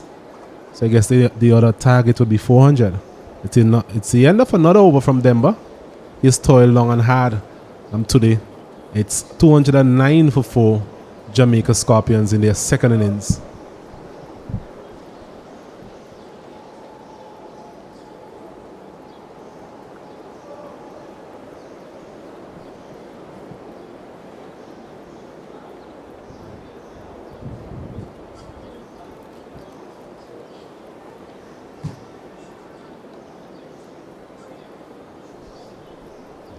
To be Descartes to continue proceedings here from the old airport end. Field is set far and wide as we see a long on, a long off in place. A man at deep point and the third man. Still has a slip on a gully. Descartes. And so far his line has primarily been outside the off stump. That's quite a bit of protection on that side of the field. It's a bit defensive here from the Windward Islands. Maybe some would argue they have no choice as this one is cut upishly. But Solazano comes around and limits the batsman there to a single. Score moves on to 210 for 1. To 4, sorry. Brave shot, Kato. With a packed offside field. Looking to the aerial, but it was well controlled by Blackwood. Look like he's in good form, good nick. Well in control out there. Looks pretty easy for him. Yes, the slowing rate has slowed down, but I'm thinking now that they do have a plan in how they want to go about getting to that next 50 that you've been talking about. Couple more minutes to tea. That one just going through the legs of St. Lambert. Could be 4, and it is 4. Lovely shot. Punch with a lot of power as well. St. Lambert couldn't really get a hand to it. And on a couple of occasions now, we have seen a bit of a misfield from Captain Ambrose there in that cover region. As you mentioned, that one was struck powerfully. It really should have been stopped. In the end, just gifting a bongi to the Jamaica Scorpions. I'm sure they will gleefully accept such. It's always difficult as a fielder when you're just feeling just off the square batters hit the ball into the square, comes to you quicker than expected. For Snell Lambert says the skipper, he's just off the square. Don't want to be doing that, Beckford. You don't want to be doing that. Play it safely. Come on. He's on 40 now. How fitting it would be for him to make a half century on debut. He's played well today. Quite circumspect in this partnership. I think he's well fitted for this version of the game. Indeed so. Coming in today at number 6. Have people like Romain Morris, the wicketkeeper for Jamaica, played in the 50 over tournament, who's more of an aggressor. Really good player as well. Hander. Saw him scoring a half century last year in Jamaica. Loves to pull the ball and drives the ball well. Play it off the back foot as well. Such a good player to look at whenever he's in full flow. Opened the batting as well for Jamaica in Super 50. Few games. So it's good for Jamaica that they have a player like that who's not in the 40 team but plays 50 over cricket. And you have Beckford now, who we think is well fitted for 40 cricket. It's competition for places, and that's what you want in terms of a squad. This one is a loud appeal. Umpire tuck it on, moved. Perhaps pitching just outside the leg stump. It will be interesting to see the replay. Right arm seamer bowling over the wicket to the left-handed batsman. Always going to be difficult unless you're able to get that ball to come back into the left-hander. In the end, umpire tuck it, judging that one to be not out.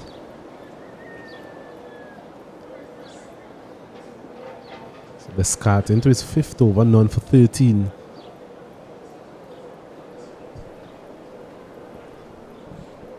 Steady spell, you would say.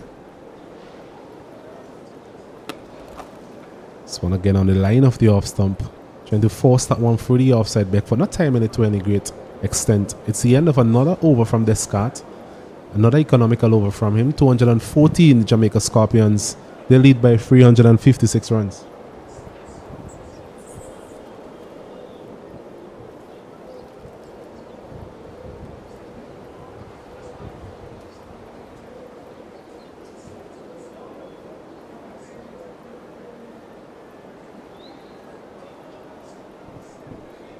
Partnership of 85 now for these two.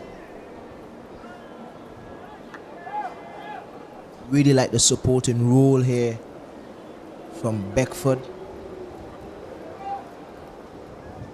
Both batters haven't been aggressive for this innings. Blackwood going along a lot slower, but he knows what's needed. He understands how to score runs at this format. Have a youngster like Beckford with him, and he's looking really good at the crease, as we mentioned a few times. But even though he's looking that good, there's still a few things that I think that he could probably work on as a batter. Looking at him and how low he gets on connection with the ball. When it's pitched up, it's fine, but anything that's on top of off stump instead of top of off, I think he gets a bit too low, so he's always like he's playing under. It's a quick single. Overrunning there, Beckford. But I just think that he could stand a little bit taller when he hits the ball. I think he gets a bit too low. So it always looks like anything that's on top of off stump, the top of off stump, it looks like he's playing under the ball. You want him to be over the ball with confidence, playing on top of the bounce. So punching, playing that back foot punch for Beckford, it might not be such an easy stroke because he's always looking like he's coming under the ball. So he's sweeping out to the man there, deep square leg. I think it's an opportunity. I think he has put it down. It'll be interesting to see the replay on this occasion again. Looks like he's dropping short from here. That's Tyson. It was a flighted delivery. Beckford went for the sweep shot. The first time we've seen him employ that shot. Top edge. And hard to really conclude. It definitely was an opportunity there for Tyson, the big fast bowler there coming around, diving forward. Always not an easy chance. But Beckford lives to fight another day. Moves on to 42. For a moment there, I'm sure his heart would have been in his hand. For sure. Even Denver as well, because it would have been a 5 wicket for Denver.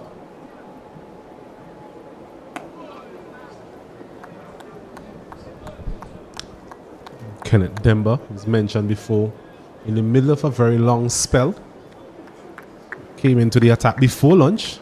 Has actually bowled non-stop since lunch. So quite a long spell into his 30th over.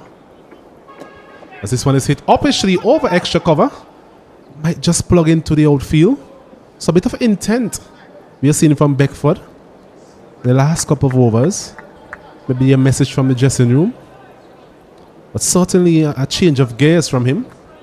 On this occasion, looking to go over extra cover. Not timing it as well as he would like, but just enough to get 2 runs. Jamaica total moves on to 219 for 4.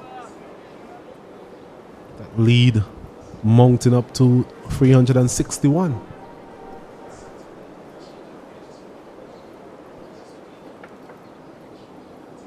Sweeping again. So consecutive attacking strokes we've seen there from Beckford. Ordering in the over, we saw that sweep shot. Just falling short of the man there, Tyson. And once again, opting for that option. Missing it this time completely. So it's the end of a Kenneth Denver over.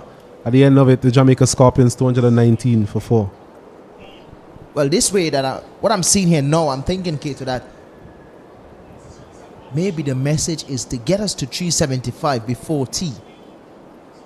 And then we could probably have a little bit of a go this evening at them.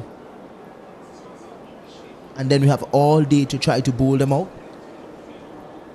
It's the first time we're seeing any sort of aggression from Beckford. Just around 15 minutes also to go to the tea interval. In our estimation, we are saying perhaps this approach is about 40 or so minutes too late.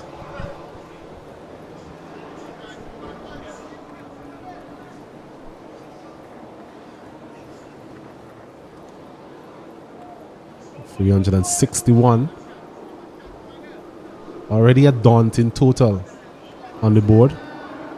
Be interesting to see how Blackwood operates. He's driving this one back over his head. Should be cut off. Oh no, it's not. A poor effort there in the end from Cyrus. A tired effort. It was a full pitch delivery. Blackwood driving that one back over his head. But really, Cyrus should have done a better job there on the long off boundary. Definitely no, Kato. I'm confirming it. A message was sent. Definitely, we're seeing some aggression now from Jermaine Blackwood. It's on to 67. I'm wondering, in a situation like this, why delivery? I'm wondering, in a situation like this, if they don't get to 370, 5, let's just say, before tea, for some strange reason they're 361. That's the lead for who's watching. And Blackwood is nearing close to 100. Would you send him back to get that 100? Or you would say, listen, this is a team thing and we need you guys to get to that 375 before tea. If you don't get there, we're going to declare. It's a ticklish situation sometimes. This one is jogging from outside the off stump. Should be able to get 2. Has been running very well throughout his innings, Blackwood. But but definitely some positive intent. And just to answer your question, I think I'm actually thinking 400 might be the target here, Kesrick. I'm sure they'll come out at some point after tea as well. Just a couple of minutes to go, as you mentioned, before tea. So I'm thinking 400 sounds like a reasonable target in mind. Well, the skipper just removed the second slip. Kieran Couture and placed him at square leg. Well, he's pushing him back now at deep square leg because to show him understand what's going on now. Blackwood is opening up his hands, and we know how he can damage a bowling attack, especially at this level. Down the gun again, only find the edge over the head of the first slip, that is. Picked up two more. Definitely seeing a different gear from both batters. Yes, on that occasion, using his feet, but not making the type of connection he wanted, taking the outer portion of the bat, loading the man there at four slip, Pascal. So 2 more runs. So total climbs up to 370 runs. Both batsmen definitely on the move here just before tea. He's swinging again and he's caught this time. So a swing too much there for Blackwood. And just reward for Descartes, who I think has bowled a reasonable spell given the context of the game. On that occasion, getting the outside edge of Blackwood's bat and a very simple catch in the end there from Stefan Pascal. So 228 Jamaica Scorpions for 5, losing the wicket of Blackwood for 75. Gone for 75, but really well played from him. Both innings with the bat. Showed his class, showed some experience as well.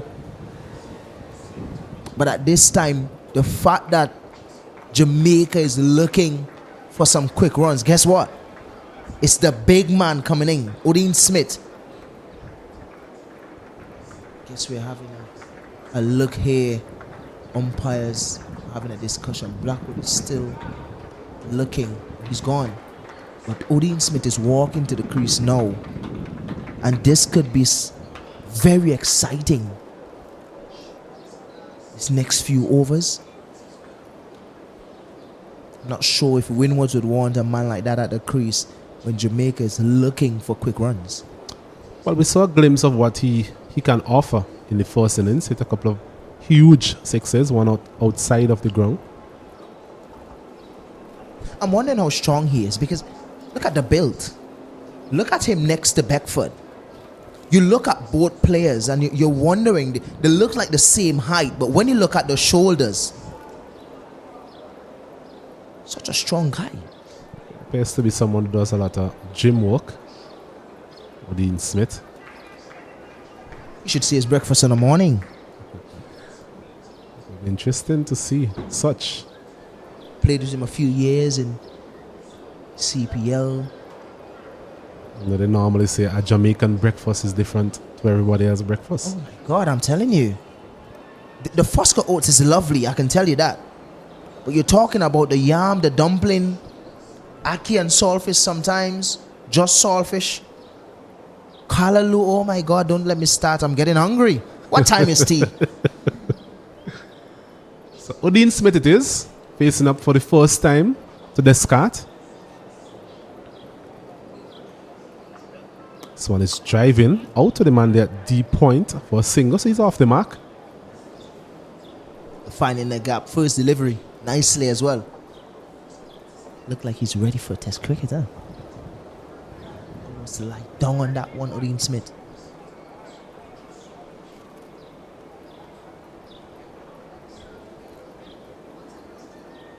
So 371 it is. Jamaica's lead.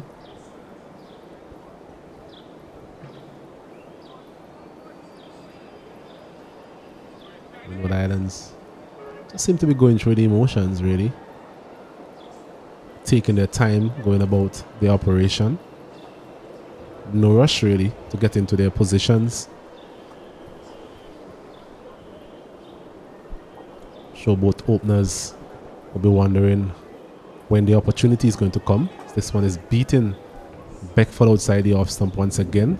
So the end of a successful over there for Descartes, getting the prized wicket of Jermaine Blackwood.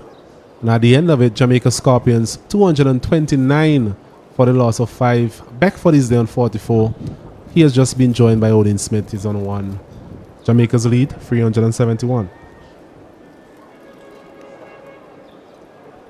Just an update in terms of the other matches. The game between Trinidad and Tobago, Red Force, and the combined campuses and colleges. Remember, Red Force made 504 for 6 declared. Combined campuses and colleges 155 for 5. Barbados struggling in their second innings. Remember, making 346 in their first innings. Happy Eagles, the Guyana Happy Eagles, 382 for 9. And in their second innings, Barbados, they are 99 for 6. So Guyana there really in the driver's seat. Barbados lead by 63 runs. And in the game with West Indies Academy and Leeward Islands, remember Leeward Islands, they declared 289 for 9 in their second innings, giving the West Indies Academy 504 runs to win. They are 54 for 2. So commanding positions there for Trinidad, Guyana, and the Leeward Islands. And it's safe to say that Jamaica themselves, they are in a commanding position here at the Arnesville Sporting Complex. Good start to the first round of the Regional 4, the championship, I would say. Few hundreds. Couple of 5-wicket hauls.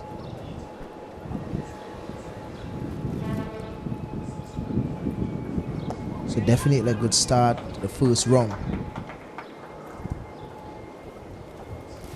John Campbell getting to a half century. Blackwood getting to a half century. And 100.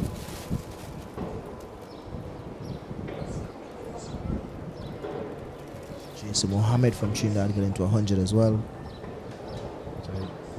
Goalie getting 100. Kevlin Anderson. Kevlin out of Guyana scoring some runs as well. His captain, unfortunately, dismissed for 99. Savory. Also to Bishop picking up some wickets for West Indies Academy. It's a good first round of the Regional 4 tournament. Good start.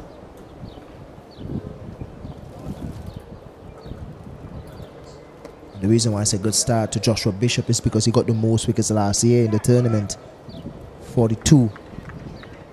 Started well again this year.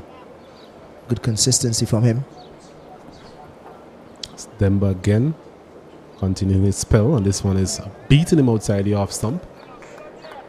And just going on with the arm. The angle itself, as you mentioned earlier, Kesrick will just take these deliveries away from the right-handers. As long as he keeps it there, he will be fine. Just can't get too close to Smith. Because I heard the size of the field, 70 all wrong, but that doesn't matter to a guy like Odin Smith. Could be 80, doesn't matter. Coming forward, uncharacteristically, Odin Smith, and just punching it out to the man there long off. It's a quiet start. Quite anticlimactic, Kesrick. 2 from 5 deliveries. Would be the other way around normally. It's actually the end of the over as well. And at the end of it, Jamaica Scorpions, they continue their quest to pile on the runs here at the Arnesville playing field. They're 232 for 5, a lead of 374.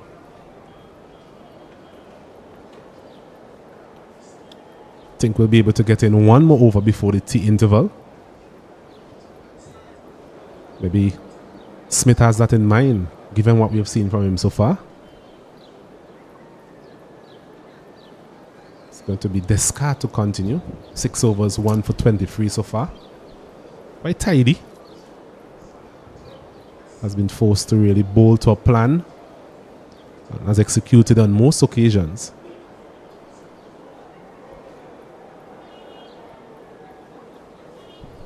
And executed well. The wicket of Jermaine Blackwood. probably wouldn't say that the pressure probably outdone him. We saw a difference. We saw Beckford and Blackwood probably change gear in terms of scoring.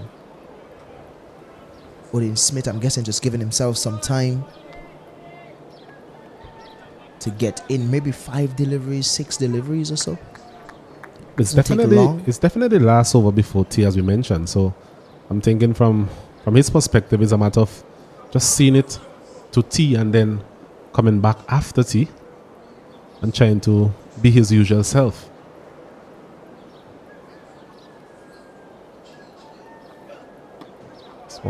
This one is slapping straight to the man there at backward point. Can't score. Bit of a slow delivery there from Descartes. Does have those changes of pace in his armory.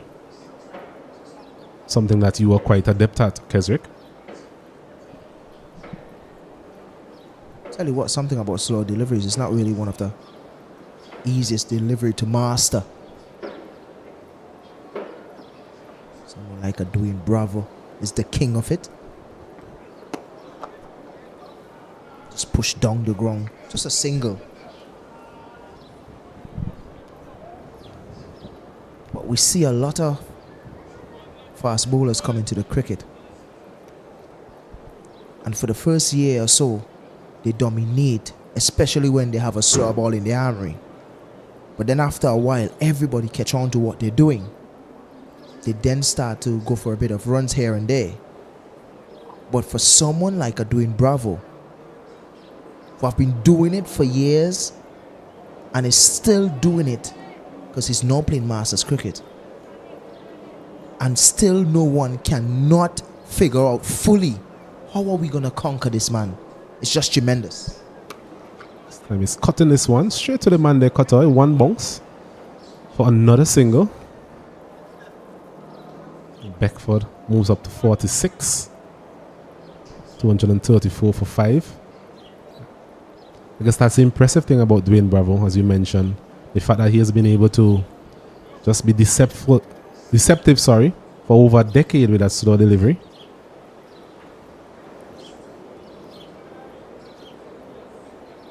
Even in test matches, we saw him utilize that delivery to some extent. Remember him doing very well in an Australia series. I'll tell you what, the slow delivery have been around for a while. No one ever seemed to master it. I can remember Curtly Ambrose back in his day bowled one to, I think it's Ian Healy. They had a conversation about that slow ball with the legend, and he said he didn't know what was going through his mind because he's not a slow ball bowler. But it did catch Ian Healy on his heels.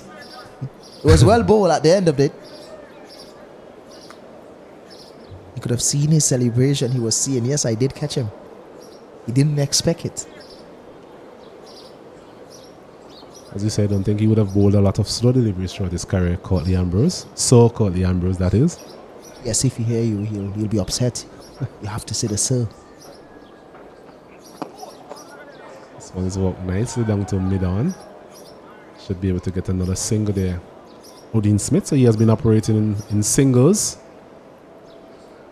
And I think that is the end of the over, end of this session as well. Let's wait for confirmation. Yes, it is. So it's tea time here at the Arnisville Sporting Complex. Jamaica Scorpions resuming earlier on today on 72 for 1. They have made their way to 235 for the loss of 5, a lead of 377. So players will take a bit of refreshments at this time, and we'll do so as well in the commentary box. And we join you in just about 15 minutes time.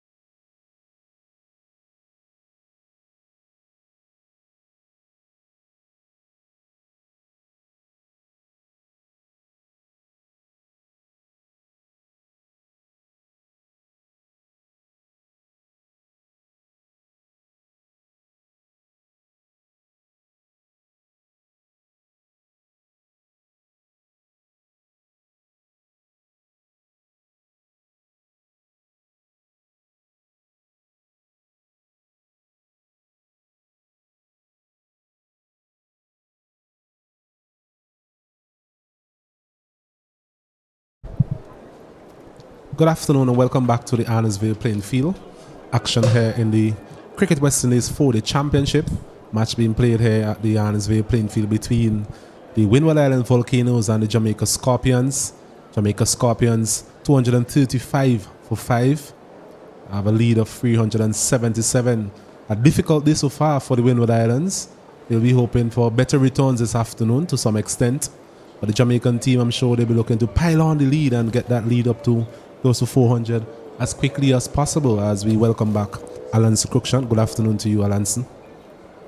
As this one is hammered down the ground, and he has no chance really there.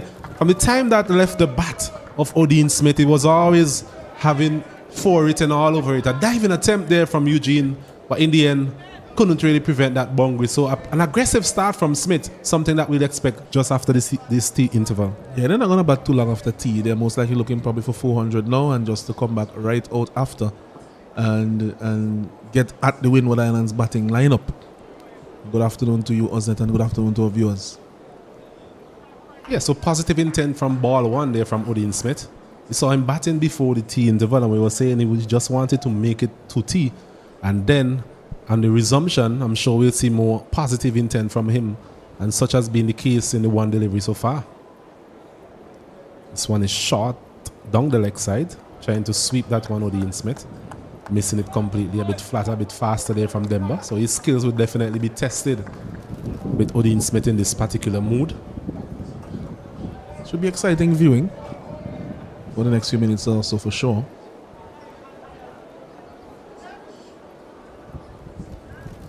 Again, is down the leg side, missing everything. Should be able to go into the boundary at this time.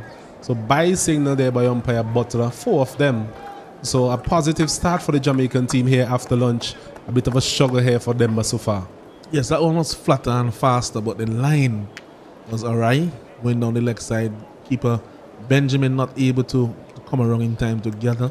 And so goes all the way down to the boundary for 4 byes. So the lead quickly moves up to 385 in just a few deliveries after the tea break. I think you can understand the line that he's trying to bowl. He doesn't want to give Odin Smith any sort of room to free those arms. And he does have a leg side field. This one is flighted, but straight back to the bowler.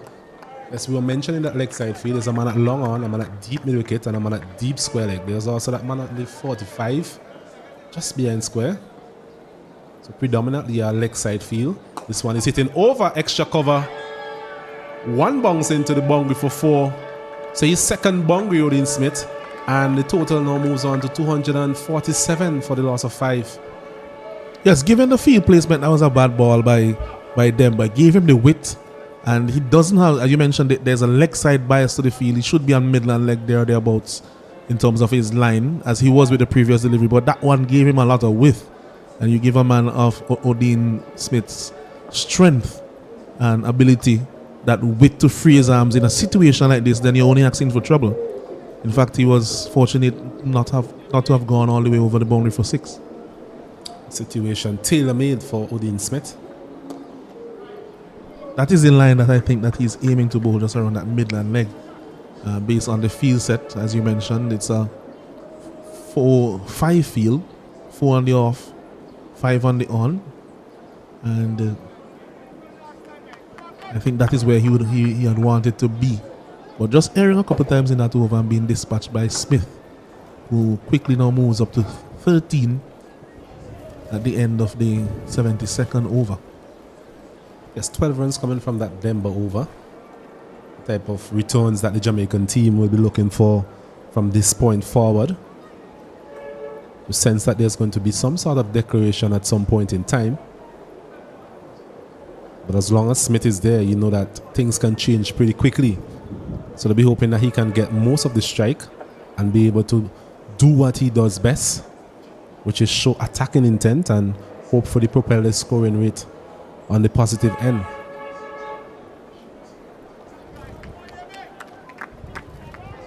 It's going to be Descartes who bowled a neat spell before the lunch break. The tea break, sorry. I think we're still at lunch. He'll be continuing from that old airport end. Beckford it is.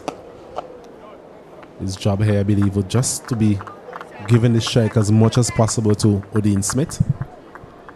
Yes, absolutely. And we'll have some updates for our viewers on the other games as we end each over the next couple of overs or so.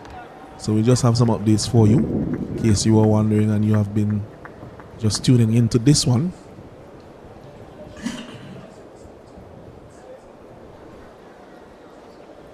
Beckford is cutting this one down to third man. Protection there in the form of Solozano. So single to Beckford and Jamaica. 248 it is for 5. Lead now 390 runs. So already a daunting total for the Windward Islands to chase in this final innings. But still remains very good batting conditions, it must be said, Alanson. Indeed, and I must say I've been pleased with the conditions at this ground. I think it's the first game of this length that we have seen since the pitch has been relayed, and indeed it has played well. Has had something in there for the spinners, some movement, especially with the new ball for the quicks. Not a lot of pace, but true bounce, and definitely the batsmen have enjoyed themselves on this wicket, particularly those from the Jamaica team. Well, Odin Smith will be looking to enjoy some more of this wicket. This one is outside the off stump, a bit wide. Not signaled there by umpire Tucker. So just inside the line in terms of the guideline on the popping crease. Well, you have to remember that this is a 4-day game. In a limited overs fixture, that would definitely be called wide. But in a 4-day game, just have a little bit more leeway away from the batsman. I guess if he bowls 6 of them right there, then probably the batsman will say that he's playing negative cricket. The umpire may say it's negative cricket and may speak to him and say that the next time you go there, then I'll wide you.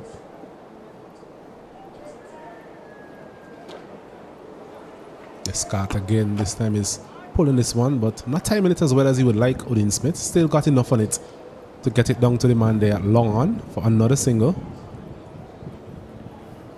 It's again that positive intent from Smith.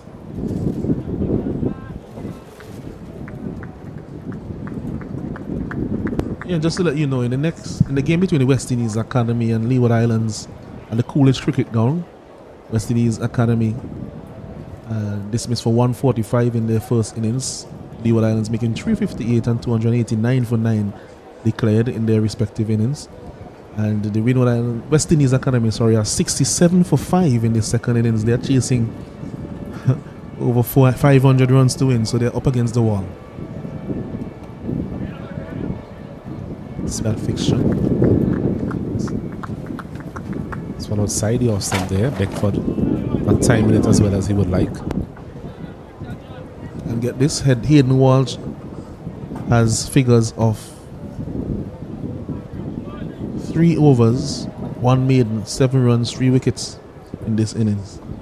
So he's in amongst the wickets, Hayden Walsh Jr.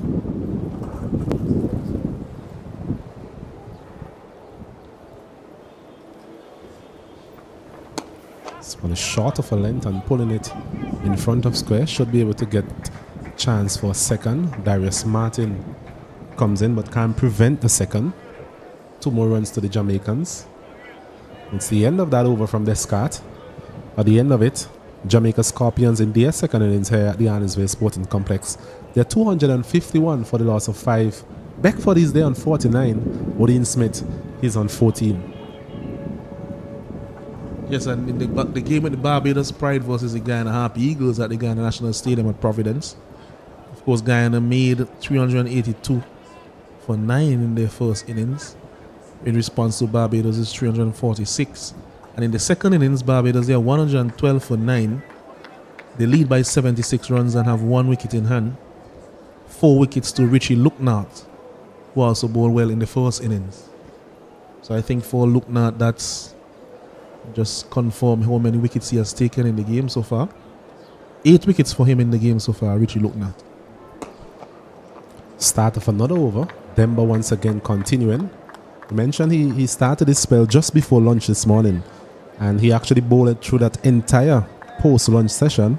And here again this afternoon, in the third session of the day, he's with the ball in hand again. So a long spell from Demba. This one is hit high and handsome all the way for 6. Easily done by Odin Smith. Using his feet, getting to the pitch of that one and aiming straight here, almost damaging us here in the commentary box. Yes, that one landed right below my feet. Probably a few feet below, but still landed in terms of the line in which it hit. So nice blow struck there by Odin Smith. Comfortably over the boundary. So probably about an 85-meter hit. Smith definitely on the go here this afternoon. 20 from 21 deliveries. Demba again. This one is a full toss and all the way missing everything. The second time we have seen that from Demba. So maybe a bit of fatigue setting in, or maybe just the efforts of Smith so far just putting him off. Well, he has to stand up here for his team as the vice captain. We mentioned that thing about the matchup, and I wonder if that is what is playing on his mind and in his head. But even though you're coming up against a very aggressive batsman, and you're an off spinner bowling to a right-handed batsman who is very aggressive and powerful, you have to devise a way to get through it. Whether you're going to adopt that Marlon Samuels, Chris Gayle style of bowling, very quick and almost that Yorker length delivery, then something like that where you have to do something. Let's see what he comes up with. Well, whatever he comes up with is not good enough at this time. This one over the commentary box where we are here. A big 6 there from Odin Smith, showing all his class, all his power here this afternoon at the Arnesville Sporting Complex. I think I need to go and move my vehicle, Osnet, because we are parked behind there. We need to go and see where that ball dropped, because a few of us in the commentary box, we are parked in that location. It's a very big 6. That would be over the 100-meter mark for sure. Not very easy to hit a 6 at this end onto the roof. We are about, I think the roof is about maybe 5 stories up. And also the base of the building is probably about 15 to 20 meters away from the boundary's edge. So you're talking about a very big hit there from Odin Smith, smashing them ball over the place here, and the lead has now ballooned up to 409. But I remember, Alan, so on the first day when we came, I was asking you about parking behind that building. You were saying you feel pretty safe. But at this point in time, I'm sure you would have been curious to see where that one landed. I'm going to have a check in a while. In fact, after this delivery, I'm going to have a little peep to see what has happened behind there. I don't think my insurance covers that. So one is flatter, working it out to deep mid-wicket position, and they're going to come back for a second, yes. So good batting from Smith. Saw his power in the last delivery, and that delivery now, just a bit of finesse. Bit of smarts, cricket smarts as they would say. Rushes on to 28. Jamaica Scorpions 269 for 5. That lead growing exponentially in the last couple of overs. Up to 411 runs. Odin Smith here has the full license to go for it. Demba again. This one is flatter, faster into his pads. Good bowling, must be said. Still can't prevent the single though. And it's the end of the over. And at the end of it, an expensive one there from Demba. 18 runs coming from it. 19 actually. 19 runs from that over. So a big one for the Jamaica Scorpions. It's 270 for 5.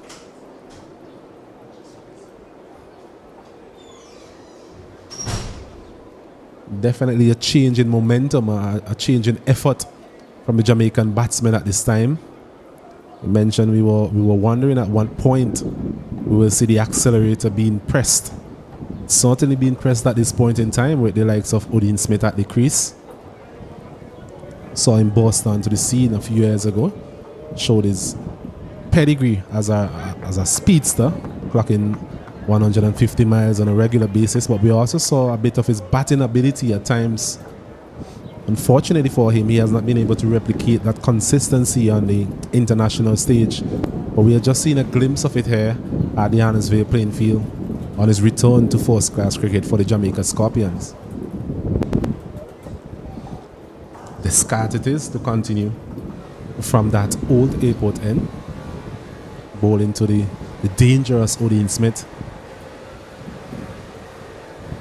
This one again is outside the off stump. A line that we have seen him employ to good effect so far to Odin Smith. A couple of deliveries in the last over, and then we are seeing the first delivery of this over, bowling it a bit wide outside the off stump, having him trying to stretch and reach for it. If you look at the field, there's a man there at deep mid wicket, a man at long on, a long off, a man at deep point, third man back on the boundary. So quite a few boundary riders, understandably, from the Windward Islands at this time.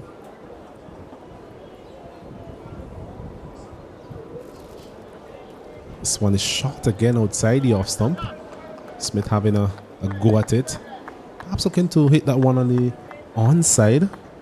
Maybe he was better served to look to hit that one through the offside. Once again, that delivery pretty close to that white line, as you can see on your screen. So it's a definite ploy by Descartes to bowl this wide line to Odin Smith. So far, he has nullified the threat. How long shall that remain so? It's left to be seen. This one's a shorter delivery. This is out of the ground. Another big hit by Odin Smith. Just for a second, Shadrach was thinking that he has found the remedy to limit his scoring opportunities, but on this occasion a bit fuller from him, and he's looking at the bottom of his bat. Well, I'll tell you what, if that took the bottom of the bat, I don't want to see where it would have gone to had it hit the middle of the bat. But nevertheless, it's another 6 for Odin Smith. He's lighting up the Arnisville Sporting Complex here this afternoon. Yes, and I've just come back just to see that my the vehicle is fine. That's good for all Don't concerned. Don't see any dents. I think that was a slow delivery as well from Descartes. Well spotted there from Smith. Once again, looking to hit that one out of the ground. Missing it completely. So no half measures here from Odin Smith.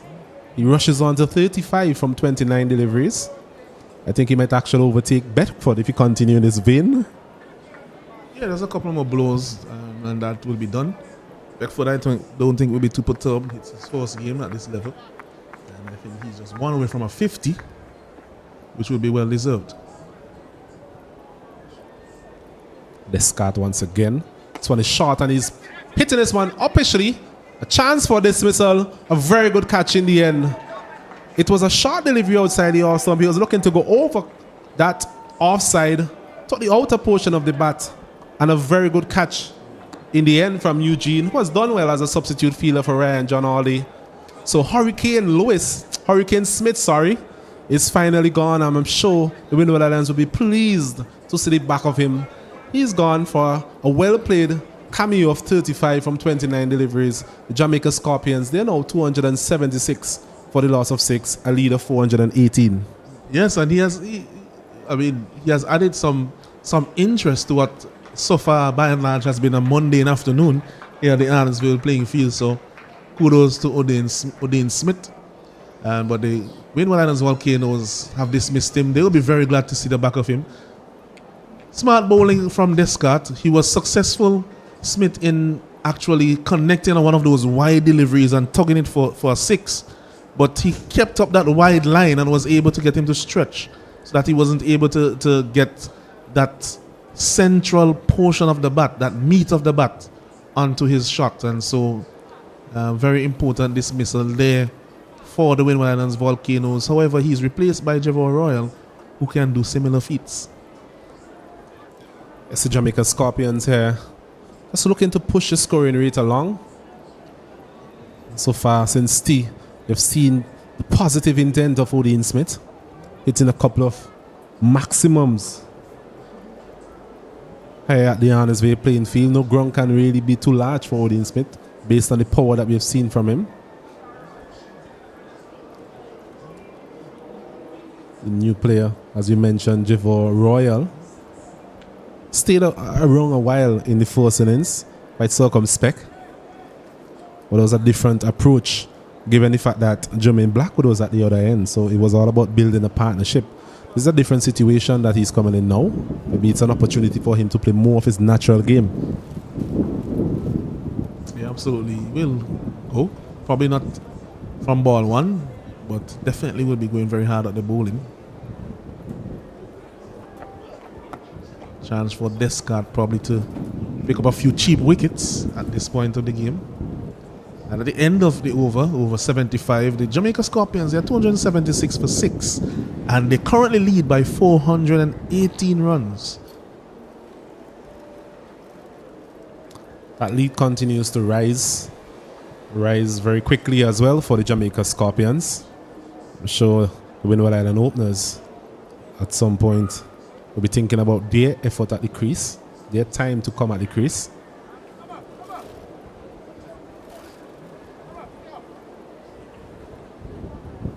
So that the lead is rising like the tail of a scorpion that is about to sting his victim.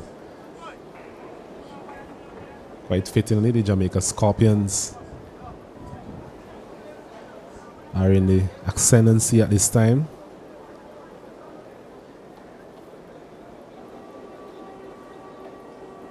Beckford on 49. Almost forgot that he was out there, given the exploits of Smith so far since T. Demba again, that man, into his 34th over. So a marathon spell, marathon effort from him. I tell you what, probably the happiest man out there will be Kenneth Demba, now that Odin Smith has been dismissed.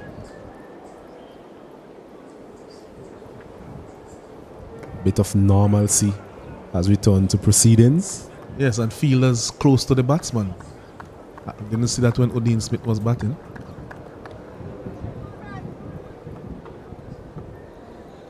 And 49 Beckford has an opportunity here now for his main first-class half-century. Congratulations to the young man. Brings it up off the 134th delivery that he's faced. He faced 100 in the first innings and scored 39. And he has backed that up with an unbeaten 50 so far in the second innings. Has looked the part, very circumspect, good technique in defense, whether our front or back foot and against both spin and pace.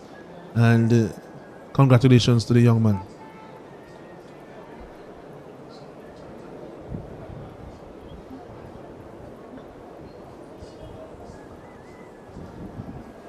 That's a very good innings from Beckford.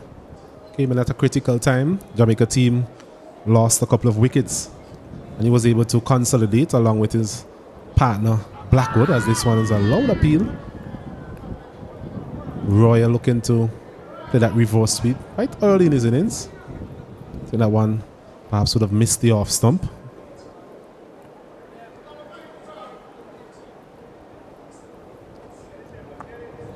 So 277 for 6, sorry. As he's swinging this one high. Don't think he has enough power. Should be taken.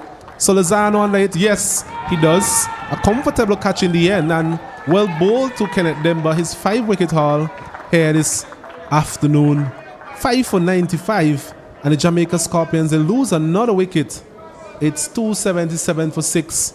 A lead of 419. And I think there's going to be some sort of declaration. Yes, as we see Beckford making his way out to the pavilion as well. So I think the Jamaica Scorpions have declared here. It means that the Windward Islands will need to get 420 runs if they are to win this contest this afternoon, along with an entire display tomorrow. Yes, and we can say that the game has now peaked in terms of the interest in the game.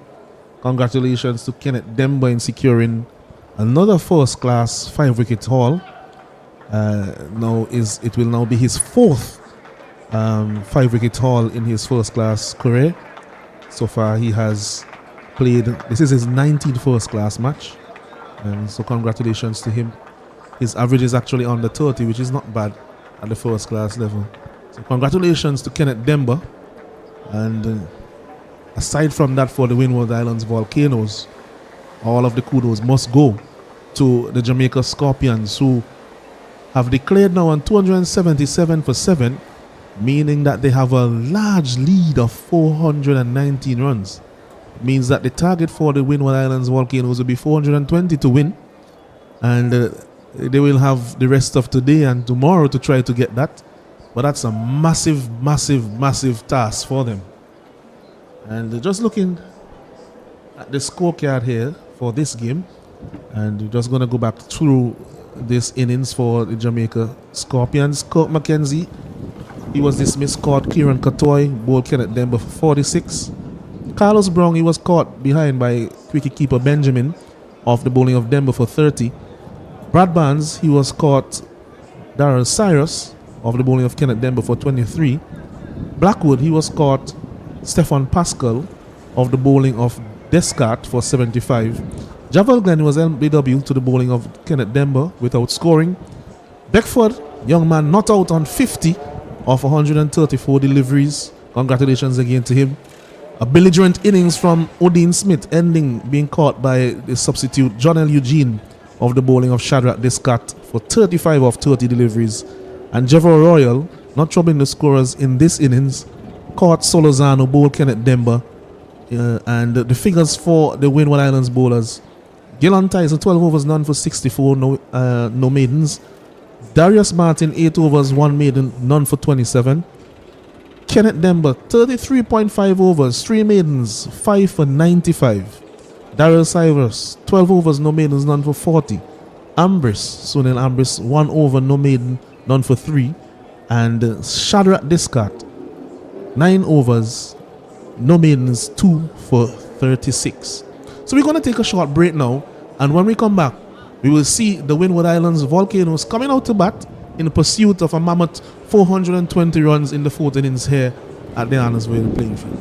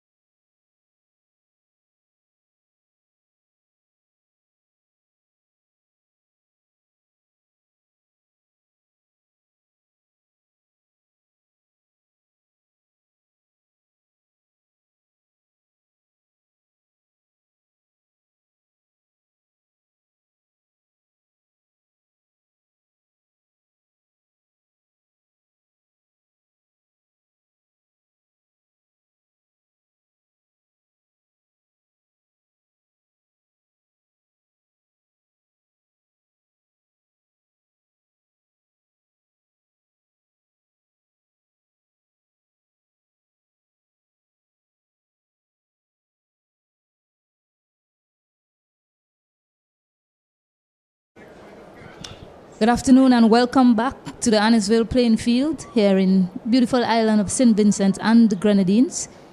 Jamaica Scorpions versus the Windward Island Volcanoes, who have a lot of work to do. They require 420 runs for victory. Jamaica, on the other hand, they just need 10 wickets. Jamaica Scorpions finishing on 277 for 7, declaring 5-wicket haul to Kenneth Demba, which was somewhat overshadowed by a spirited batting display from Jamaica, which has them in an imperious position now, 420 runs. And excellent news from their perspective, Makino Mindley had enough time to rest and recover, and he has the new ball in hand. I have here along with me my co-commentator, Alanson Cruikshank. Good afternoon to you, Alanson. Yes, good afternoon to you, Stacey. Good afternoon to our viewers. It'll be interesting to see how the Windward Islands go about this session this afternoon. They definitely need to keep a lot of wickets in hand. If they lose a few wickets today, I think it could spell some doom for them for this game for sure. Jamaica definitely will be looking to make some early inroads into the Windward Islands batting as they did in the first innings. Yeah, these two put on 46 without loss, and then in the blink of an eye, Windward Islands, they were 46 for 2.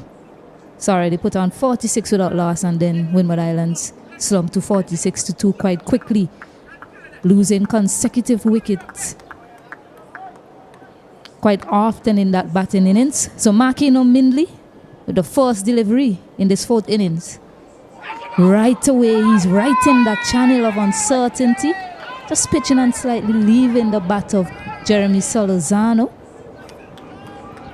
Just manages to get that bat out of the way in time. Played a bit at it actually.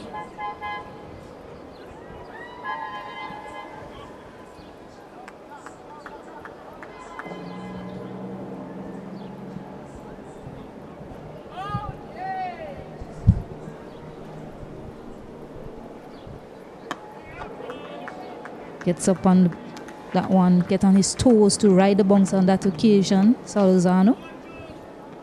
What we've seen of the wicket so far, it's played pretty nicely.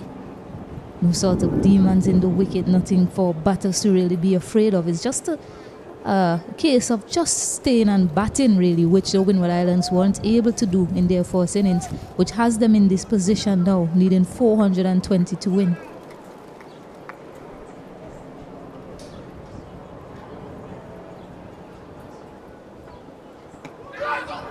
Stifled appeal there. Right away, he's found rhythm early. A fast bowler, Makino Mindley, causing some problems very early.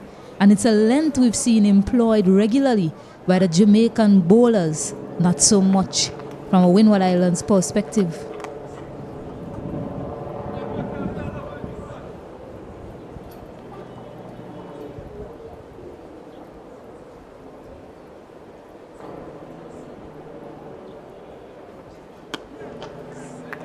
One just coming back in to Solozano. So another dot delivery so far, Mindley. No signs of any sort of injury from him. Running in quite smoothly. The physiotherapist did some good work on him, but he had a lot of time to rest as well, so that was important. Windward Islands bowlers, they weren't able to rest long enough. They were back out on the same day. Hitting those good areas again, Makino Mindley. Yes, looking at the field, there are 2 slips. There's a gully. There's a man at backward point. There's a cover. There's a man at mid-off. There's a mid-on, square leg. And a man at fine leg. So a fairly standard field. Mindley operating just on about off stump. Probably looking to nick off Solozano. Cause some indecision in the corridor of uncertainty. This time he walks it to the leg side. Don't think they'll look for 2. So he's off the mark, and Windward Islands off the mark as well. And after the first over, Windward Islands Volcanoes, they are 1 without loss. Yeah, it will be an uphill task for the Windward Islands Volcanoes batsmen. But what they must tell themselves is that there are no demons, as you mentioned, in the pitch. The pitch is playing quite well. if they apply themselves, they can bat long periods out there. I think that there were a few soft dismissals in the first innings. Just a They few. they need to make sure that the Jamaican bowlers have to work hard for their wickets if they have to get them. Yeah, and seeing off the new ball will be very important. They did manage to do that quite easily this pair, but it was the introduction of Jermaine Blackwood that kick-started the downfall of the Windward Islands Volcanoes batters, seeing them slump to 195 in the end after a decent start between these two. So they'll be hoping that they can emulate such a start or even take it a step further, bat as long as possible for their team this afternoon. Odean Smith, the new ball in hand as well. Switch of ends for these two opening bowlers.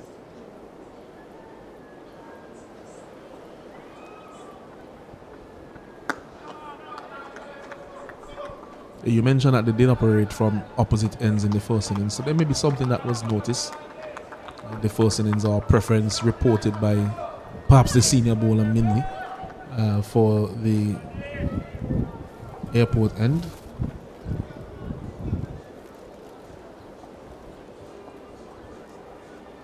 Let's see if it works the trick for them.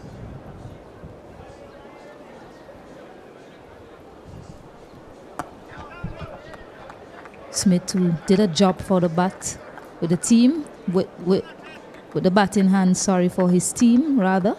35 of 30 deliveries. Smoked a massive 6 over the booth that we're in. I was actually outside when he was batting, and the sound of his bat, sometimes it had me ducking. Like, whoa, what is that song? It's so powerful. He's a big man, a strong man. You could see his physique. It's quite obvious that he packs a punch. Built like a boxer. Heavyweight boxer, big strong lad. Did connect well with that one over, straight back over Demba's head that went onto the roof here at the commentary box, media center. I usually think that it's safe parking here because the building is so tall, but one of the vehicles in the back, and I witnessed it, they were in danger of being hit. So I started thinking to myself, if he bats 2 more overs, I think I would have gone and moved my car.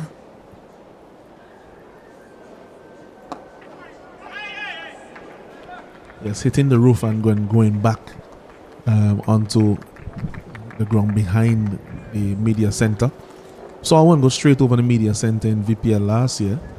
Lower level of cricket, but it was a very big hit from Roshan Primus that went straight over the media center here.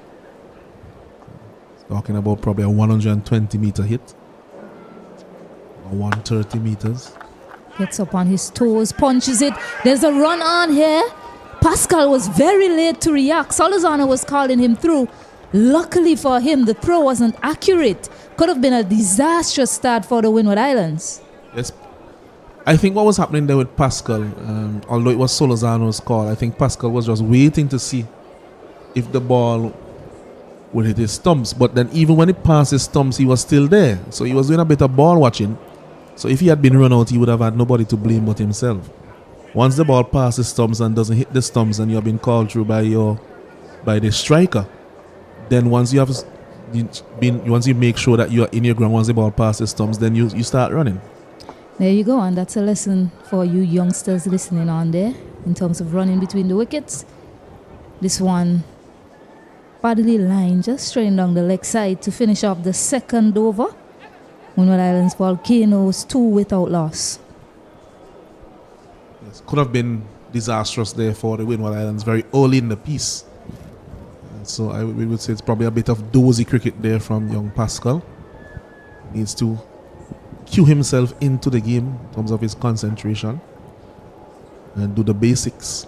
The call was the striker's call, was hit down the ground. So you trust your partner and you take off when you are called through in such a situation.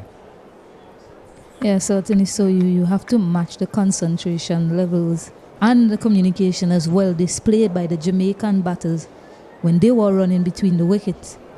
And I'll throw awareness as well in that mix. So Mindley to continue. Driven nicely, but straight to that fielder there. I don't know if it was that the accents confused them. Solozano from Trinidad and Tobago, Pascal from Dominica. Don't know if there was something that was lost in translation in terms of the calling. Yes, no, one, come on. Not very hard to communicate from my perspective. Mindley just slinging it back into the left-handed Salazano. And that's what you'll get from Mindley. You just run in and hit one spot for as long as possible. Play on the patience of the batters. Quite metronomical in his approach to the crease. Mindley. It's a smooth action. Reminds me a little bit of Jerome Taylor. Not the tallest bowler, but comes through with a nice athletic run-up and a smooth action. No longer has the pace that he had when he was younger. Taylor maintained his pace for most of his career. Mindley has been hit by some serious injuries over the years. It does remind me in some aspects of Jerome Taylor, in terms of the build as well, and the height.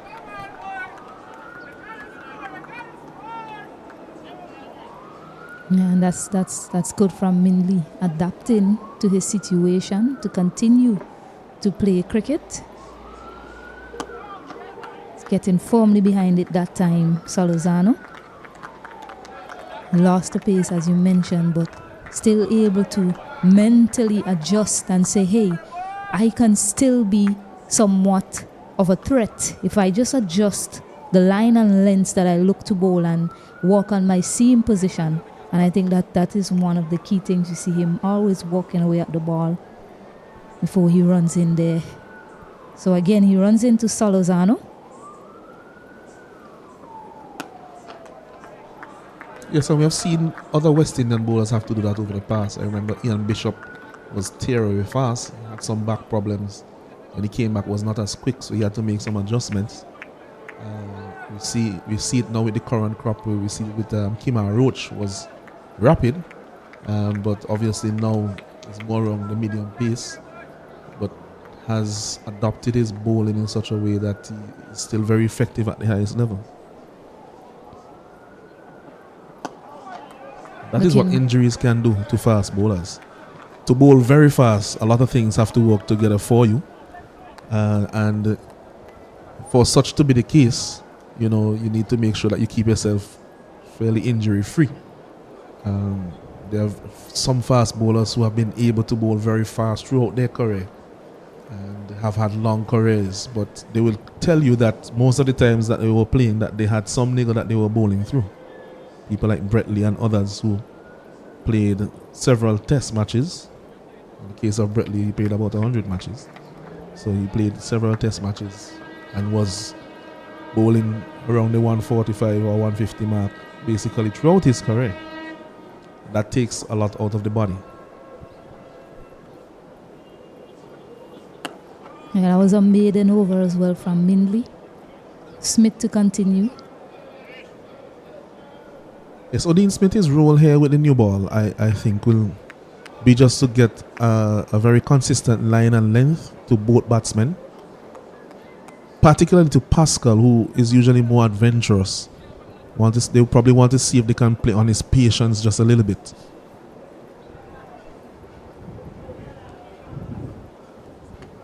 That's a good delivery, but called a no ball by Butler. He struggled a bit with no balls in the first innings. And he's starting out here again in his second over, already overstepping. Yes, he did bowl a few no balls in the first innings. So it's something that he can work on. He's an all-rounder, yes. So he has the two facets of the game, but he could always try to improve once you're a professional. This time he whips it to the onside quite confidently.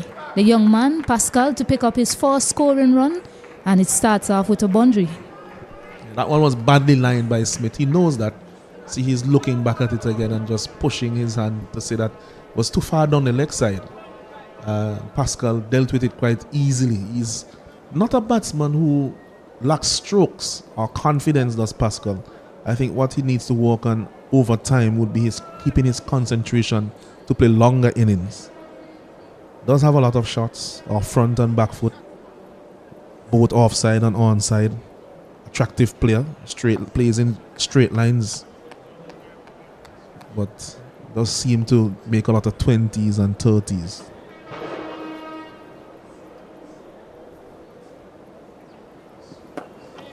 Look for a quick single.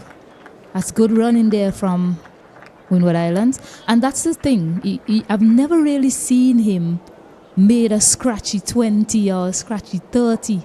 But he just never really kicks on. So he always looks good. Very stylish in his stroke play.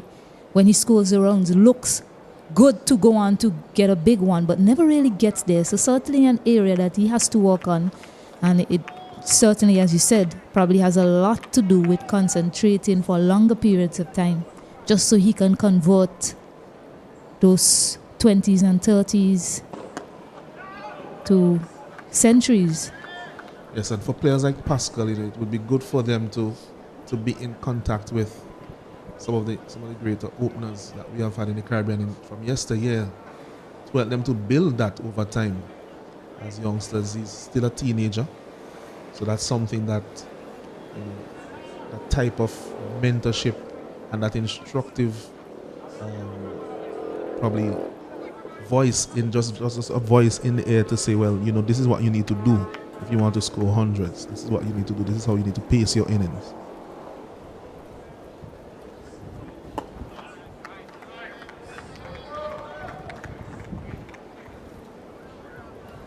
And you have a batter at the other end with a pretty solid technique, especially in defense. Pascal, once anything comes within his scoring arc, he's going to pounce on it.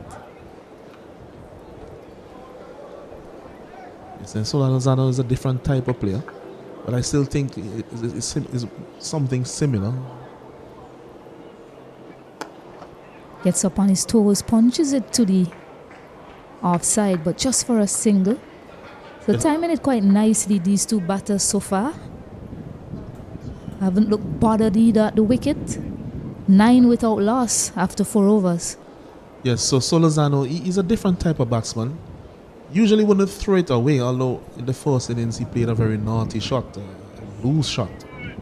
Very soft dismissal, not something that is very characteristic from him. But he tends to bat long, and he can score big scores. But again, if you look at his first class record, I think he's averaging in the 20s as well. And so that is something that a lot of the players in the Caribbean can work on, which is to score hundreds. Even at the highest level, we see that that's an issue for some of our players. So Minley to continue. And he continues much of the same, and he's been operating since he started. Very patient display of bowling. It's what is required on this type of wicket. Don't need to go searching for a wicket. Don't need to try and change your plans just yet. To these batters, just continue to walk away in a particular area on the pitch. And Maki Nomindi has found that area, and he's continuing to bowl just there.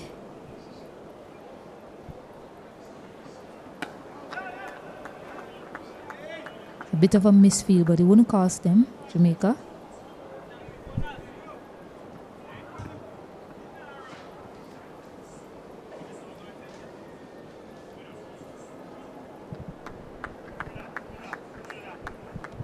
Yeah, Cock Mackenzie. Interesting to see Campbell on the field, actually, since he didn't bat at all. He's there fielding in the slip cordon. Tries to walk it to the onside. Got himself in a bit of a tangle.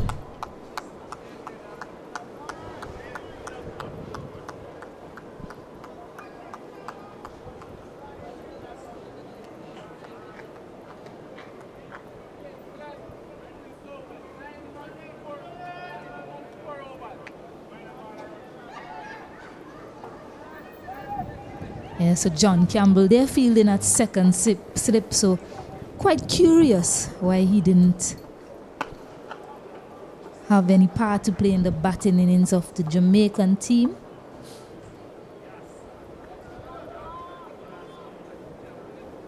Batting effort led by senior statesman Jermaine Blackwood, 75 of 109 deliveries, and young Beckford backing him up, scoring his first half century at this level. Some fireworks from Odin Smith at the back end as well, 35. But they had a good partnership, a really good start of 72 once more Jamaica. They had 63 in the first innings between Campbell and Brong. Kirk McKenzie working it to the onside. Another quick single taken. Kirk McKenzie and Brong in the second innings doing the job for Jamaica at the top. 72 runs partnership there. Yeah, not too sure what's the issue with Campbell. I mean, he's walking a bit gingerly, but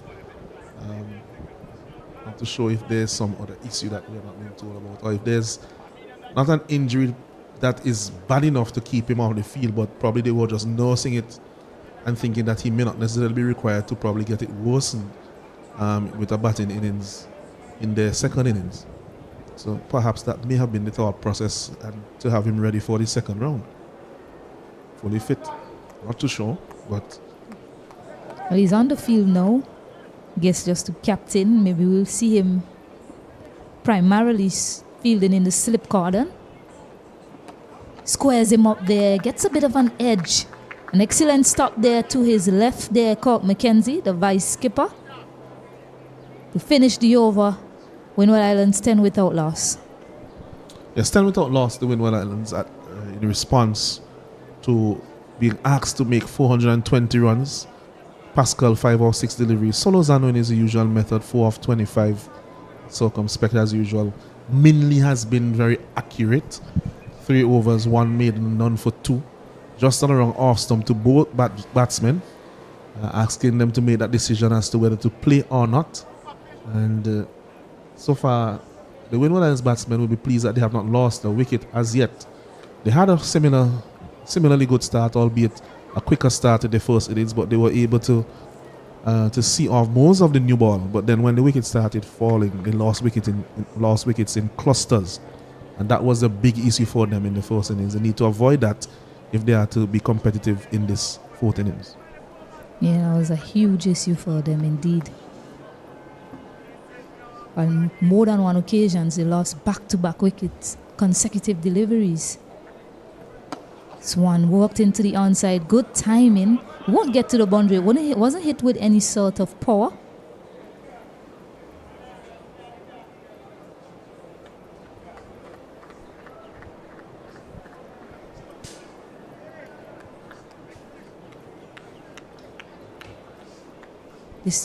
This pair was able to do just about the same for the Windward Islands. And as we mentioned, it was the introduction of Blackwood that really started proceedings for Jamaica.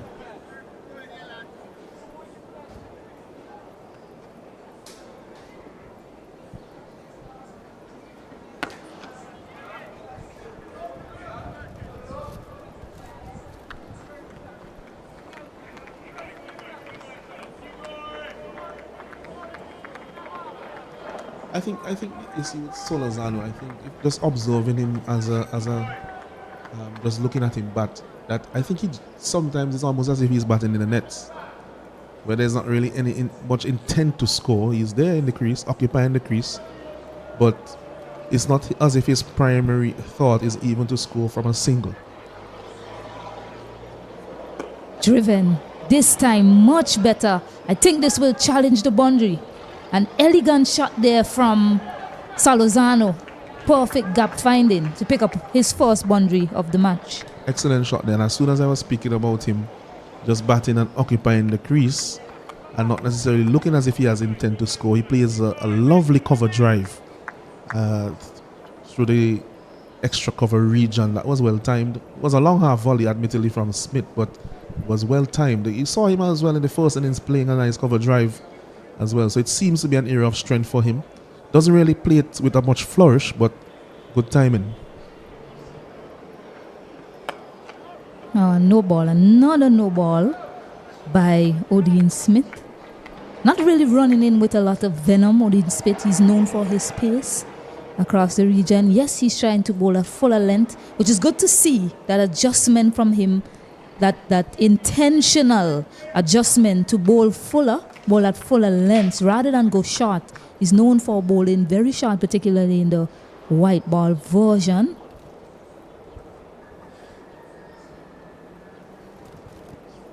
And as I mentioned that, he bowls a short one. But nothing is wrong with testing the middle of the wicket every now and again. It's when it becomes sort of a habit, and that's the word I'll use here, that's when it becomes a problem. When you continuously run in and just decide to bang it in, which really shows that, you're not fully utilizing anything on offer out there that the pitch may have if you bowl at a fuller length. Not troubling the batters either. He's back on a better length straighter as well. So yeah, if you bowl that short pitch delivery and it's some sort of a surprise delivery every now and again, you want to upset the rhythm of the batter, get their foot movement in a bit of a tangle, you drop the full one, drop the short one, just keep them guessing, as pundits, we will. That's something that we like to see, and we will work with that. But when you continuously run in and bowl short, especially early with the new ball, that's when you run into getting a bit of criticism as the over is concluded. 17 without loss. Yes, and it will be constructive criticism as well, because obviously you don't want to be too predictable to the batsmen. Batsmen at this level and at the higher levels than this, I'm talking about test cricket, etc. That the batsmen will be able to see what your plan is if you are too predictable. And the predictability gives them maybe that little split second extra time, which is a long time for quality batsmen to decide what to do and how to combat your deliveries. So that is something that you need to be aware of as a bowler. So Mindley now to Pascal. I think this might be the first time Pascal is really facing up to Mindley. He has bowled most of his deliveries to Solozano. So now the right-hander in his sights.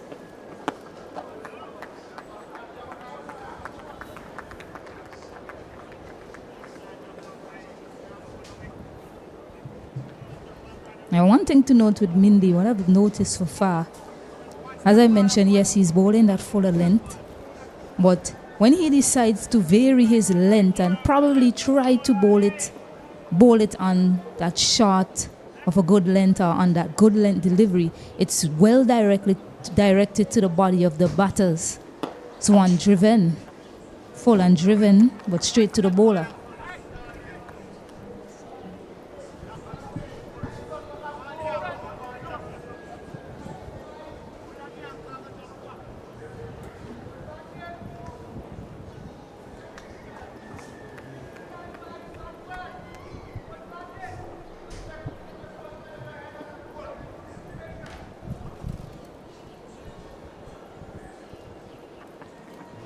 That's what I'm talking about. Shorter pitch delivery, but very well constructed and directed from Maki Numindi. Well, he has actually put all fears of his injury behind him.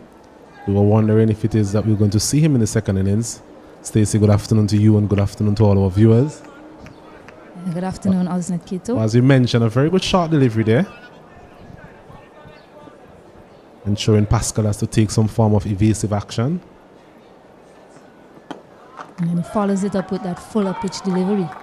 So it really shows the experience in his bowling intelligence on show here at Annisville playing field.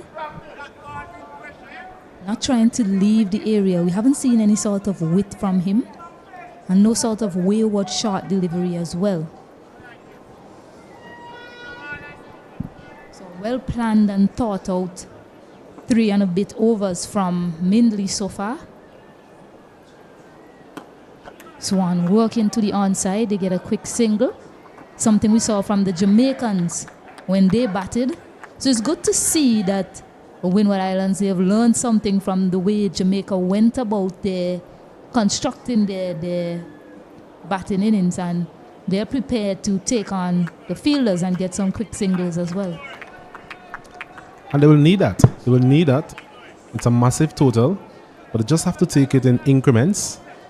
Take 420 out of your mind for now. It's just a matter of batting as long as possible, getting set, working the ball into gaps, get some momentum into your innings. Walk to the onside. Wonder if they'll try to get 2. They should. So another 2 to the total for Windward Islands. 20 without loss after 6 overs. It's a steady start from the Windward Island openers. Both Pascal and Solozano looking quite competent at the moment. Not a lot happening for the bowlers. Mention these are still very good batting conditions here at the Arnisville Sporting Complex. Jamaica know for sure that they will have to really put in a very good effort to get these 10 wickets off the Windward Island Volcanoes. When you have a daunting score of over 400 to chase, the best thing to do is not look at the scoreboard at any point in time. At least when it gets closer to the session, closer to the end of the day's play, or the end of the match really, and you really start to think about, okay, I need this amount of runs from this amount of balls, for example, if you last that long. But every time you look up at the scoreboard and you see you require 400 runs, it starts to play a bit of a mental game on you. So you just, as batters, you come out, you bat. As a matter of fact, you shouldn't even be looking at the dressing room. The 2 of you there, that's where the focus should really lie. Short delivery gets out the way of that one. So you're in the middle, you're in for your team. You shouldn't even be thinking that you have other batters to come. It should just be the 2 of you there. Bat as long as possible.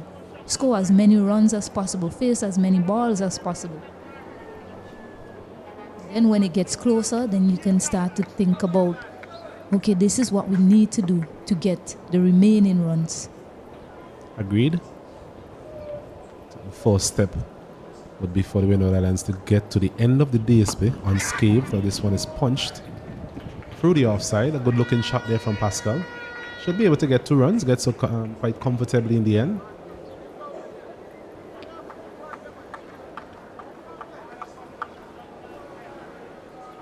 So their first goal, as I mentioned, would be just to get to the end of the day's play with these 10 wickets intact, then have a situation where they can assess things and set themselves small targets tomorrow and see how it goes. Just a matter of putting up an improved batting performance, an improvement on that 195 in the first innings.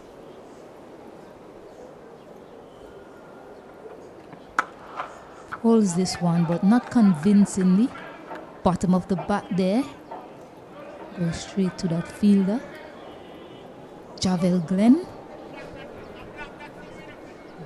Mid on. Pascal once again getting a start of some sort. There's 2 man back for that pull shot. A man on a deep square leg boundary and a man at deep fine leg. So he has to be careful. That's the captain making some adjustments to the field on the leg side again. That man coming out of the gully region. I think he'll be going into the short mid wicket region. Just for that mistimed pull shot.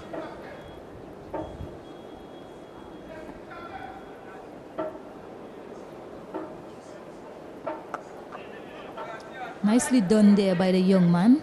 Good thinking from him.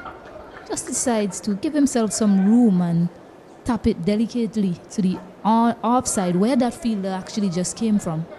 A smart batting from him. Just a single, but it's good to see the thinking, the thought process of these batters when they're out there. Still looking like a reasonably easy pace wicket though. That delivery, a short delivery there from Odin Smith.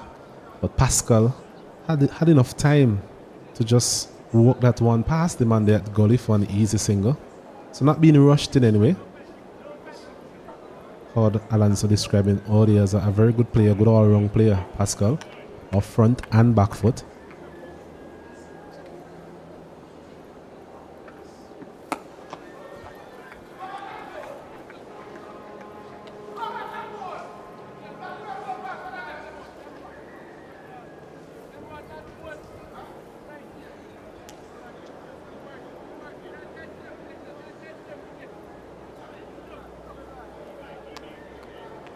Mackenzie was having a word there with the young man Pascal.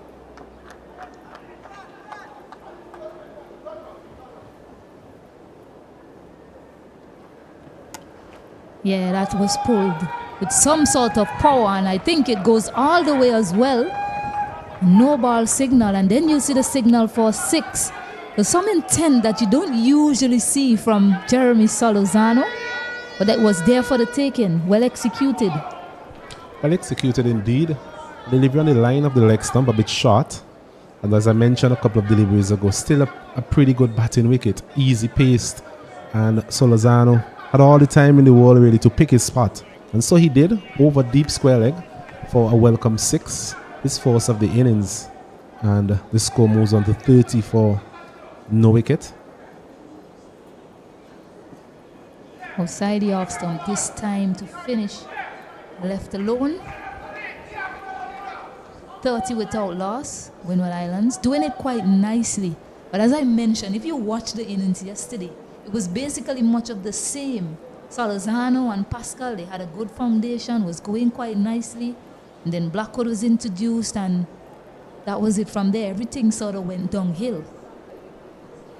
So more of the same is required from these two and any of the batters that comes out. But as I mentioned, when you're chasing such a daunting total, there's no need to be looking to go at it this late in the day. Just bat, give yourself a chance on the last day. So a change of bowling. Mindley is out of the attack, and Jevor Royal is being introduced. It's something we spoke about in terms of the makeup of his Jamaican bowling attack. So with two frontline seamers in the form of Mindley and Smith, I don't want to discard Blackwood at any point in time, given his exploits in the first innings, but given the nature of the pace attack that they have, they'll have to use them in short bursts. So what we're seeing there after 4 overs, Mindley being withdrawn from the attack. And we have the introduction of spin, who is, I think we'll see a lot more spin in this second innings from the Jamaicans. I think I also read somewhere that the wicket keeper as well can do some seam bowling, left arm seamer, medium pace. So they do have options, and I think Captain John Campbell will have to utilize all these options, as this one is dropped. Is it? It Yes, does look there was like a drop catch. There was an edge on that one, and Captain John Campbell diving to his left, couldn't hold on to it. When it started dying on the way to him. Didn't look as if there was any sort of disturbance from the part of the keeper. It looked as if it was going straight to him, and then it just started dying. But it was a chance. This time, Pascal deciding to leave alone. So a chance goes a begging here. Windward Islands have a life. Pascal has a life. What can he do with that? Well, we were questioning his fitness all morning, John Campbell. Certainly did cover himself in any sort of glory on that occasion. Diving to his left. The strong side, you would say. I'm sure you'll be thinking about that from now on. But a very good delivery. A bit of tone on offer there for Royal. Not the biggest spinner of the ball. But as we mentioned, the wicket seemed to offer just enough.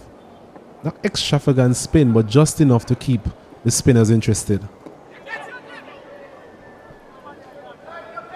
A testing over there from Jevor Royal. The score is 30 without loss.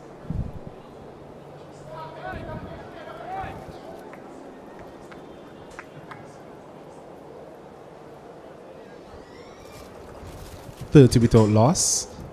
Should have read 30 for 1 in terms of that drop catch in the previous over from John Campbell. You'll have to put that behind him. So to Jevor Royal. It's important that they take their opportunities though. It's not the type of wicket where you blast batsmen out, good batsmen out. So they definitely have to take whatever chances are presented to you. As we're going to see the man with the golden arm, they would say, Blackwood is having one great test match, 100 in the first innings, another half century in the second innings, 3 wickets in the first innings. He'll be hoping that he can replicate his bowling success in this innings as well.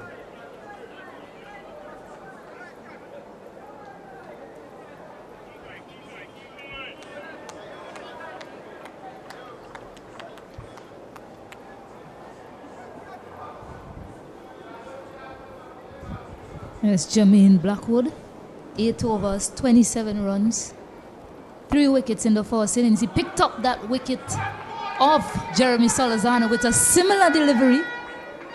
Some memory there on Blackwood, but this time Salazano just guiding it to that third man area to pick up another boundary. It was a short and wide delivery that Salazano slapped to that fielder at point that brought about his dismissal. Much of the same, that delivery there from Blackwood to start. Not sure if it was intentional, but 4 runs nonetheless to Jeremy Salazano.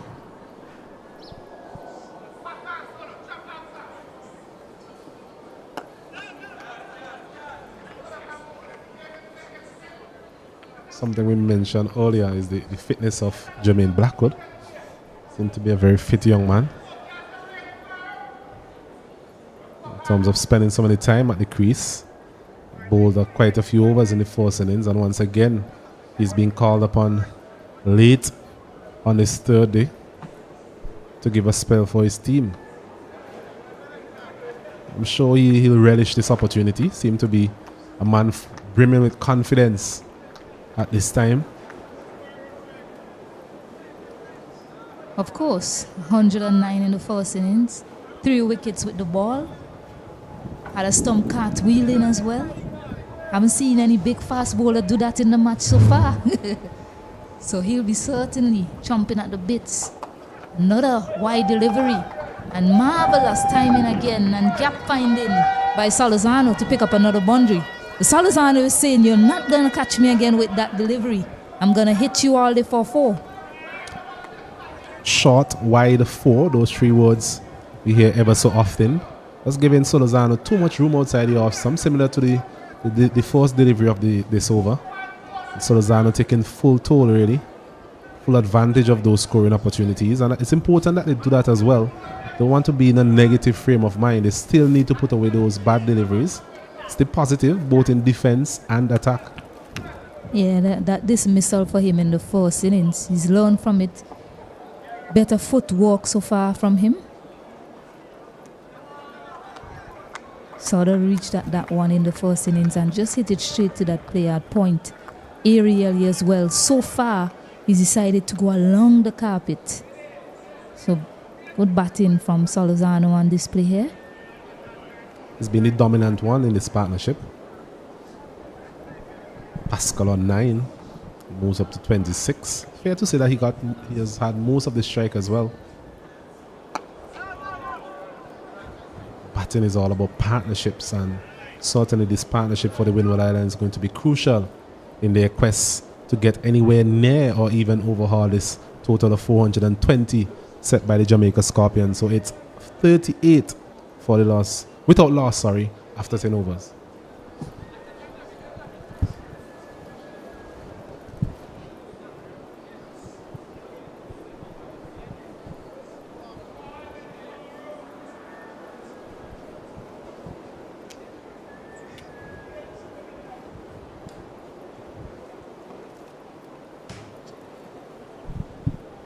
So Jevor Royal getting that edge and that drop catch in the last over, in his previous over, to Pascal. And he's there bowling to him again. I'm sure he'll be happy to get to see Pascal on strike once more, the right-hander.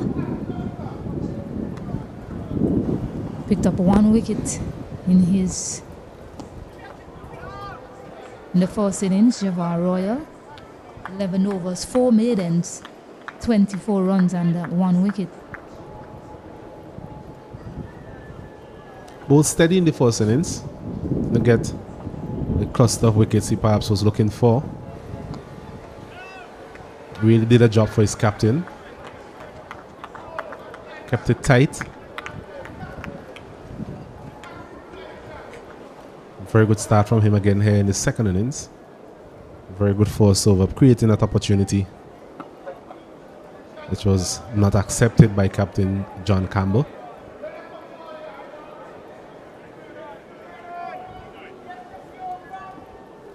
Three dots so far. Whips it to the onside. And with such timing, that'll always be four. Save your legs, Pascal. A bit too full on that occasion from Royal, and Pascal was all over it. He's a very good time off the cricket ball, Stefan Pascal. All his natural ability being manifested in that shot. A bit against the spin, you would say. But what he did, he got to the pitch, he got close to it. Was able to close the bat face on it. And got it through that mid-wicket region and into the boundary for 4. So another good shot from him. Moves on to 13, it's 42 without loss.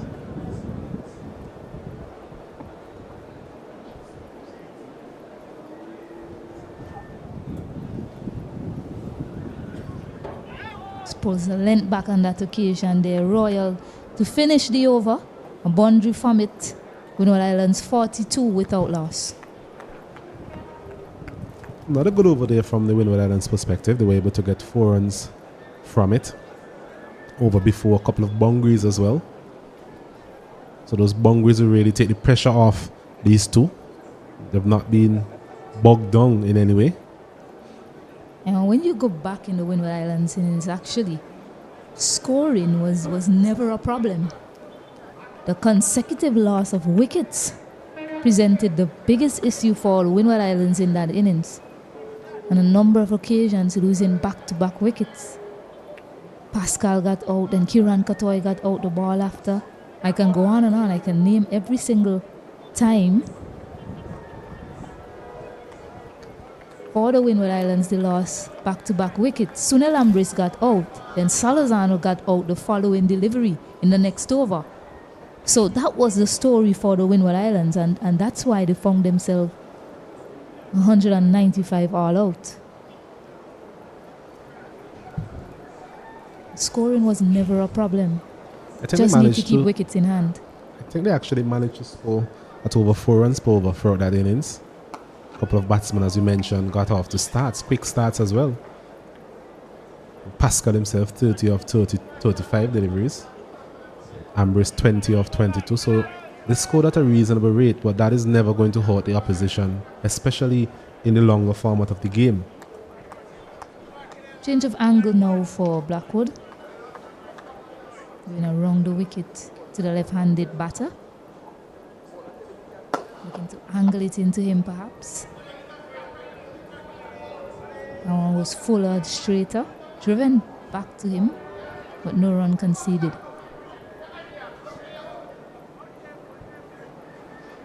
I think Windward Islands will be quite intent on not giving any wicket to Blackwood in the second innings.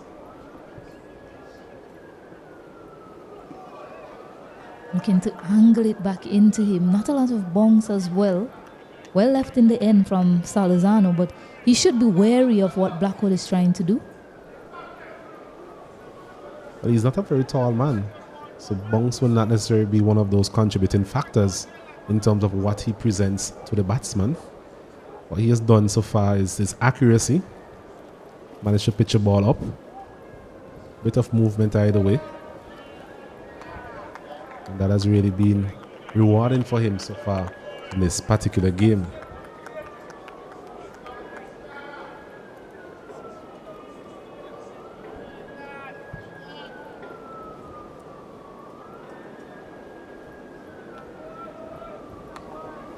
To this last session.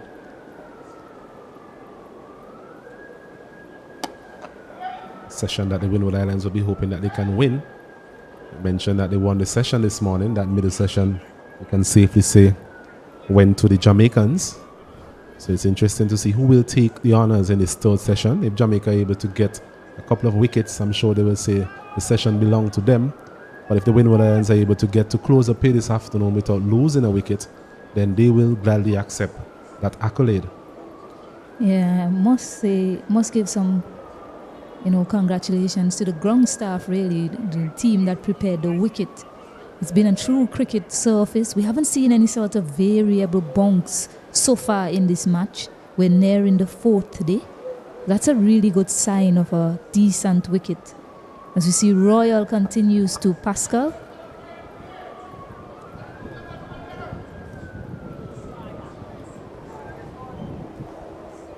I think Royal will really relish this challenge against Pascal. On a couple of occasions now, he has managed to get the ball to turn past his outside edge. Pascal, on the other hand, he has managed to get a boundary through the onside in the previous over. Yeah, he's bowled 14 deliveries to so far, all of which has been bowled to Stefan Pascal. Driven down the ground firmly, but a wonderful piece of safe stop there by Marquino Mindley. Safe to say no signs of injury concern from him after that diving stop.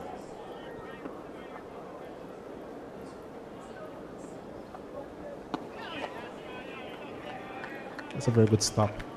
Previous delivery, diving to his left. He was travelling, well timed once again from Pascal. This time a bit straighter. Last over, that one went a bit squarer for the mid-wicket region.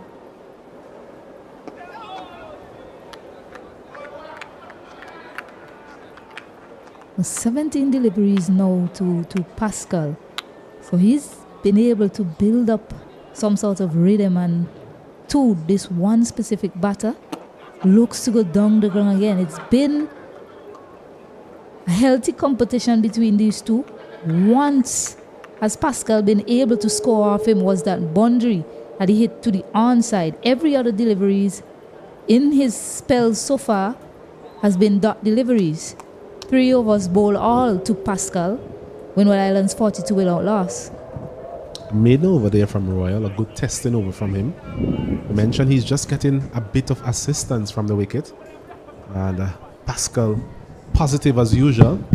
He'll have to be careful. A couple of deliveries turning away from Pascal.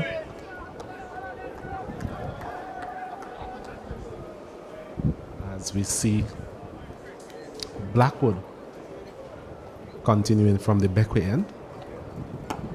So it's back of a length, and Solozano, his customary style, just covers up. Good start for him, 26 from 49. Good start from Windwards as well, 42 without loss into over number 14. As we welcome back Kesrick Williams. Kesrick, good afternoon. Good afternoon to you, and that's a welcome for me. Welcome, boundary. Like buys though, but the Windies will surely take it as it comes. As you mentioned, a really good start from them this innings. They would really like to continue that.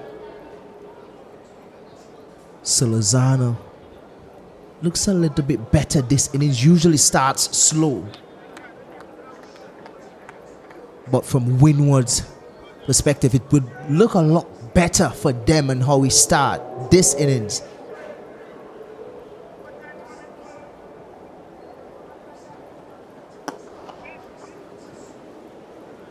This time a little bit fuller from Blackwood. And we did make mention yesterday and even today that the fact that they're probably a bowler short, fast bowler that is. We're wondering how much runs would be fitted enough for them to defend.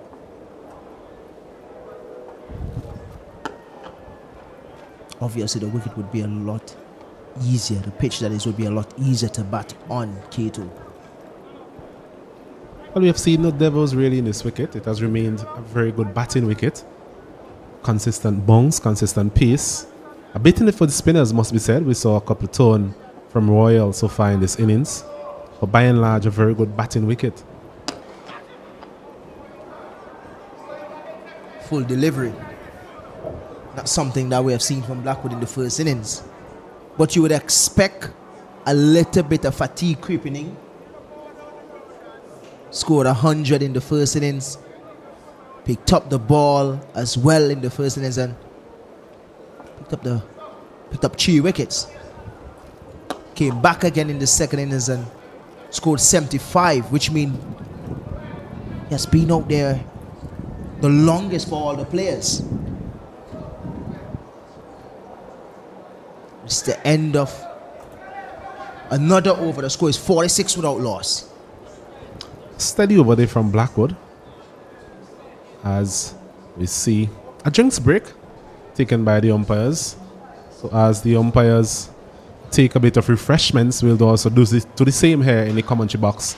We'll be back with you in a couple of minutes' time.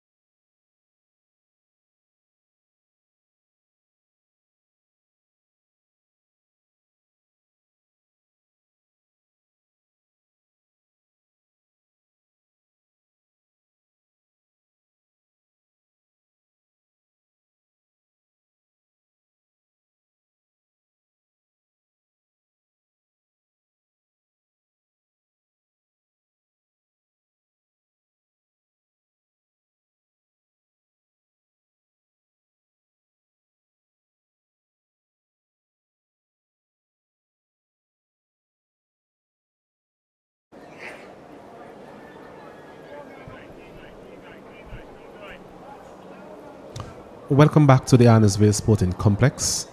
Into the final session here. In this first round encounter between the Windward Islands Volcanoes and the Jamaica Scorpions. Windward Islands facing a mammoth total of 420 to win here.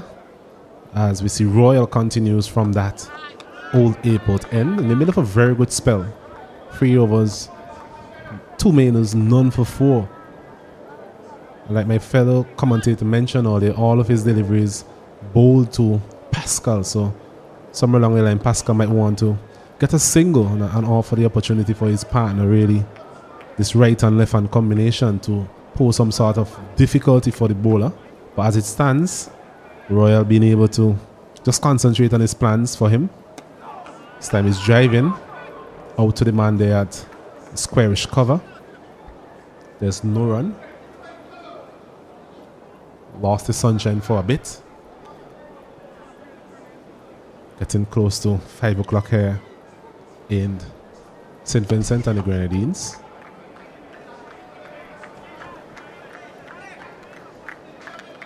So if you look at the field, there's a man at slip, a man at short leg, mid wicket, mid on, man at deep square leg, mid off cover, extra cover and point. So short of a length. Bit of frustration there from Pascal. We're thinking that he would have missed out on an opportunity to punch that one through the covers. Royal once again getting through his overs very quickly. And he's hitting it straight to the man there at mid-on. A chance for a run out, a direct hit. I think would have been interesting in that occasion. So Lozano, they're a bit late responding to the call from Pascal, but in the end, all's well that ends well for the Windward Islands. Not really needed at this time, especially. Coming up close to the end of the day's play. What would be nice for Windward Islands is if they can finish the day without losing any wicket. And then take up tomorrow. We assess, see how they can approach tomorrow. That will be what they want to do, Kato. Indeed so. The ideal situation would be going to close of play without losing any wickets. So some form of assessment can be done overnight. I'm sure Blackwood would have other ideas. Got Pascal in the first innings, bold. So I'm sure that will be playing on his mind. It is a lot of runs. Still 373 required.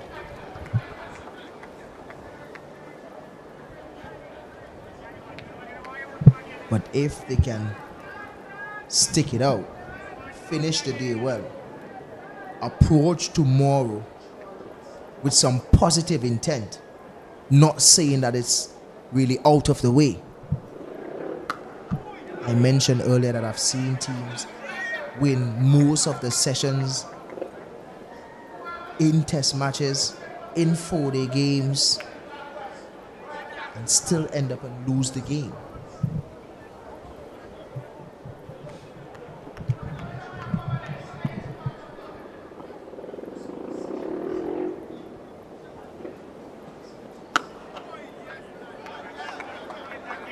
Steady over so far. It's what we've come to expect from Blackwood. It's that good line and length. Not too full, not drivable, but full enough to really make the batsman play. Bit of movement in and out.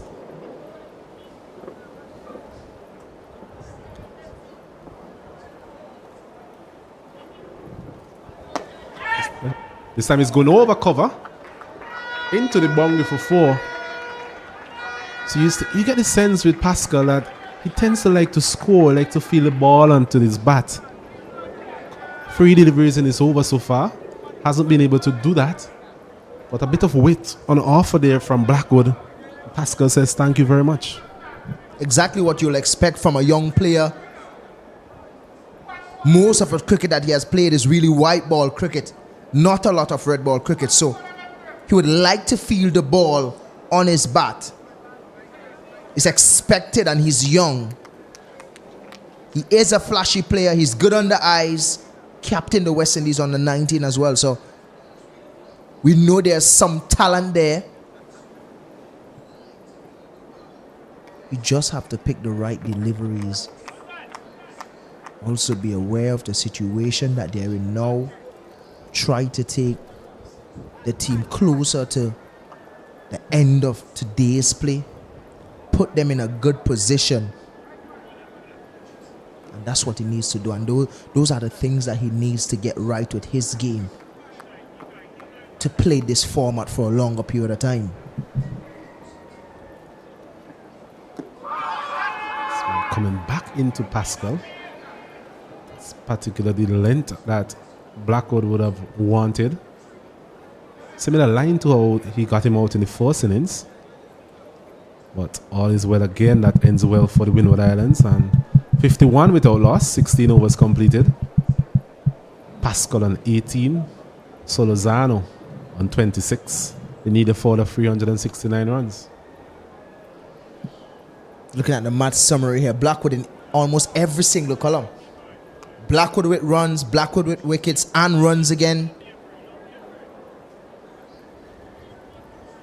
Would you be surprised if his name is in the last column, Kato, with wickets? Well, he's having that sort of game, and you and I know whenever the luck favors you in a cricket game, it favors you. I'm not saying he's lucky in any way. I'm just saying based on what we have seen so far, the cricketing gods seem to be looking over him. need that God looking over me now, Kato. Thought you were retired, Keswick. No way, Kato. No way. No way. Speaking of retirement, well, it's not a retire, but he's gone. Jeremy Salazano, not the best of deliveries, really deserved that shot, but should have played it on the ground. And guess who it is that take the catch? Jermaine Blackwood, yes. When luck goes with you, the ball follows you as well. Windward Islands losing their first wicket here. Jeremy Salazano is gone for 26. The score 51 for 1. I just mentioned it, Keswick. I just mentioned it a while ago. In terms of Blackwood, he seemed to just be having one of those test matches. You can't keep him out of the game at the moment. And the captain just brought him to that particular position. And as you mentioned, not the best of deliveries. A delivery on the line of the leg stump, turning away. Not in control in any way there, Solazano. Not close enough to it. Getting it somewhere off the edge.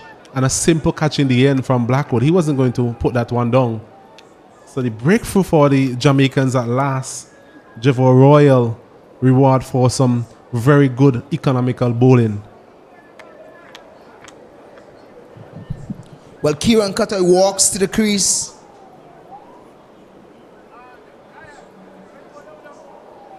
Kieran Couture didn't make any runs in the first innings, but such a good player.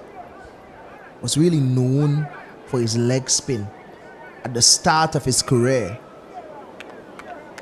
And we have seen a lot of players who started their career as bowlers who end up as batters. So he's not a flop with the bat. He's actually a really good player. Plays the ball well, plays it late, sweeps the ball, likes to give himself room and go over cover.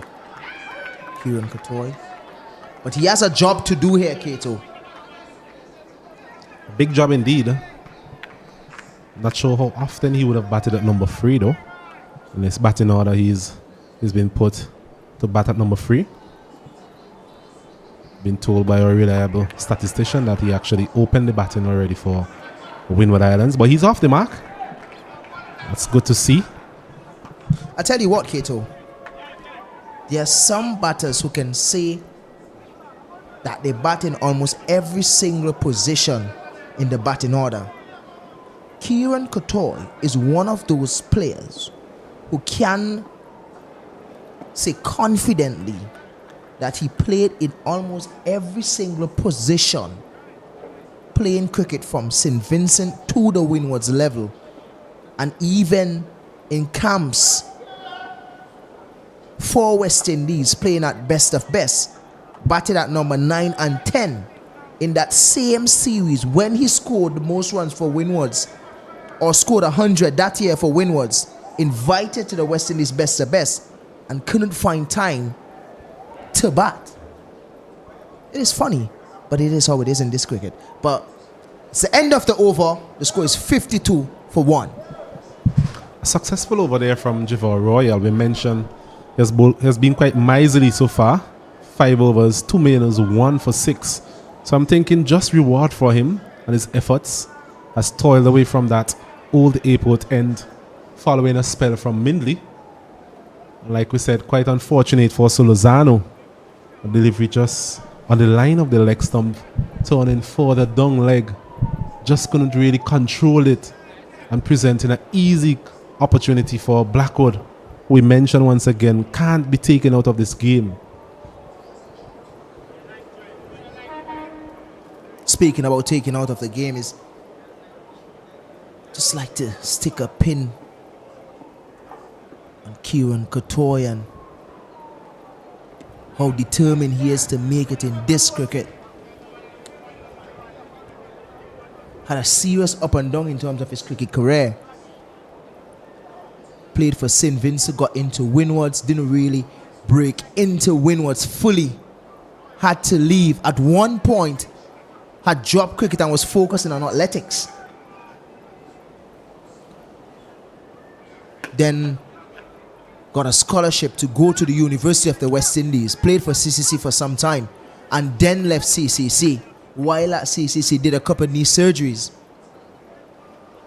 At one point, you think that he was finished, but came back again, worked on his game, never lost his fitness, got into the Windward squad, was on contract for some time, lost his contract, never gave up. Now he's back into the Windward squad. Scored hundreds as well for Windward Island Volcanoes. Got selected in the West Indies camp to play a best of best and couldn't get a chance to actually bat. So it shows how determined he is as a player. Someone would have already given up going through so much. But it says a lot about Kieran Katoy and his determination and how much of a fighter he is.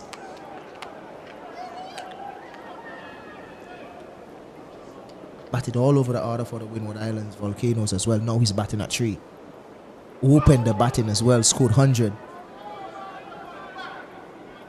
So it's good to see him back in the setup. Didn't play in the Super 50 last year in Trinidad. But the good thing about it, he's here. He was selected last year in the regional for the championship, the first game in Jamaica, and had to leave after that. But the most important thing is that he's here now. He just need to perform to keep his place. And that's what's important. It's an important position, number 3. You normally hear people saying it sets the tone for the team really. Number 3 player is the one that dictates the pace of the game as it relates to the batting tempo. But this one is a leading edge, and thankfully for him and the Windward Islands, just falling short of the man there, Tamari Redwood, at a mid-off position. A full toss, looking to turn that one on the leg side. And it's that man Blackwood once again causing some problems for the Windward Islands. Could have been a goner, Kieran Katoy. Not sure what happened to Redwood there. Blackwood is disappointed. That could have been a good catch from Redwood, Bowl Blackwood. And I could remember yesterday we were talking about all this wood that's in Jamaica. There's Blackwood, there's Redwood. And in the comment section, someone said, yes, we do have a lot of wood here in Jamaica. So there's Blackwood, Redwood, Greenwood, and Sherwood. As we see Royal looking to continue his good work. Once again, bowling to Pascal. The majority of the deliveries, these 48 deliveries that we are seeing from Pascal, has been bowled to him by Royal. Royal into his 6th over, 1 for 6. So hasn't given a lot away.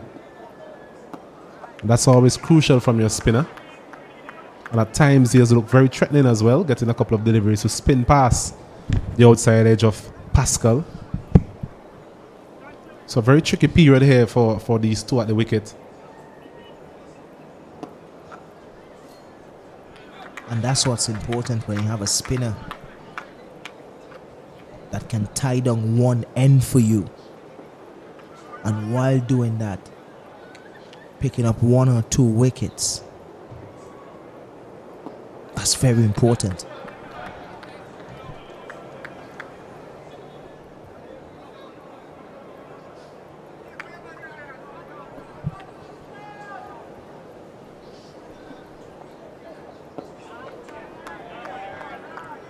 Royal once again quite accurate. Pascal, we're hoping to just stay concentrated. No need for anything extravagant at this point of the game, so late in the day's play. Another maiden over there from Royal, and the Windward Island Volcanoes remain on 52 for 1. Pascal is there, 18 from 53. Kieran Katoy 1 from 9. As we see the shadows once again making their way onto the ground. Always an indication that we're in the final session of the day's play. Not really sure if the cameraman picked up that, but Blackwood was showing exactly what he wants Redwood to do in the field. Could have been a catch, just needed one step forward. Blackwood again, this one keeping a bit low. Probably the first time we're seeing that for this game.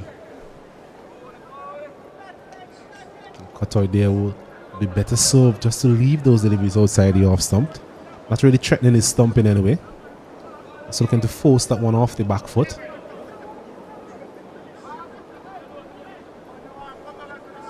Free slips. Free slips waiting for any sort of outside edge.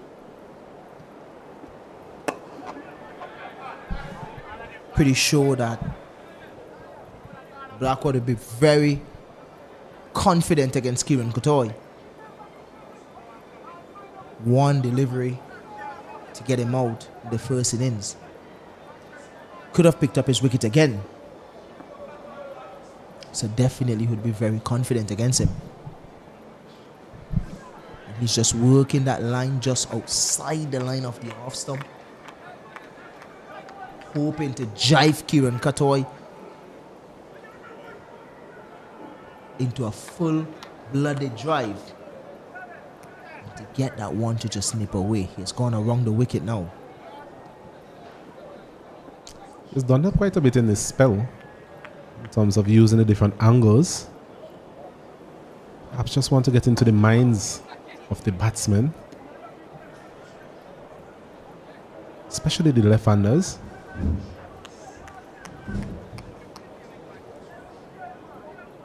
Into a 6th over Blackwood. As we mentioned, a bit of fatigue at some point will set in.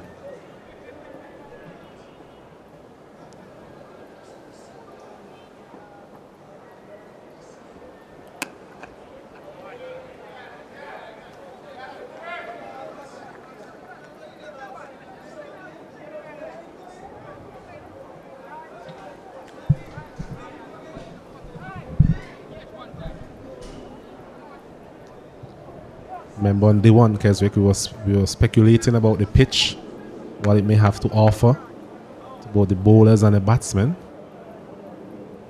I think it's safe to say that it's a very good cricket wicket. Based on what we have seen so far, we have seen runs, we've seen wickets. As another over comes to an end, 20 overs completed. Windward Island Volcanoes remain on 52 for 2 consecutive mains.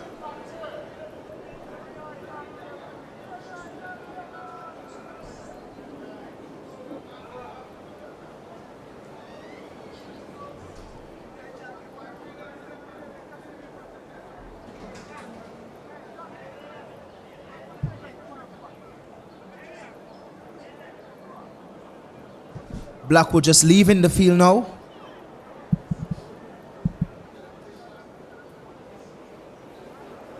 You did mention fatigue may soon kick in.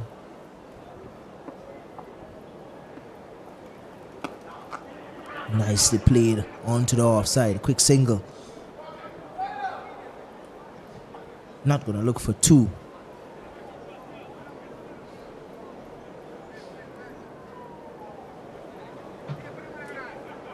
It's such a good thing when you have a player with such experience in your dressing room. A guy like Jeremy Blackwood, who led the way with the bat and the ball, I would say. I just want him to continue that sort of form throughout the tournament. And also while doing that, try to help the younger players that's coming up to learn the game as fast as possible.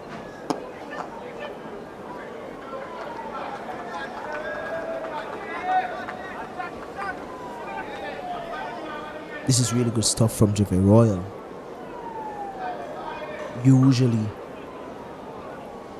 usually the guy that will keep things tight, even at the T20 level, or the T20 format, I should say. He's that type of bowler.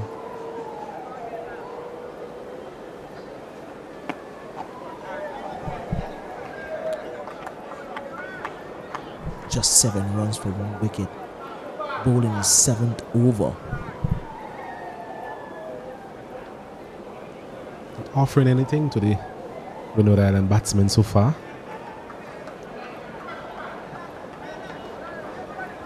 Good lines, good lengths, changes of pace.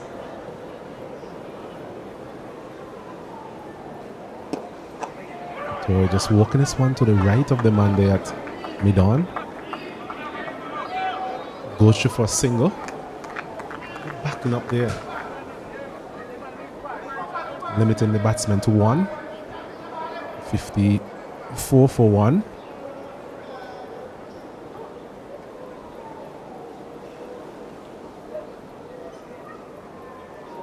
Just around 7 overs or so remaining in the day's play. Still quite a bit of time for the Windward Islands to negotiate whatever threat the Jamaicans present. As another Royal over is completed, at the end of it, 54 for 1 Windward Islands. They need a further 366 runs for victory.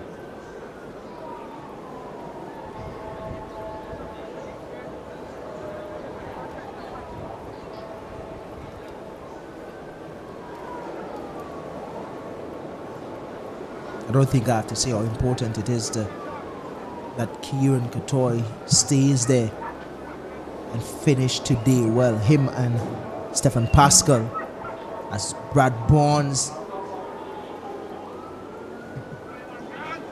takes up bowling at the other end. Skipper John Campbell just adjusting the field a little. It was always on card that Barnes comes in early as soon as the left-handers come to the crease.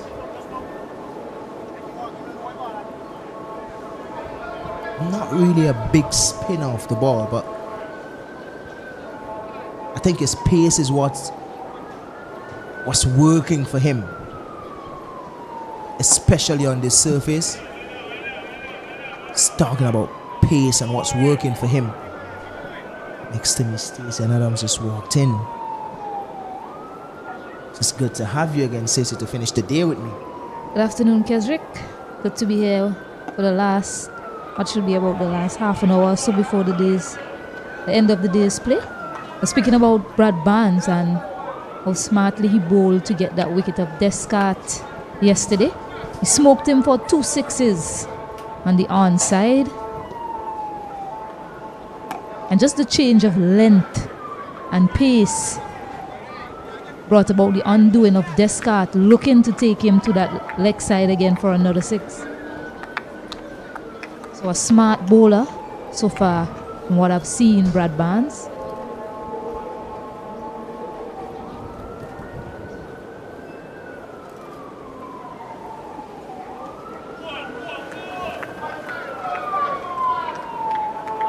Just about 7 overs or so to finish the 3rd day. Just looks as if both batters are really trying to survive as that over is completed. Windward Islands 54 for 1.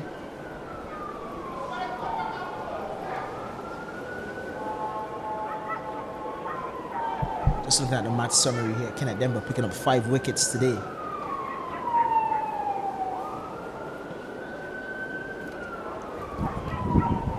Really well bowled to him. Saw that celebration, it means a lot to him.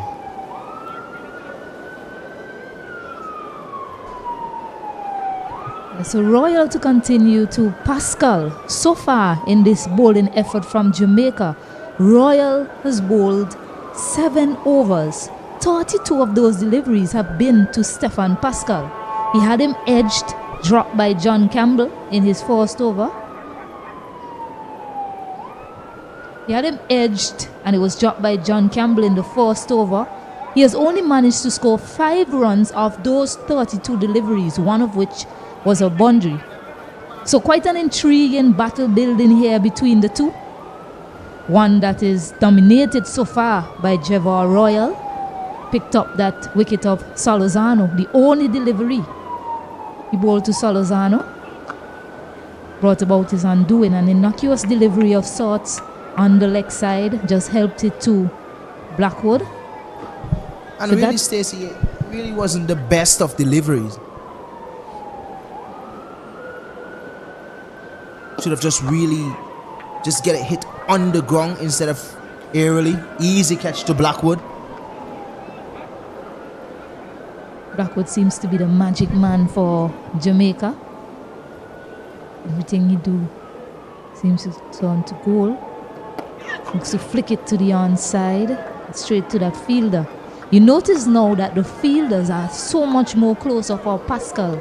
They want to keep him on strike to Jevar Royal. Realize that he's found his line and lends to him perfectly. Had him edging this time, just narrowly missing the edge there.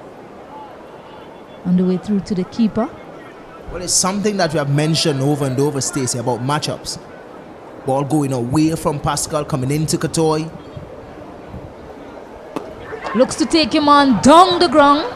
Does so quite confidently. I don't think the Jamaicans will mind that too much. It's 4 runs nonetheless to Pascal. But I think they want him to play an attacking stroke to Jevar Royal. Really well played, even though he's going away. That time, Jevar Royal came a little bit wider, angled it into Pascal. Got a bit too close. And with the feelers in, could have only freed his arms to go over the top. Easy boundary for Pascal.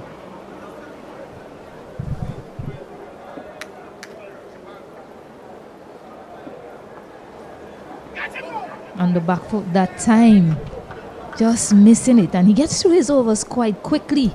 Jevar Royal reminds me of Ravindra Jadeja out of India. 8 overs bowled, 12 runs, 1 wicket, 3 maidens. And Windward Islands, they are 58 for 1.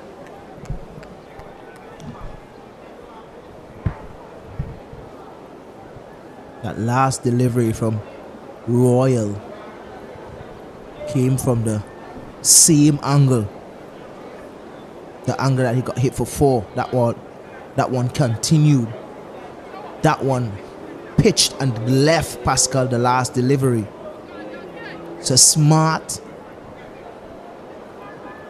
and really good skills.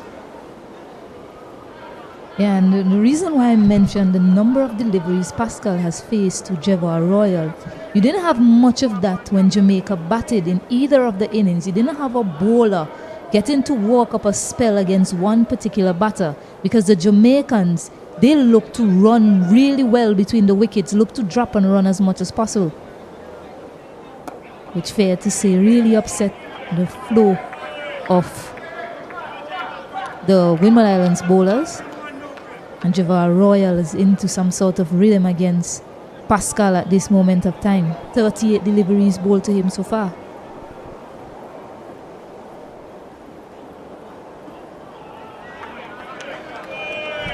Brad Barnes bowling really slow, not really putting any revs on it. So he's not really getting much purchase off this pitch. He's not really seeing the energy behind his bowling. Everything just going straight on. But the thing about his bowling that I must commend him with is he's using his angle as well. That one from wider and a jab catch from Barnes. Another chance again going down there. This time Barnes off his own bowling, not able to collect it cleanly. Young Pascal going up to the senior man, Katoy, and just having a word with him. He edged one which fell just in front of Tamari Redwood, who wasn't alert to the catch. Had he been alert to the catch coming to him, we probably would have seen the back of Katoy already. And that time to the hands of Barnes, unable to collect cleanly. Looks to take him on down the ground, not where he intended it to go. Got a bit of an edge. Good fielding there. Throws it back in and keeps it to 1. So now we have a change of ends. Finally, Pascal, some relief from Javar Royal, was bowled 48 delivery. 48 deliveries, 38 of which has been bowled just to Pascal. So now Katoy has a chance to face up to Javar Royal.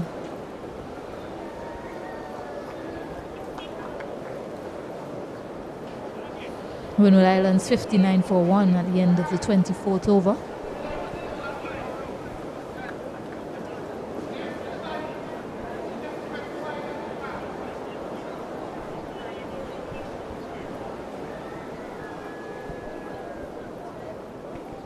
So Royal about to bowl now to Kiran Katoy.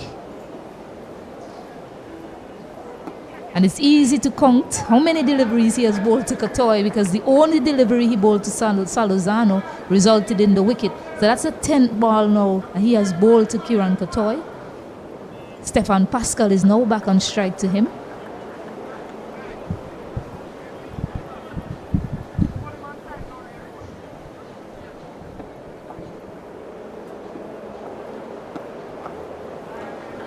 It's a good contest here between these two. It's always a ticklish situation when it's going closer to the end of the day, because batters tend to close up shop, and sometimes when you do that, you put yourself in a shell that you don't want to be in. Yeah, that last delivery from Royal, just slowing it up, trying to invite Pascal into playing a loose shot perhaps. So we're seeing some good thinking on display here from Royal in terms of his changes of pace and variation in lengths.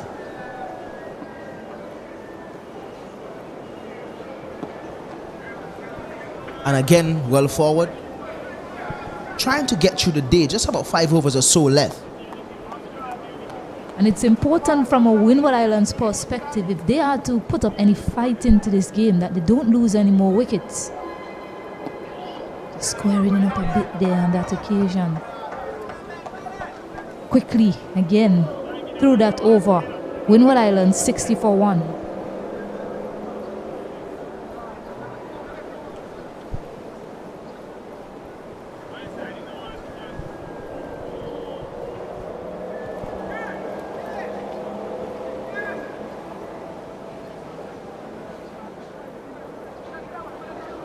Brad Barnes is with ball in hand again, as it's getting closer to the end of the day's play.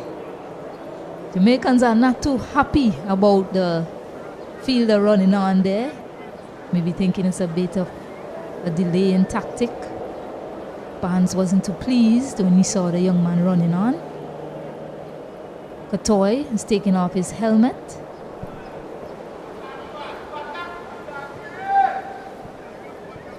Spinners operating in tandem now for Jamaica.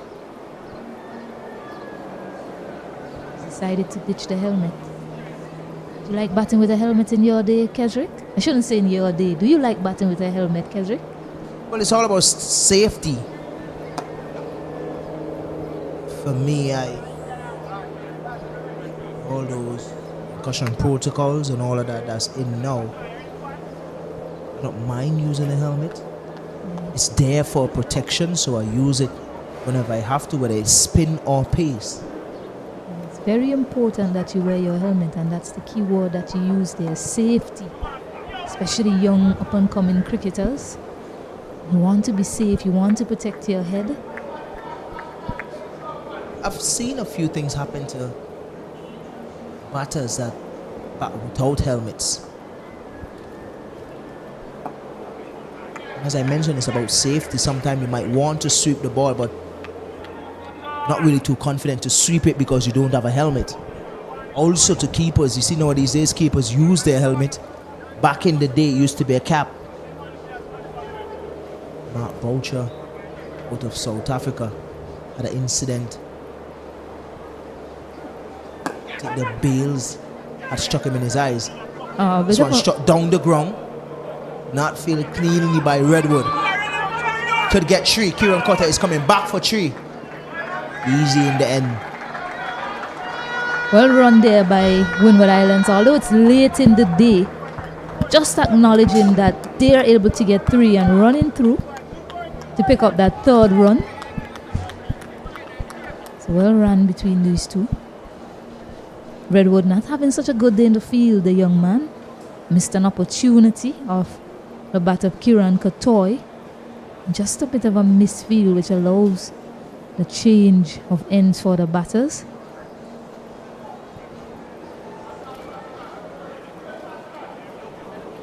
Brad Barnes was asking Redwood to give himself some room. Debut today. Skipper taking himself out of slip. He's having a discussion with the umpire. Yes, he is.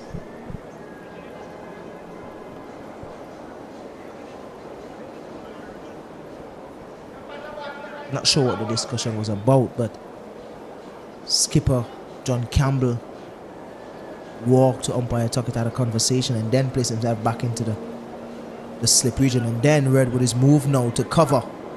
Carlos Brown placed himself at mid-off. Full delivery onto the pads, just flicked out to short with the wicket. Odin Smith didn't feel it cleanly. Just one though. Just like to see a bit more energy from Brad Barnes. Just look like he's going through the motion here, Stacey.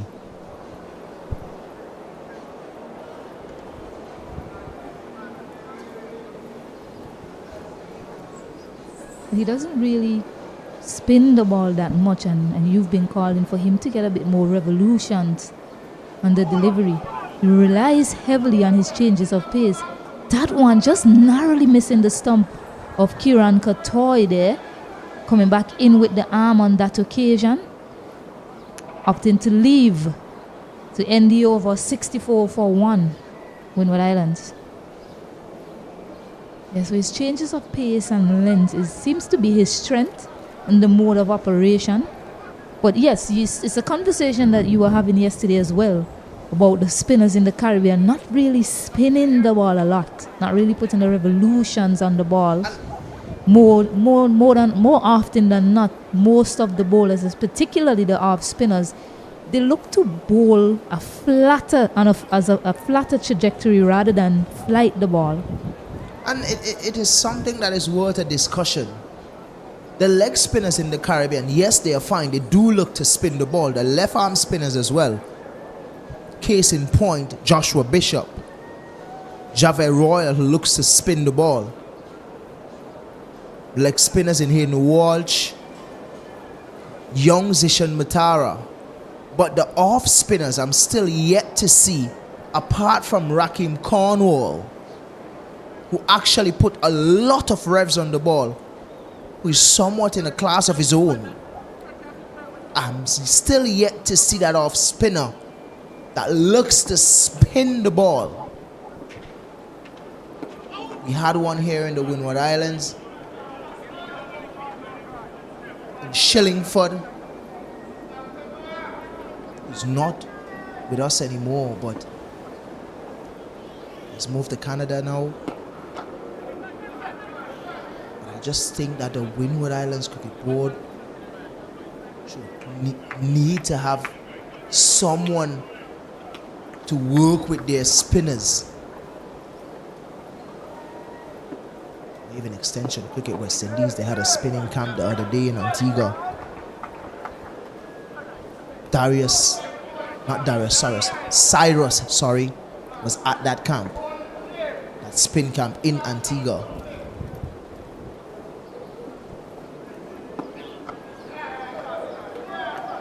So there's a lot of work to be done with our spin bowlers here in the Caribbean, especially the off spinners.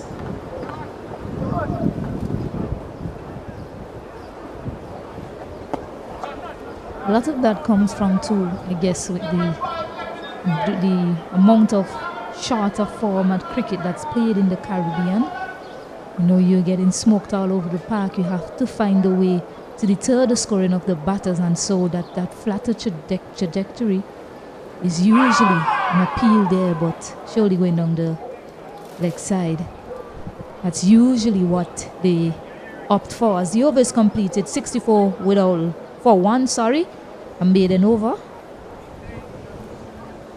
I fully respect that, Stacey, in terms of bowling flatter when it comes to T20 or T10. But then you have a man like Roston Chase, who bowls off spin and can be a first choice as an off spinner in your team. But he's an all-rounder, a batting all-rounder who bowls off spinner and really does a fine job. Somebody who you can count on, somebody who spin the ball at times. But the question still is,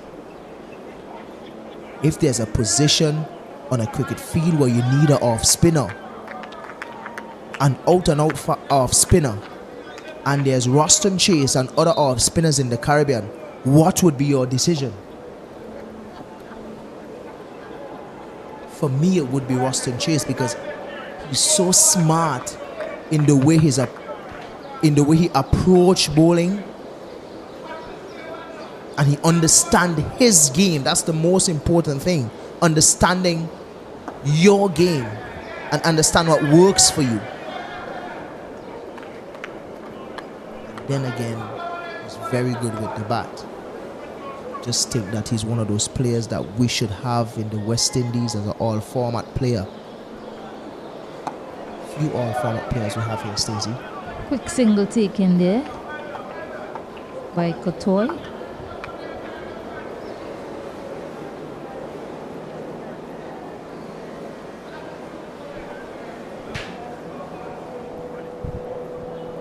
Thinking of all format, someone like a Shea Hooper.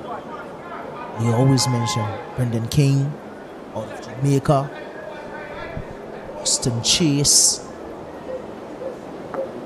Sherman Hetmeyer. Someone that we could think about as well. Really good batting spin.